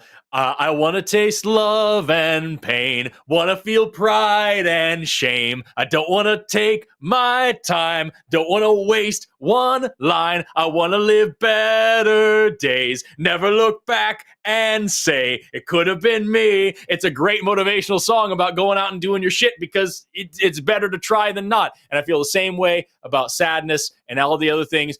What a wonderful thing to get to feel shame as well as pride and sadness as well as happiness. I want to feel it all. I want to do it all. I've only got this one life to do it. And so I want to do all the things. I want to feel all the things. I want to be here for it. And how fucking lucky am I to be a part of it? Never, ever had a bad day, because every day above ground is a good day.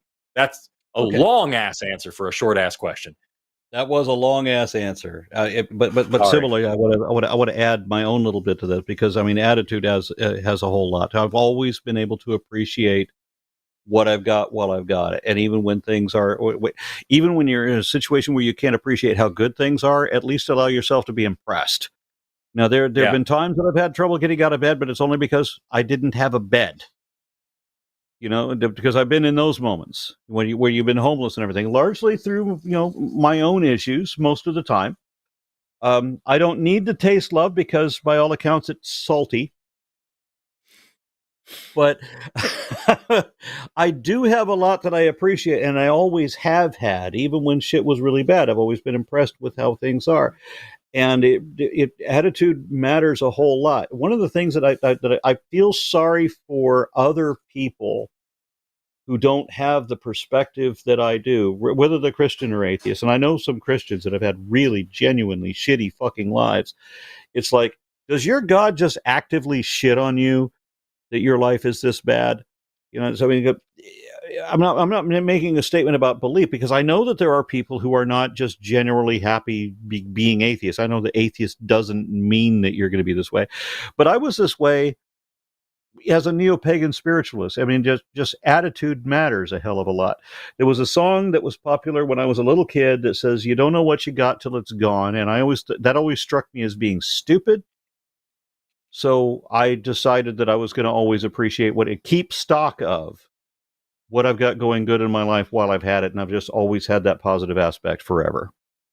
Yeah, absolutely. Just take some time to stop and smell those roses, man, and just appreciate where you're at, because I love the way you said that. It is stupid to accept that you're not going to appreciate it until you're going to appreciate it now. You are going to appreciate it differently when it's gone. Nostalgia is a fucking weird thing, but like, take the time, give yourself the opportunity to really fucking deal with it. I put that song in the chat, and I put a second song in the chat. It's Michael Franti and Spearhead, "Good Shit Happens." Really great song. Sometimes you gotta slow down to see all that life has given me. Bad shit happens, but good shit happens too. So let it happen to you. What a great song. And then Linkeron offers 20 New Zealand Kiwi dollars. It says, in New Zealand, the Christian population went from 54.2% 2006 to 36.5% in 2018. The atheist/non-religious population went from 34.6% in 2006 to 48.2% in 2018. Your thoughts? I can't wait for the 2023 census data on religion. Behold the beauty of increased funding to public education. Indeed. and the proliferation of social media. That's another thing. The best revolutions in history are because of new social media, new ability to share ideas and information. And that's what we're seeing right now. More and more There's young also a kids coming out as cultural atheists. There's also a cultural thing going on in New Zealand. There's a reason Ray Comfort left. Is because this sort of person is not real welcome over there anymore. It's sounding better and better over there, man. I might want to consider popping down there. Have you not been? It's fucking gorgeous. I need to get a passport. I'm hosting several tours to the Galapagos You don't have this a summer. passport? I was poor for a long time, and I'm just now figuring my life out. I need a fucking passport. Quick round of advice. I had to give up or had to miss out on 3 super fucking stellar international trips because I didn't already have a passport on me. 3 opportunities of mega adventure just presented themselves where I had to leave within that week. It would require that I have a passport on me already, and somebody else is going to pay the whole fucking thing, and it'll be super stupid fucking fantabulous. Where's your passport? I don't have one. Right. Oh, I guess you're a goddamn loser then. Never mind. Yeah, I've got to... yeah, I'm getting on that. Because I'm hosting several tours in the Galapagos this summer, and I've got to hop on that shit. You're going to Galapagos this summer? Yeah, I'm going to spend 5 weeks in the Galapagos doing tours around the islands to teach evolution. People can sign up to. I've got a few spots left on one of the tours. I'll put that shit in the comments. We should talk more about that, and that sounds stunning. That sounds amazing. All right, so $10 from John Albert. What do you say to the theists who accuse atheist activists of misrepresenting all religions as fundamentalists? I hear this criticism quite often associated with the term new atheist. The problem is that the theists that you're talking about tend to put everything into right or left, black or white, good or evil, extreme dichotomies. There's very little appreciation of nuance.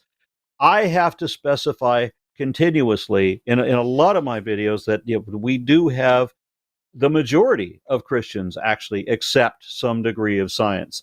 That it is only the biblical literalists, the fundamentalists, the extremists, the creationists, the flat earth people, that it is only this extreme faction that hold things as binary as they do. And the rest of people, maybe they compartmentalize a bit, but they understand this larger, if they don't get the full spectrum of color, they at least understand that there's shades of gray.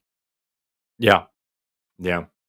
And that's the thing is, they're right. The new atheists, so to speak, are accused quite often, and rightly so, of only looking at the most extreme parts of religion. But I think it's important to point out that like those extreme parts of religion are the ones that affect our everyday lives, number one.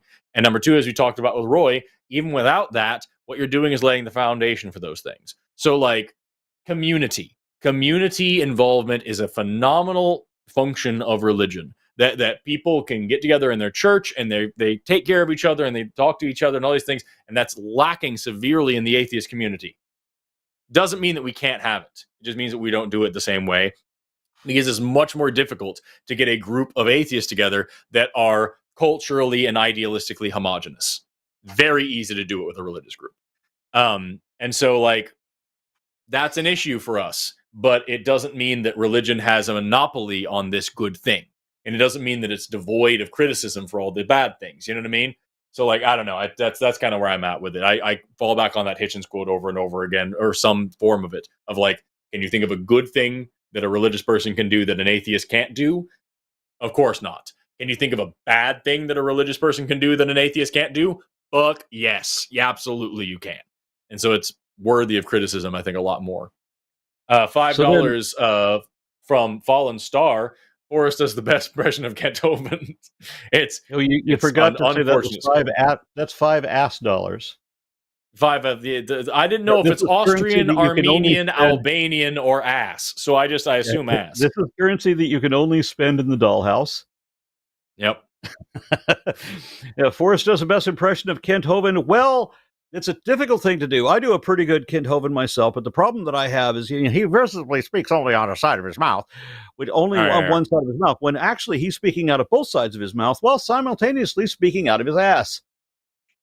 Clever. $5 from Robin Webster. What a duo! So much science got me an Aron and Arden mug. Sorry, Forrest, I don't forgive you. But you sold plenty. Here's to 2024 and doing all the good we can. Peace.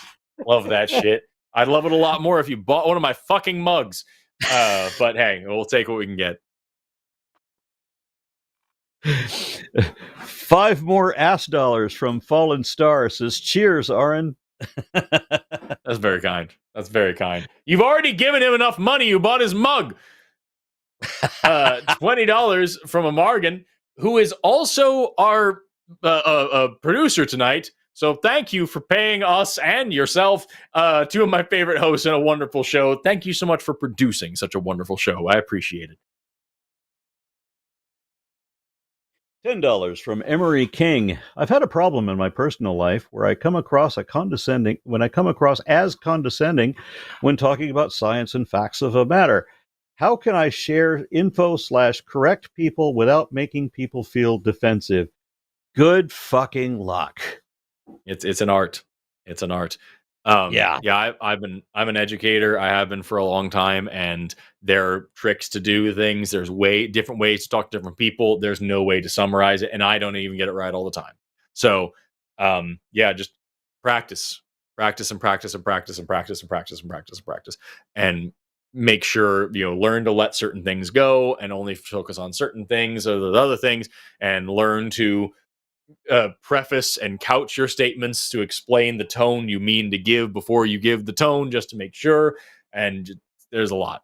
And I'm going to be a bit hypocritical on this, because the advice that I would give is not to gaslight their position, which I do. If they're completely unrealistic, they're citing facts that are not even facts, and I can't even get them to verify it. But if you don't directly challenge them on that, but to get them to look at, are you sure that that's actually the fact that you think it is? Can we check that and make sure? Then you're working together, and so that would probably be a little bit more beneficial. One of my favorite ways to frame that is, somebody said that is a very expensive statement to make, and they were like, "Okay, so let's explore the logical." Really, okay, so if you're going to say there's a flood, that's a very expensive statement, because now we have all these implications of things that we know aren't true, and we have all these implications of things that have to supply evidence for just to make this one statement. Like, this is a very are you sure you want to pay the price of saying that? Because now I have a million more questions for you. You know what I mean? It's like that's I love the way of framing it that way. That is clever. I should use that. I also love whenever anybody talks about condescension, and they're like, I don't want to be condescending to you. Condescending is when you talk to somebody like they're stupid and they don't know what something is, and you're not explaining it. It's so fucking good. $5 from Austin Jones. I have now been christened as the god of guppies because of my call. Fish must now pray to me or face eternal afterlife of 0% humidity air. Love that. Dehydration. That's a bad time for everybody. Go deforest your forest, Forrest. Don't tell me what to do with my pubes. I was just going to ask, is this a Manscaped advertisement? Right. Surprise. We're sponsored today. $5 from Fallen Star. Me, Forrest, appreciate your support, Ashley. I think that's from when we were talking about grammar. Thank you so much. What are Australian dollars worth here in America? Like, what is 13 cents, 5 Kiwis? When I was in Australia, it was slightly more. So I remember we had these. Yeah, I don't think you're right. I think that they're I don't know. I was trying to be an asshole and I couldn't come up with anything funny. Go on, continue. They gave us these coupons when we were in, I think it was Perth, where we're spending what we think is $20 on breakfast, and it turned out to be a whole lot over the course of 3 days. It turned out to be a whole lot more than $20. We're spending $20 Australian dollars, and that was a lot more, over the course of a few days than it was American dollars. But anyway. $10 from Mercenary Crow. First time catching y'all live, and I just wanted to hear you say my name out loud. Mercenary Crow! Also, how do you know that? How do you know that, Mercenary Crow? $5 from Chris Carrillo. Forrest, your joke yesterday about why KFC doesn't have toilet paper grossed me out, but your comedic timing was perfect given the circumstances. You got hives. Don't know what that is. Yeah, that was. I don't know if you were there. We were talking about Jimmy and Matt were just fucking arguing with each other for goddamn 5 hours. So Arden and I were just sitting there sharing jokes and doodling and whatnot. And the joke was, why don't they sell or why don't they have toilet paper at KFC? Because it's finger licking good. I was going to give the answer, but my dog was in the way. Somebody is still launching fireworks. They're just shooting. It's a gunfight outside. Well, this is Texas. That's exactly right. Seriously. But I had to go mute for a moment because I heard the boom and I knew the dogs would go off, and indeed they did. I've got one very concerned Eminal right here. I know. No. Anyway, it's a hard time to beat that dog. Yeah. Okay, so $10 from John Albert. Did you hear that KFC has started genetic engineering their chickens? They're making them CRISPR. Nice. By the way, do you guys know what the acronym CRISPR stands for? I do not. I don't anymore. I used to, but I don't anymore. I had to learn it for a fucking genetics class like back in my undergrad, and I haven't thought about it since. So I'm sure if I look it up, I'll be like, oh yeah, but no, I don't off the top of my head. I'm sorry. I'd be lying if I said I did. I don't want to be a lion. Rawr. $10 from Monkey a Typewriter. By the way, for anybody in the chat who saw, I sent Monkey a Typewriter a link to a good dissection kit that you can get off real cheap on Amazon. Made me smile. He was like, I hope this isn't an anatomy poster, and then clicked it. God damn you, Valkai. Warmed my evil atheist heart. For the record, Forrest, every time we've spoken, you've given me helpful, thoughtful answers in addition to the jokes. But I'm going to keep making this joke till it stops being funny. Great show, fellas. I genuinely don't remember telling you that, but it does actually make me laugh to think that is something that came out of my stupid face, because it's very like me. Now I just have to live with it.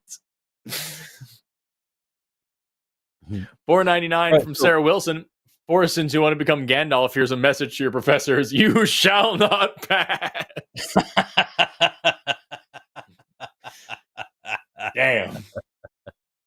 I will pass that on to my children. Whenever I have students in my class, if I'm a wizard beard and a professor at the same time, that's happening. $5 from Will. Have either of you read Mutual Aid, A Factor of Evolution? If so, what are your thoughts of it? I've never heard of that one. I'm looking it up. My confession. I've never heard of it either, but it sounds like some shit that would be right up my alley. You get a fucking socialist evolutionary biologist. Selfish gene, doesn't it? What? It sounds like a play off the selfish gene, doesn't it? A little bit. It sounds like Peter Kropotkin fucking wrote a biology book.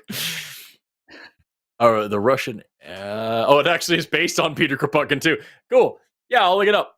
Sick. Thank you very much. I appreciate it. I always love a good book. Oh my God. The booms are still going off, and so now I have other dogs who need. They get all sorts of friends over there. This one's holding onto my arm, and this one needs a hug. $5 from Monkey a Typewriter. Forrest, I love and am loved, and I get to make the world a better place. Also, Forrest, dissect your kids and breed super bacteria. There's two wolves inside all of us, and you must pick the one you want to feed.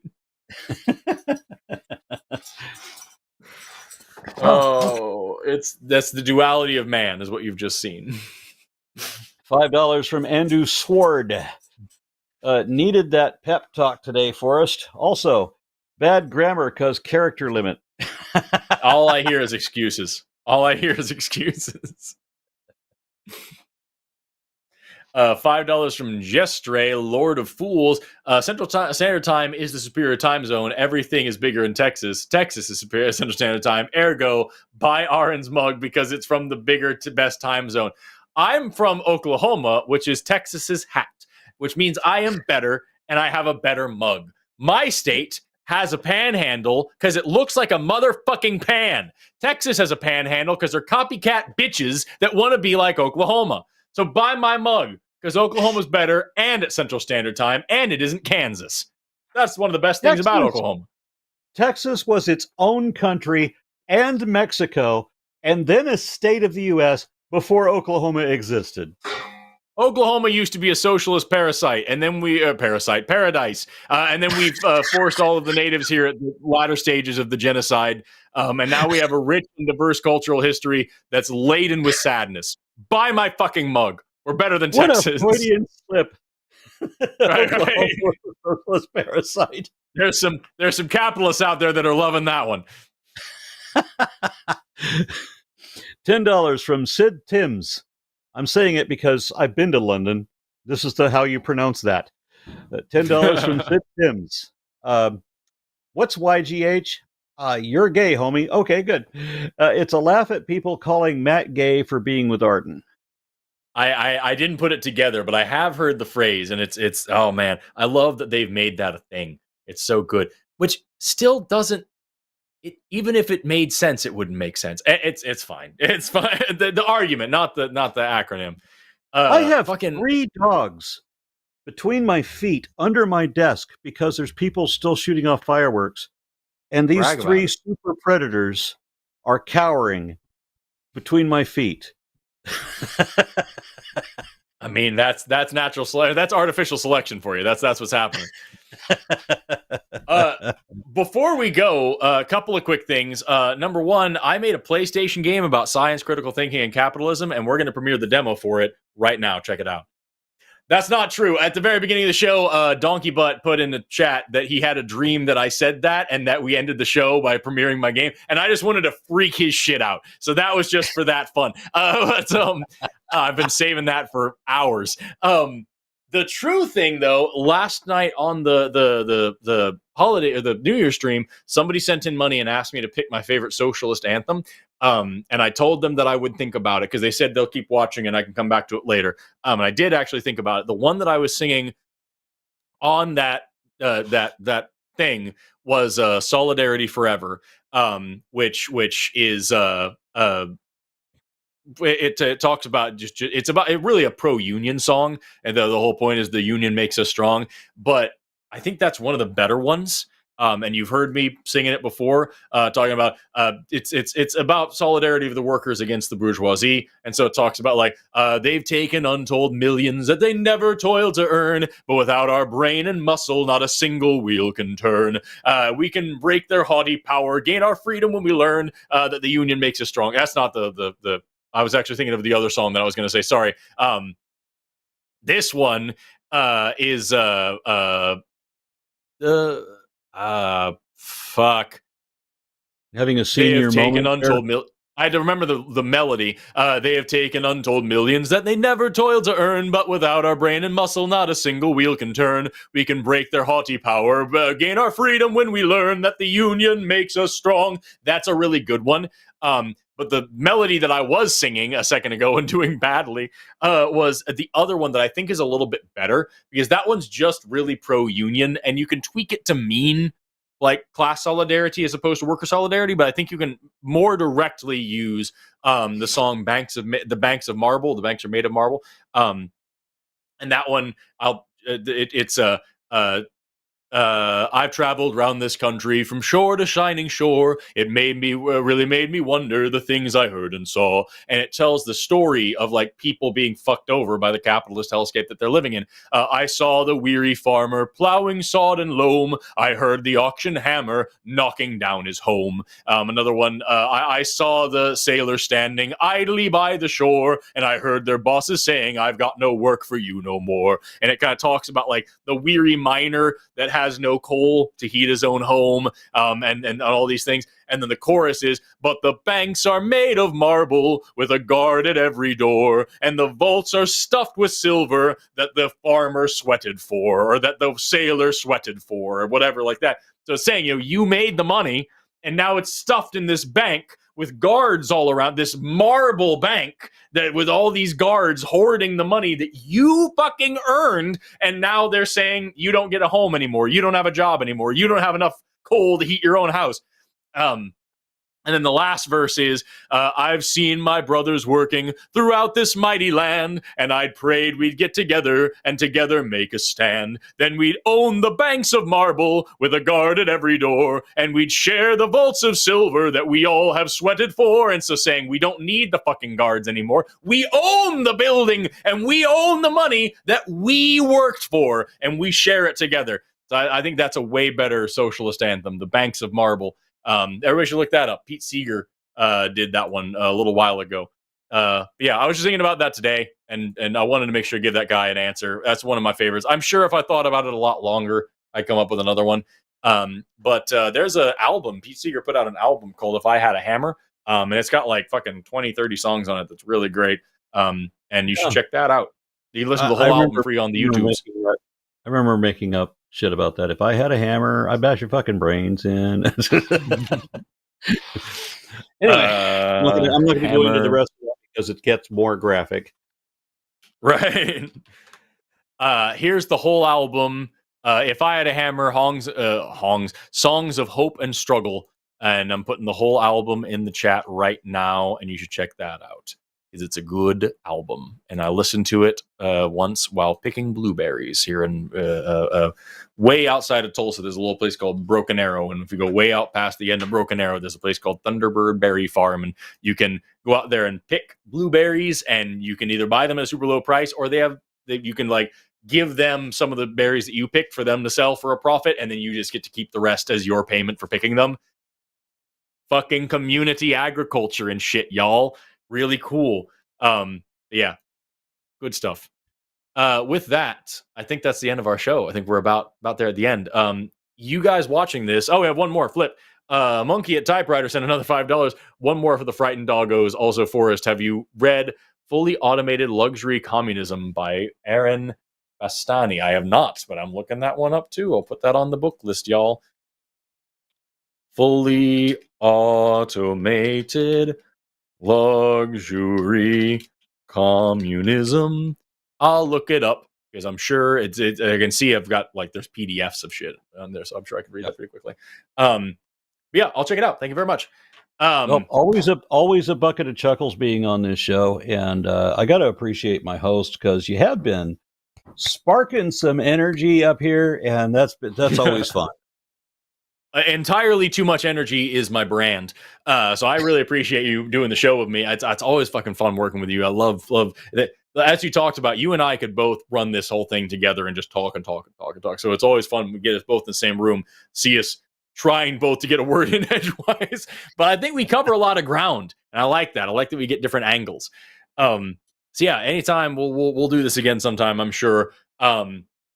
I don't have anything else besides the fact that you watching this should really watch more of The Line, and also maybe subscribe would be cool. If you have the money, become a patron or a channel member. Check out Aron's channel. Buy a mug that has a double helix snake on it. Or if you want to be cool and interesting and sexy and have good hair, buy one that has a witty catchphrase and the March of Progress and shit. But check that out. Buy our mugs until midnight tonight. Check out Aron's channel. Check out my channel. Thank you very much to the mods for moderating today. Thank you so much for Morgan for producing. Thank you so much for our call screeners. Thank you so much for the people in the chat who are kind, respectful, and cool. Thank you so much for everybody for watching this show, because we wouldn't have a show if you didn't watch the show.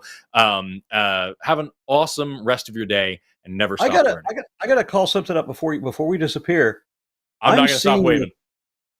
What's that? I'm not gonna stop waving. You say what you're saying. All right. Well, I noticed the chat we didn't read. This was Nurio offers 3,000 Argentine pesos. Because today I'm 39. Can I get a happy birthday from you guys? Happy birthday to Nurio! Happy birthday! Bye! It's over now. Bye! Go away.